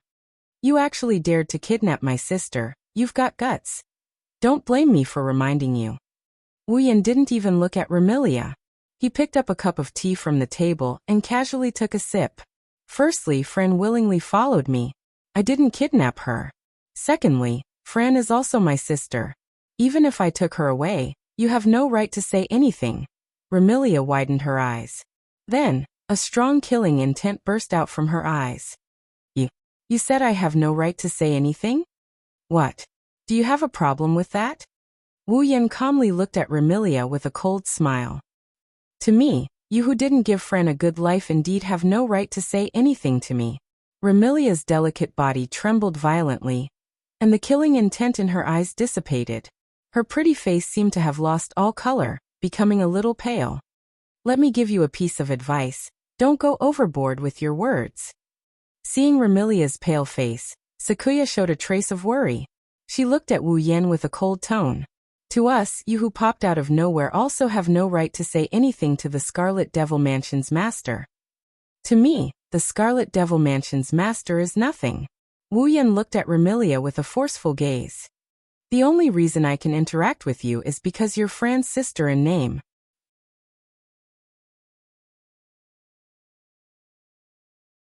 Chapter 17-18. The only reason I can interact with you is because you're still Fran's sister in name. Following the spread of these words, the atmosphere of the entire place changed from the initial aggressive to heavy. That in-name statement was like a sharp arrow that pierced deeply into Remilia's heart, causing her pretty face to turn pale once again. It also stabbed Zanye's weak spot, causing him to be furious and speechless. Wu Yan. Although it was said ruthlessly, everyone present, except for Ling Meng, Remilia and Zai Yi, understood that this nominal statement was, to put it bluntly, true. Remilia doted on her sister very much, and Fran was indeed Remilia's biological sister. No matter what, it couldn't be considered as just in name. However, just as Wu Yan said before, Remilia didn't give Fran a good day at all. She even gave Fran a very traumatic life. But that couldn't be considered Remilia's fault. The main problem was still Fran's problem. For a person who could go crazy at any time and want to kill everyone around her, even if that person was the person closest to her, and the person she loved the most, who could think of a way to solve the problem without hurting her. If this person could be easily suppressed, then it wasn't impossible. The key was, to a certain extent, this person had an existence that surpassed everyone around her. And Fran was such an existence. Her mental state was abnormal, and she was extremely dangerous. She also had enormous power that no one could suppress. Other than locking Fran in the basement. Was there any other way? Of course there was a way. After all, the thing that Fantasy Village didn't lack the most was those strange things. This was something that could be called a miracle. Unfortunately, Remilia couldn't be considered a native of Fantasy Village. In fact, when she first came to Fantasy Village, Remilia had the idea of ruling the entire Fantasy Village, becoming enemies with all the monsters in Fantasy Village. And at that time, Fran was already in a mentally unstable state. Remilia. She could only choose the stupidest but most efficient way to isolate Fran, who was like a bomb. As a result, when facing Fran Remilia was definitely not on the side of reason. You're an outsider, you don't understand Miss at all. Zanyi said coldly as if he was standing up for Remilia. Miss cares more about second Miss than anyone else. That's something an outsider like you can't understand at all. You still want to be stubborn? Don't you understand that you're in the wrong from the beginning? Wu Yan responded to Zanye's words with a somewhat pitiful look. Indeed, I might really not understand Miss because I'm an outsider. Then, as Fran's closest people, let me ask you, do you understand Fran? Remilia and Zanyi were stunned at the same time. Understand Fran? Perhaps this was something that Remilia and Jia Yi had not considered until now. The reason was very simple. It was because Fran's mental state was very unstable and crazy. Why would anyone want to understand a crazy person? Perhaps, Remilia and Zui were more concerned about how to solve Fran's problem than how to understand Fran, right? That was why Remilia and Zanyi were stunned and didn't react for a long time. You only know that Fran's mental state is unstable and she often causes trouble, and it's very serious. But please use your noble brain to think. Why would Fran cause trouble? Why would she want someone to play with her? Wu Yan looked straight at Remilia. Isn't it because Fran doesn't want to be alone at all? But what can we do? Remilia opened her mouth, unwilling to give up. Given Fran's mental state, even if someone plays with her, she doesn't know how to control herself. In the end, Fran will destroy everything by her side, whether it's a person or an object. Then let me ask you. Wu Yan's eyes carried a calmness that made Remilia's heart palpitate. Did Fran ever hit you hard when she was making trouble for you? Attacked? Remilia was slightly taken aback. It was only at this moment that Remilia realized that no matter how crazy Fran was in the past, no matter how unstable her mental state was, she would ignore her elder sister's words once she got into a fight. However, she had never been so crazy as to attack her. Great Master of the Scarlet Fiend Dojo. You should have taken it for granted that Fran never attacked you, right? Wu Yan's voice turned into a sharp needle that pierced Remilia's heart. It is indeed a matter of course because no matter how crazy Fran is, she still remembers that you are her sister, and that she can't attack you. Remilia was at a loss. You think that you had no choice but to lock Fran in the basement, and that it was for her own good. But you never tried to understand Fran. Wu Yan seemed to have lost interest in Remilia and looked away. Of course it never occurred to you that Furan, who had been shouting come and play, was doing so because she was too lonely. You never considered the ways that could make Fran happy either. If you tried to understand Fran and figure out her thoughts, you would have thought of this. Wu Yan sighed. Since Fran has been causing trouble because no one is playing with her, and Fran likes you from the bottom of her heart, she won't attack you no matter how crazy she is. Then, as long as you take some time out of your day to accompany Fran in the basement, won't the problem be solved? This sentence was like a thunderbolt that hit Remilia hard. Remilia's expression changed drastically and she was stunned. As long as you take some time out of your day to accompany Fran, Fran won't feel lonely. If she doesn't feel lonely, she won't look for someone to play with her. If she doesn't need someone to play with her, Fran won't cause trouble. Wu Yan glanced at Remilia. However, you kept saying that you were doing it for Fran's own good, but you locked her in the basement and left her sister, who was not even as smart as a 10-year-old child, all alone in the basement. She was getting crazier and crazier. Isn't it because you've never considered things from Fran's point of view, and never tried to understand Fran's proof? Remilia's mouth opened and closed as if she wanted to defend herself, but she couldn't find the words to say. She could only stare blankly at Fran, who was sleeping peacefully in Wu Yan's arms. She couldn't say a complete sentence. Miss. Looking at Remilia's expression, Rui Yi worriedly called out, but Remilia didn't respond. Hey. Beside them, Princess Lingming couldn't stand it anymore and frowned. Don't you think you're going overboard? I'm just stating the facts. Wu Yan shifted his gaze from Remilia to Princess Lingming. I'm not denying that Remilia really cares about Fran, but it's a fact that she didn't try to help Fran. It's also a fact that Fran has been causing trouble, and has a dark life. Wu Yan ignored Lingming. He closed his eyes and softly muttered this sentence. Fran's past is dark and painful. That's why Fran has the right to be happy in the future. If you can't give Fran happiness, then I advise you to give up on her. Give up on Fran. These simple words caused Remilia to raise her head abruptly. I will never give up on Fran. When she said that, all the emotions in her heart turned into determination. Because this was the only thing Remilia would never give in to. Even if Remilia gave Fran a painful life, she was still Fran's elder sister. That's not something you can decide. Wu Yan snorted and stood up to look at Remilia. Tomorrow, I will bring Fran to the Scarlet Devil Mansion. At that time, let me see if you have the right to keep Fran by your side. After saying that, Wu Yan walked past Remilia and walked out of the shrine. Remilia didn't move from the start to the end, but her back revealed a sense of desolation. Princess Lingmeng and Rui Yi could only watch this scene silently for a long time.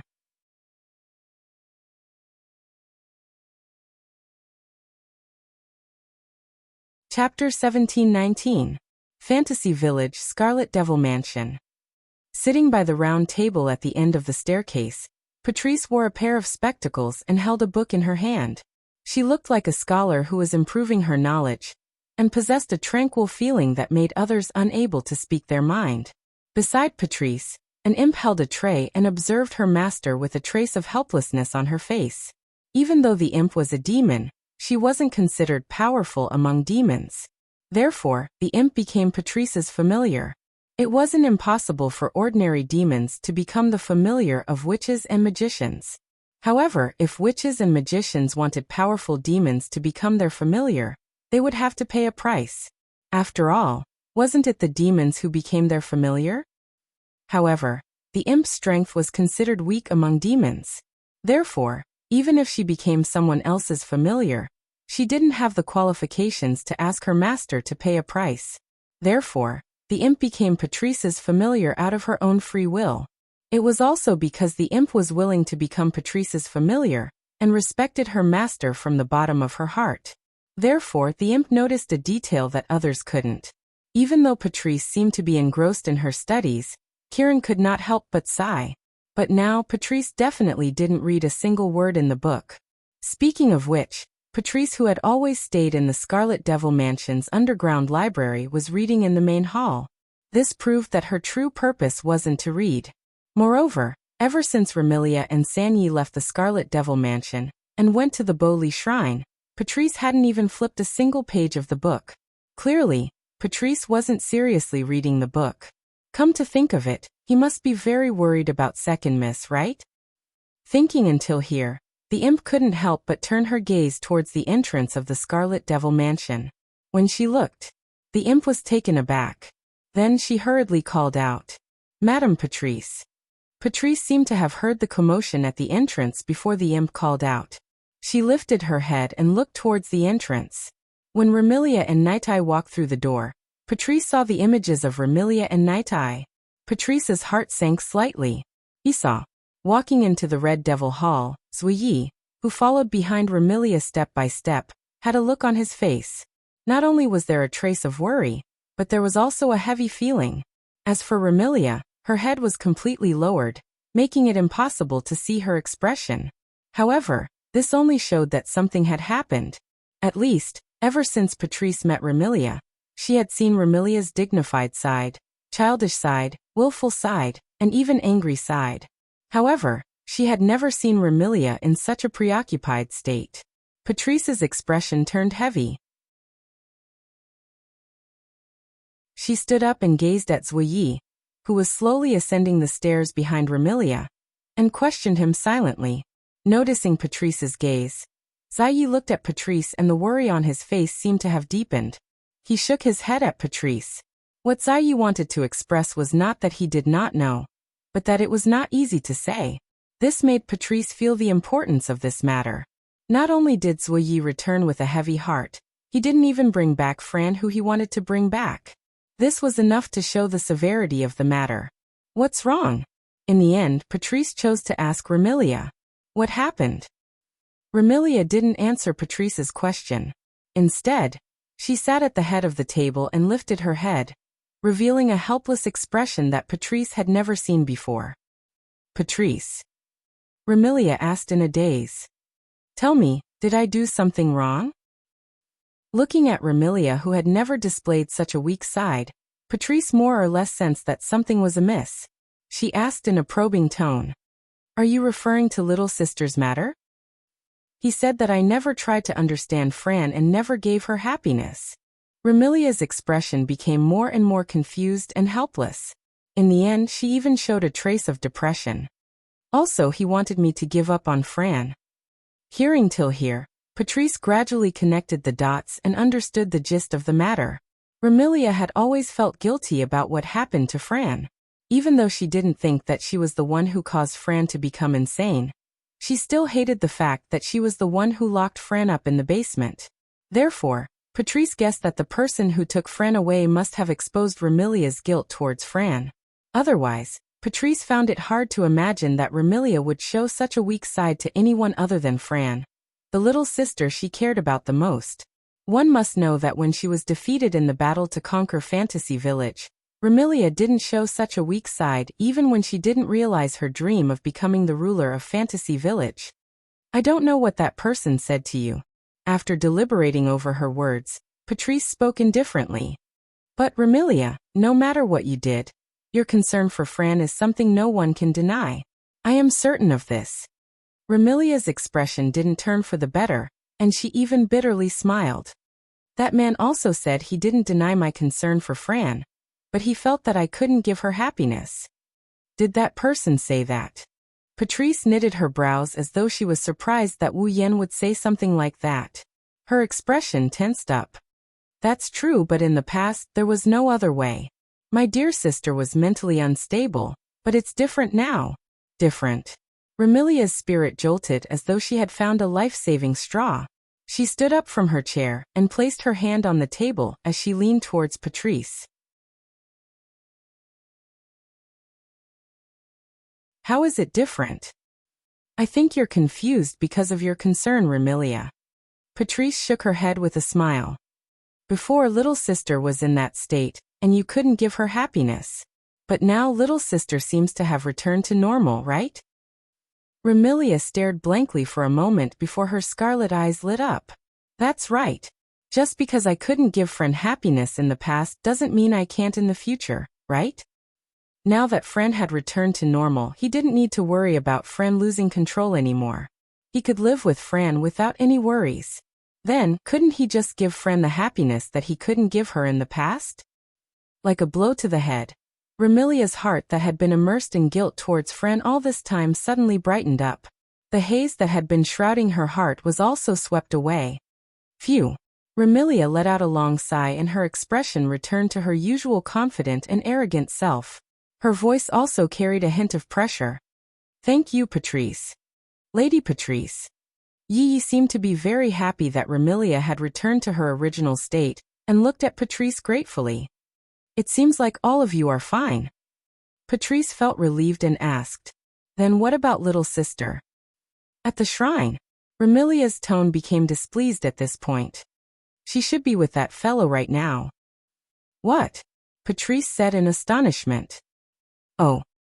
You all couldn't take little sister back from him? No. Remilia replied unhappily. Moreover, if we really fought back then, I wouldn't have a say in Fran's matter anymore. Patrice revealed a puzzled expression and turned to look at Zuoyi. That. Kuo-yi smiled helplessly. He said that he will bring Second Miss to Scarlet Devil Mansion tomorrow, and decide if he wants to return Second Mississippi. I see. Patrice nodded. Understood, I will be there tomorrow as well. Kuo-yi let out a sigh of relief. With the knowledgeable Patrice, he would have the confidence to negotiate with the other party tomorrow. After all, Zhang had personally experienced the extent of the other party's eloquence.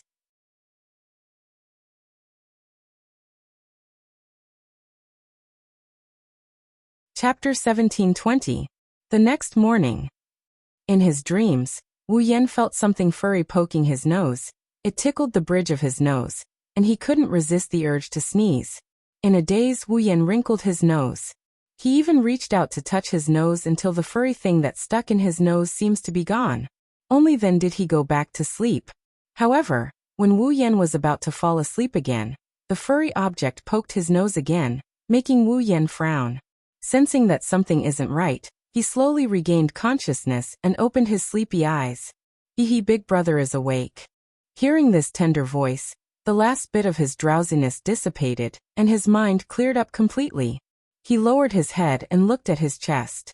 Over there, a young girl wearing a gothic lowly outfit with a pair of broken wings full of crystals on her back is looking at Wu Yan with a pair of bright red eyes. She has a mischievous expression on her face, as if her prank was discovered. In the little girl's hand was a ponytail tied to the left side of her head. She was sweeping it in front of Wu Yan's nose. Needless to say, the furry object that woke Wu Yan up was the end of this ponytail. The one who pranked Wu Yan with her own hair. It was Fran. Girl. Wu Yan sat up and hugged Fran. He acted like he wanted to eat her alive as he yelled at her. Do you know the punishment for disturbing Big Brother's sleep? Wow. Big Brother is angry. Fran immediately cooperated with him and pretended to be pitiful and trembling. Fran knows she was wrong. Big Brother, please forgive Fran. It's not sincere to apologize verbally. Wu Yan said calmly.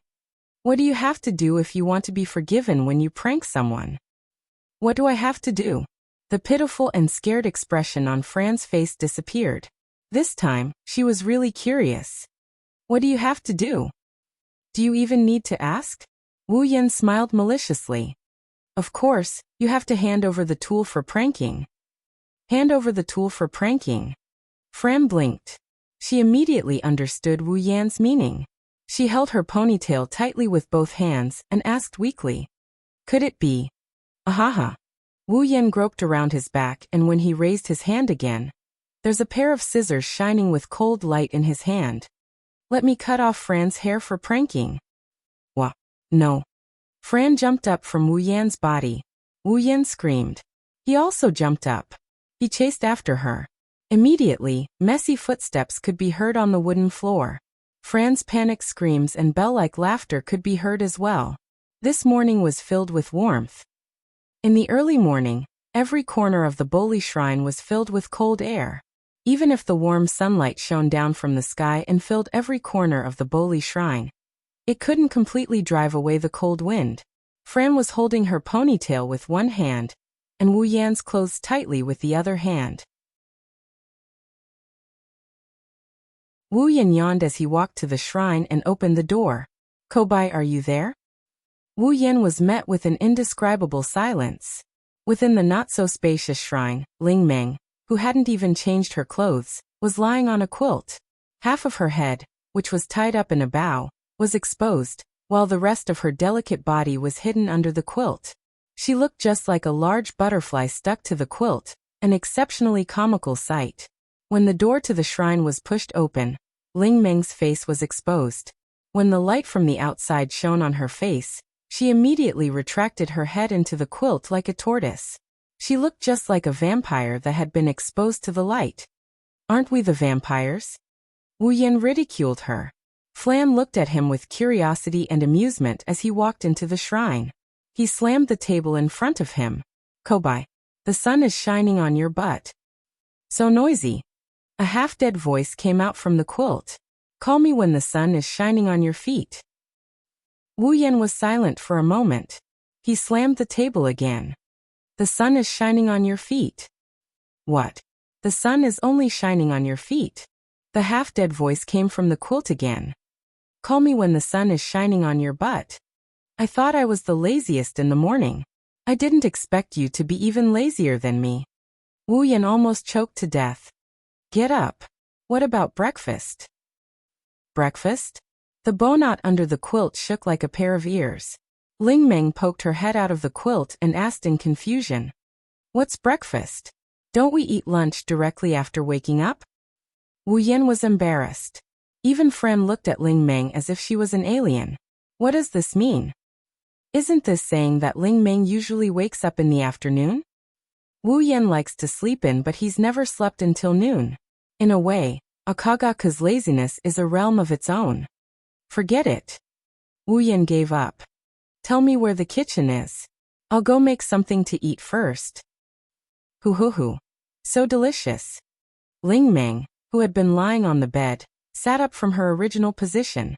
Her half-dead appearance had completely disappeared, and was replaced by a look of vigor and vitality.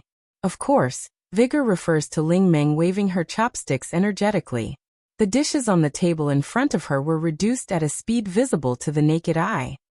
Why didn't I realize that breakfast is so delicious before? Wu Yan and Fran sat opposite Ling Meng with bowls in their hands. They looked at each other as Ling Meng looked like a hungry ghost who had just been reincarnated. Does Ling Meng not have any food to eat? Fran bit the tip of her chopsticks as she looked at Ling Meng, who kept eating. Her eyes were filled with sympathy. So pitiful. Well, she used to eat lunch the moment she woke up.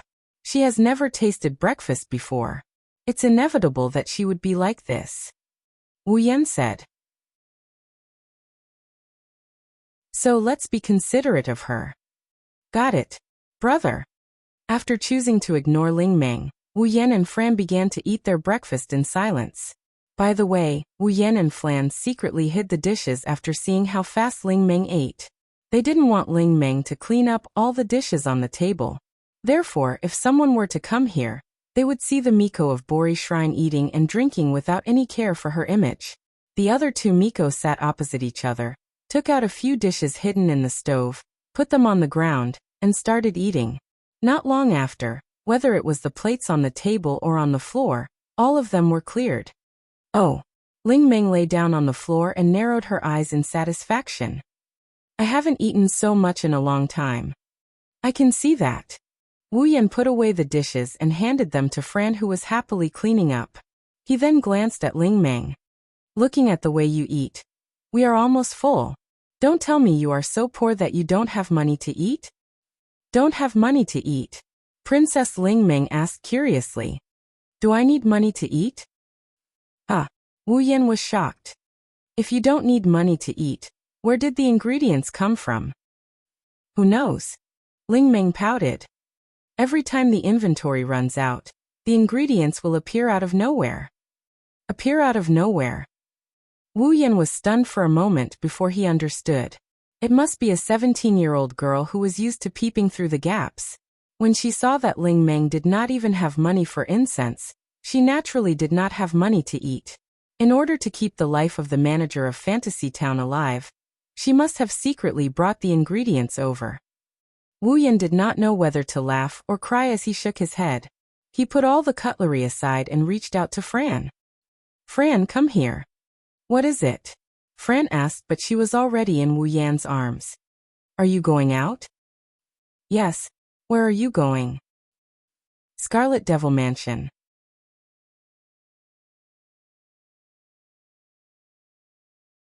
Chapter 1721. Fantasy Village Red Devil Mansion. In the early morning, the fog around the fog lake at the foot of the Demon Mountain seemed to have thickened. The Red Devil Mansion, which was right next to the fog lake, was shrouded in a layer of white fog. It looked somewhat illusory. The cold wind howled in the space, taking away the fog that filled the surroundings.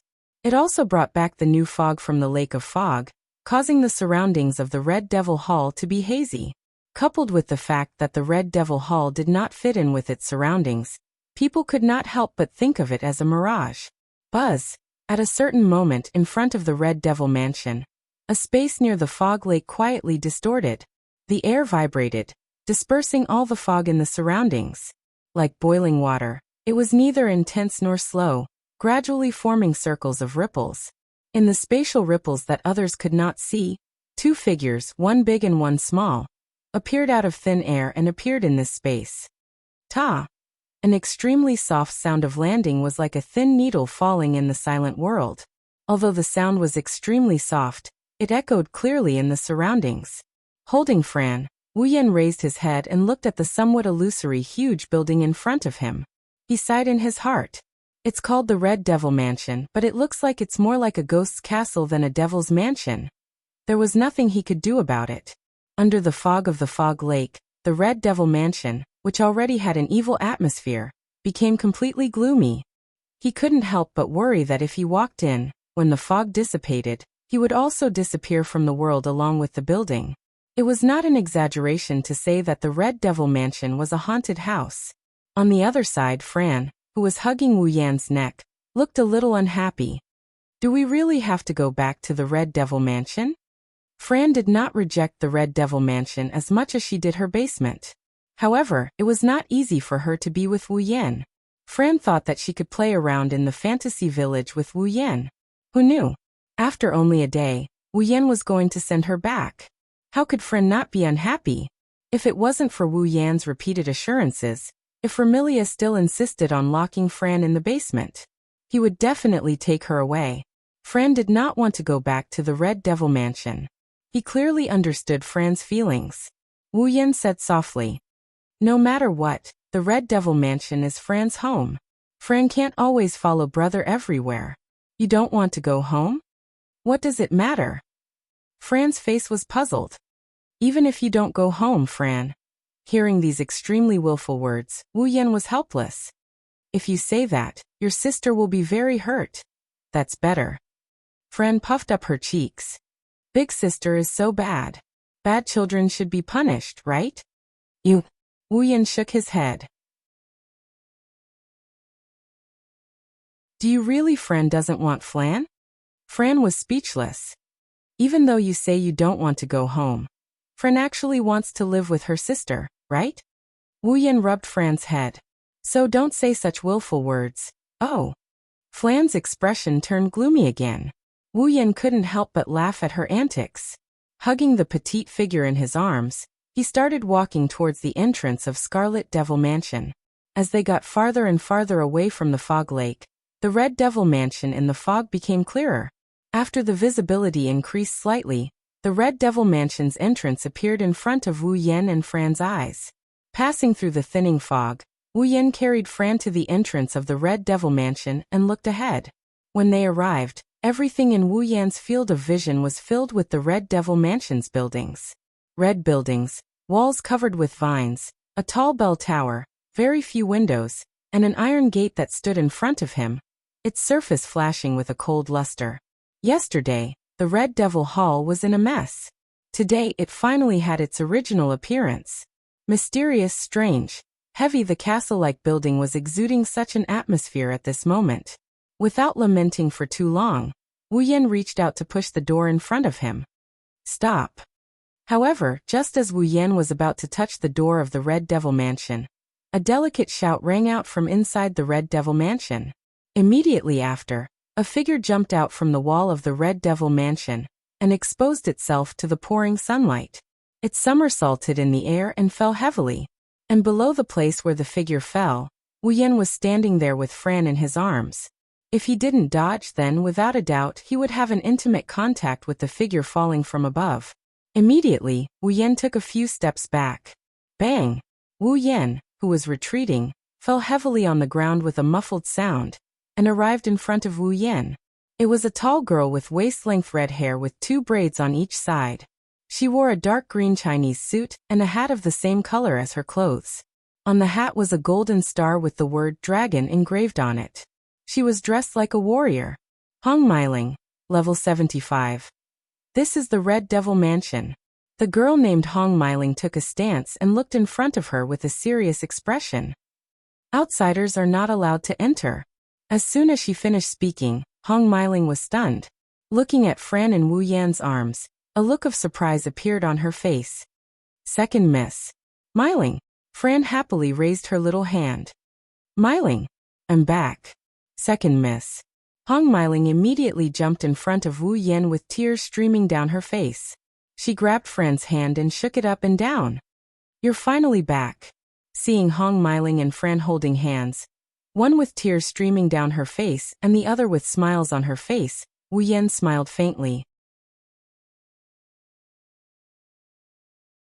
This young girl named Hong Meiling, who was dressed like a Chinese female martial artist, was in charge of guarding the door of the Red Devil Mansion. It could be said that she was the person with the lowest status in the Red Devil Mansion. She might not even be comparable to an ordinary fairy maid. Although her status was lower, Hong Meiling was still a rather important existence in the Red Devil Mansion. After all, excluding Remilia, Patrice and Black Knight, Hong Meiling was the strongest existence in the Red Devil Mansion. Her level was also only below the 3 people in front of her. It was because of this existence that Remilia made her the gatekeeper of the Red Devil Mansion and put her in charge of the mansion's first line of defense. However, this line of defense was usually a little lazy, causing a certain black and white bandit to frequently sneak into the mansion and steal books from Patrice's library. It was this gatekeeper who had the best relationship with Fran in the entire Red Devil Mansion. Hong Meiling was the only one in the entire mansion who didn't fear Fran's strength and dared to secretly play with her. Therefore, no matter how depressed Fran was, she couldn't help but say, I'm back, when she saw Hong Meiling. The moment Hong Meiling saw Fran, she wasn't worried that Fran would lose control of herself at all. Instead, she excitedly walked up to her. Woo! Hong Meiling suddenly burst into tears, scaring Wu Yan and Fran. Meiling! Fran quickly reached out and touched Hong Meiling's head. What's wrong? Second Miss, why did you suddenly run away yesterday? Hong Meiling complained with tears in her eyes. Miss Coryi has been blaming me for not keeping an eye on you and docking my salary for the next 10 years. Whoosh! Just as Hong Meiling's complaining voice fell, a cold light flashed out from inside the door and fiercely stabbed into the center of Hong Meiling's hat, giving everyone a fright once again. That's because you didn't do your job. Along with such a voice, a tall figure suddenly appeared at the door without the slightest warning. China, you dare to snitch to Second Miss? Miss Lu Yi. Looking at the figure that appeared at the door, Hong Meiling revealed a timid expression, but she still weakly spoke. My name is Hong Meiling, not China. It was a pity that Hong Meiling's weak objection was beautifully ignored by Coryi. Welcome to the Red Devil Mansion. Like a proper servant, Coryi was respectful and neither servile nor overbearing. She bowed slightly to Wu Yan with an etiquette that no one could find fault with. Young Miss has been waiting for a long time, please follow me.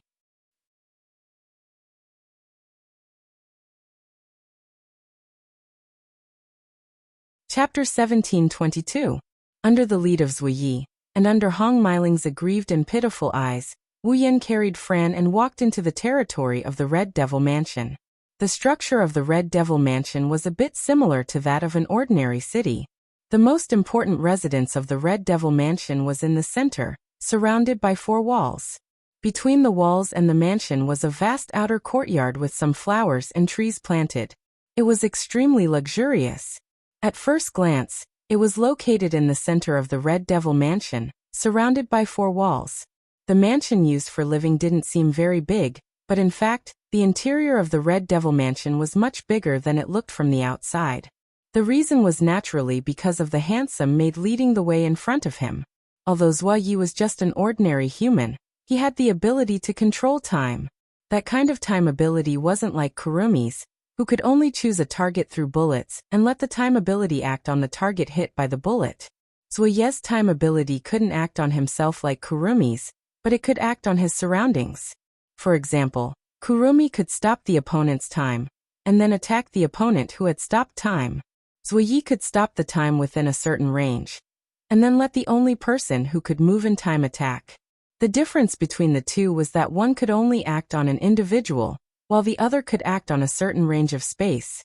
Because of this, Kurumi's and Zhuo Yi's time abilities more or less had their own advantages and disadvantages. Like Kurumi, although he could only use the power of time on an individual, he could freely turn back time on himself. No matter how serious his injuries were, he could still recover. Zhuo Yi's ability had a large range of effect, but even if he could turn back time within this range, the things that had changed couldn't be restored to their original state. That was to say, Zhuo Yi couldn't do something like recovering from his injuries. Compared to Kurumi, Zhuo Yi's ability could work within a certain range, which meant that while controlling time, she could also control space to a certain extent. However, the ability to control space was only a subsidiary of Zhuo Yi's ability to control time. It couldn't be considered Zhuo Yi's true ability, so Zhuo Yi couldn't control space with high difficulty. However, to expand a space, Zhuo Yi could still do it. In between, the space in the Red Devil Mansion had also been expanded a lot by Zhuo Yi. It was much bigger than it looked from the outside. Just in the hall alone, Wu Yan walked quite a distance before arriving at the front of a flight of stairs. Welcome to the Red Devil Mansion. Up ahead, at the end of the stairs, Remilia was floating in the air with her bat-like wings on her back. She had one hand on her waist and the other on her back casually. Her scarlet eyes looked down at Wu Yan, who was standing at the bottom of the stairs. Her face was brimming with confidence, pride, and a noble smile. He looked just like a real aristocrat. At this moment, Remilia no longer had that blank and helpless expression she had when facing Wu Yan in the shrine yesterday. It went without saying that Remilia had already overcome the confusion in her heart, and was beginning to take Wu Yan seriously.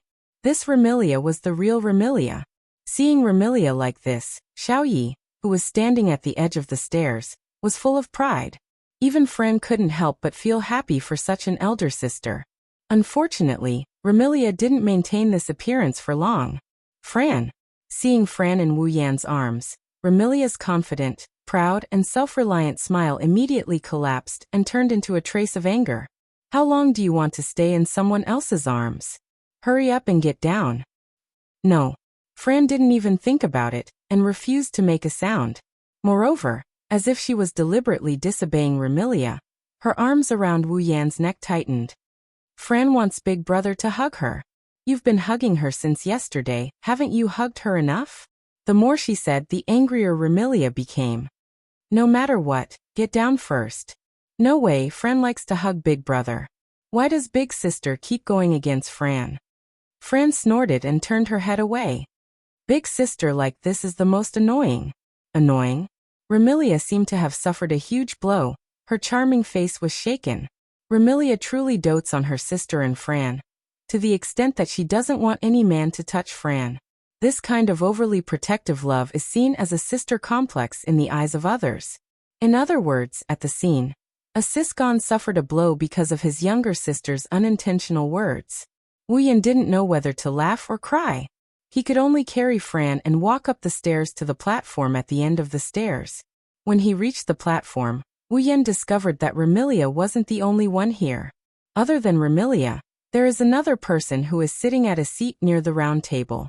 He is looking at Wu Yan with a judgmental gaze. He had long, straight purple hair, pajama-like accessories, and a pair of purple gem-like eyes that were filled with intellectual light. He looked just like a scholar. It's Patrice. He exchanged glances with Patrice. Both of them could see each other sizing them up, but they tacitly remained silent and continued to observe. After a long time, Patrice broke the silence. I heard that you are a vampire ancestor. As soon as these words came out, the air in the audience seemed to have frozen, and the atmosphere became heavy. Vampire ancestor. The king of vampires. That's the noblest and most powerful existence of the vampire race. In terms of bloodline, the vampire ancestor is comparable to the legendary gods. In this world, there are also vampires. Naturally, as the ancestor of vampires, the ancestor of vampires also exists. However, that is a thing of the past. Now, even in Fantasy Village, the only vampires whose identities could be confirmed were Remilia and Fran. Apart from Remilia and Fran, the rest of the vampires had disappeared. No one knew if they had disappeared, or if they had gone into hiding. As for the true ancestor, he had disappeared long before the establishment of the Fantasy Village, and had never appeared again. This was also the reason why Patrice asked so directly. As a bookish witch, Patrice looked gentle and weak, but she was curious. In addition to her calm personality, she inquired about Wu Yan's identity the first time they met. Without a doubt, this wasn't a wise and abrupt action. However, Patrice didn't intend to hide it. Remilia and Ziyi also wanted to know Wu Yan's identity. Thus, they didn't say anything and looked at Wu Yan, waiting for his answer. Wu Yan only smiled and didn't reply. He looked at Remilia. It seems like you have your answer. Tell me your answer. You give up on Fran? For the second time, the air in the Scarlet Fiend mansion froze because of this short sentence. Like Patrice, Wu Yan went straight to the point. But this time, Remilia couldn't choose to learn from Wu Yan. She clenched her fists and stared straight ahead. I already gave you my answer yesterday.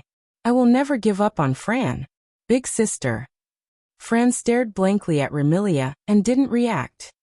Is that so? Wu Yan nodded and he asked in a cold tone. In other words, you dare to say that you can make Fran happy? Of course. Of course. Remilia confidently puffed up her flat chest. Since Fran is back to normal, I won't let her suffer anymore. Oh. Wu Yan sneered. In other words, if Fran falls into a state of mental instability again, you will imprison her again? The confidence on Remilia's face froze. Patrice hurriedly stood up. She wanted to say something, but Wu Yan didn't give her the chance to speak. He turned around and walked down the stairs. Seeing this, Remilia, Patchouli, and Zankita tensed up at the same time. Is he really going to take Fran away? While Remilia and the other two were having wild thoughts, Wu Yan said as he walked down the stairs. Follow me. Remilia, Patrice, and Ziyi were startled. They looked at each other and followed. To be continued.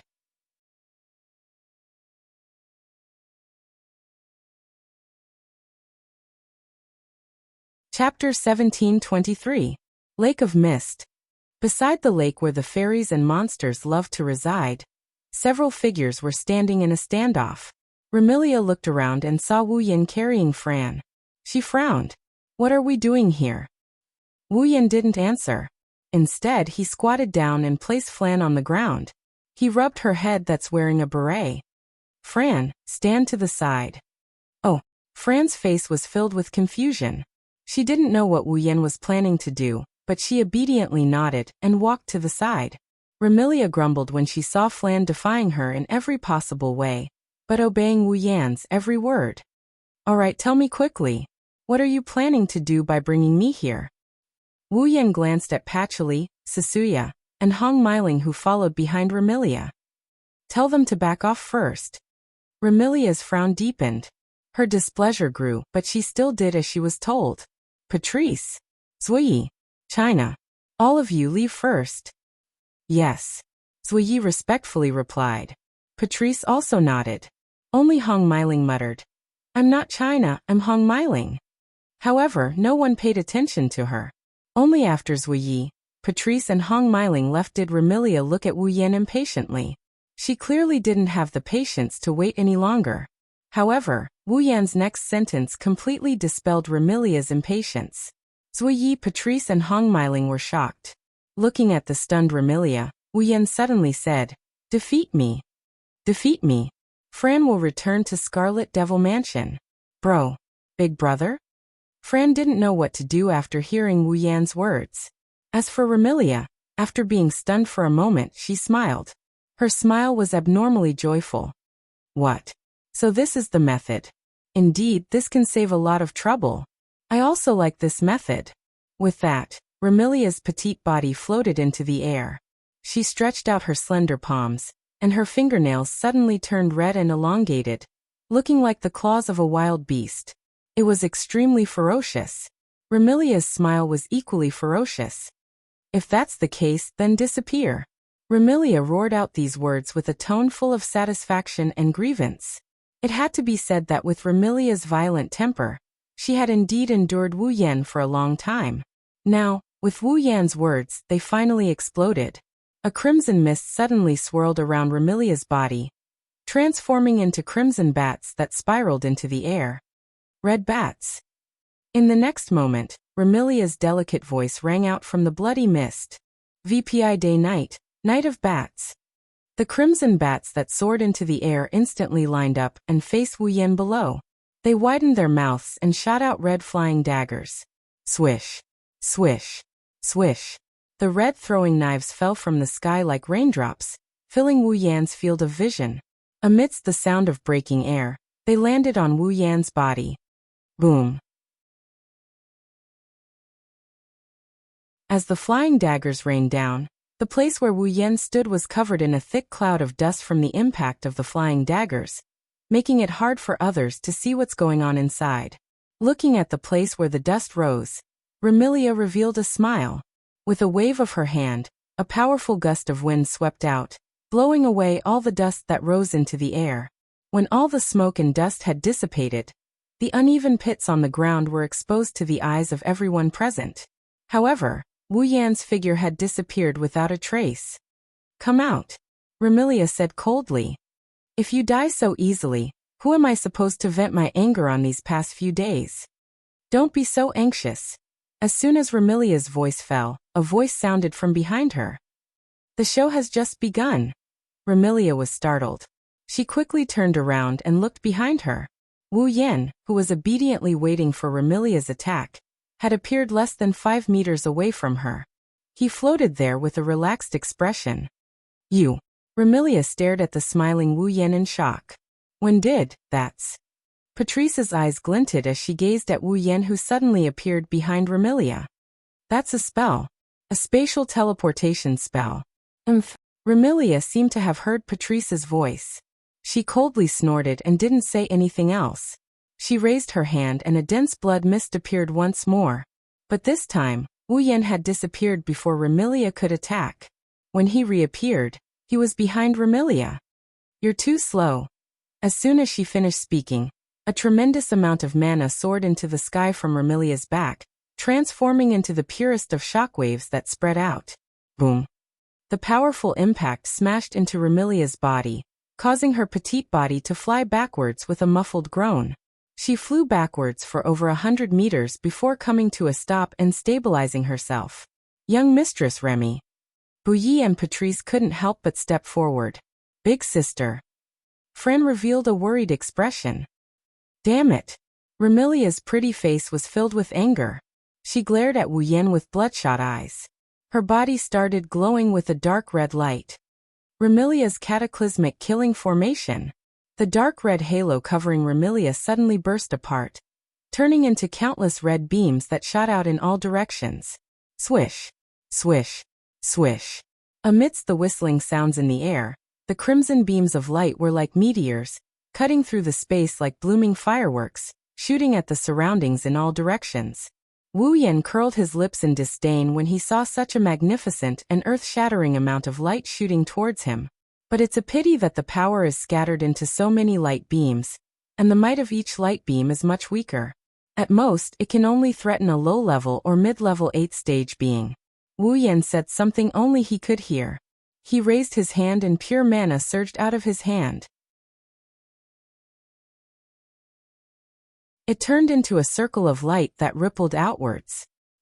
When the crimson beam of light landed on the solidified mana halo, it didn't make any sound, nor did it stop abruptly without any warning. Upon closer inspection, one would discover that the surface of the light beams was covered in a layer of faint radiance. It was the advanced magic technique from the nimble maiden won't get hurt world. Telekinesis. Remilia bit her lip when she saw her rune card was blocked so easily. Let's see how long you can hold on for. With a flip of her hand, a bright red spear appeared in Remilia's hand. Streaks of red lightning flowed on the surface of the spear and crackled with electrical sounds. Kill him. Remilia pulled the scarlet spear to her back and threw it mercilessly at Wu Yan. Godly spear Gungnir. Shoo.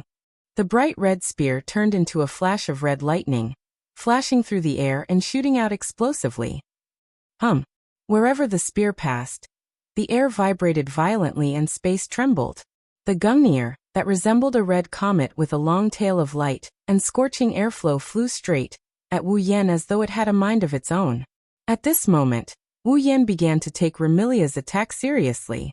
However, he didn't do anything to the Gungnir. The Gungnir was a godly gun that never missed a single shot. No matter what he did to the Gungnir, he wouldn't be able to avoid the fate of being hit.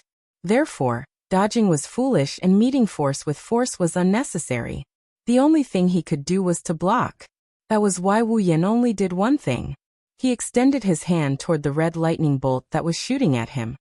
You're tuning in to the Li Mei's Sword of Destiny YouTube channel. We're so grateful for your support, and don't forget to subscribe to join us on this incredible journey through captivating stories. Your generosity through donations truly makes a world of difference, as it's the primary source of revenue that allows me to expand and enhance this channel for you. Thank you from the bottom of my heart for being a part of this adventure.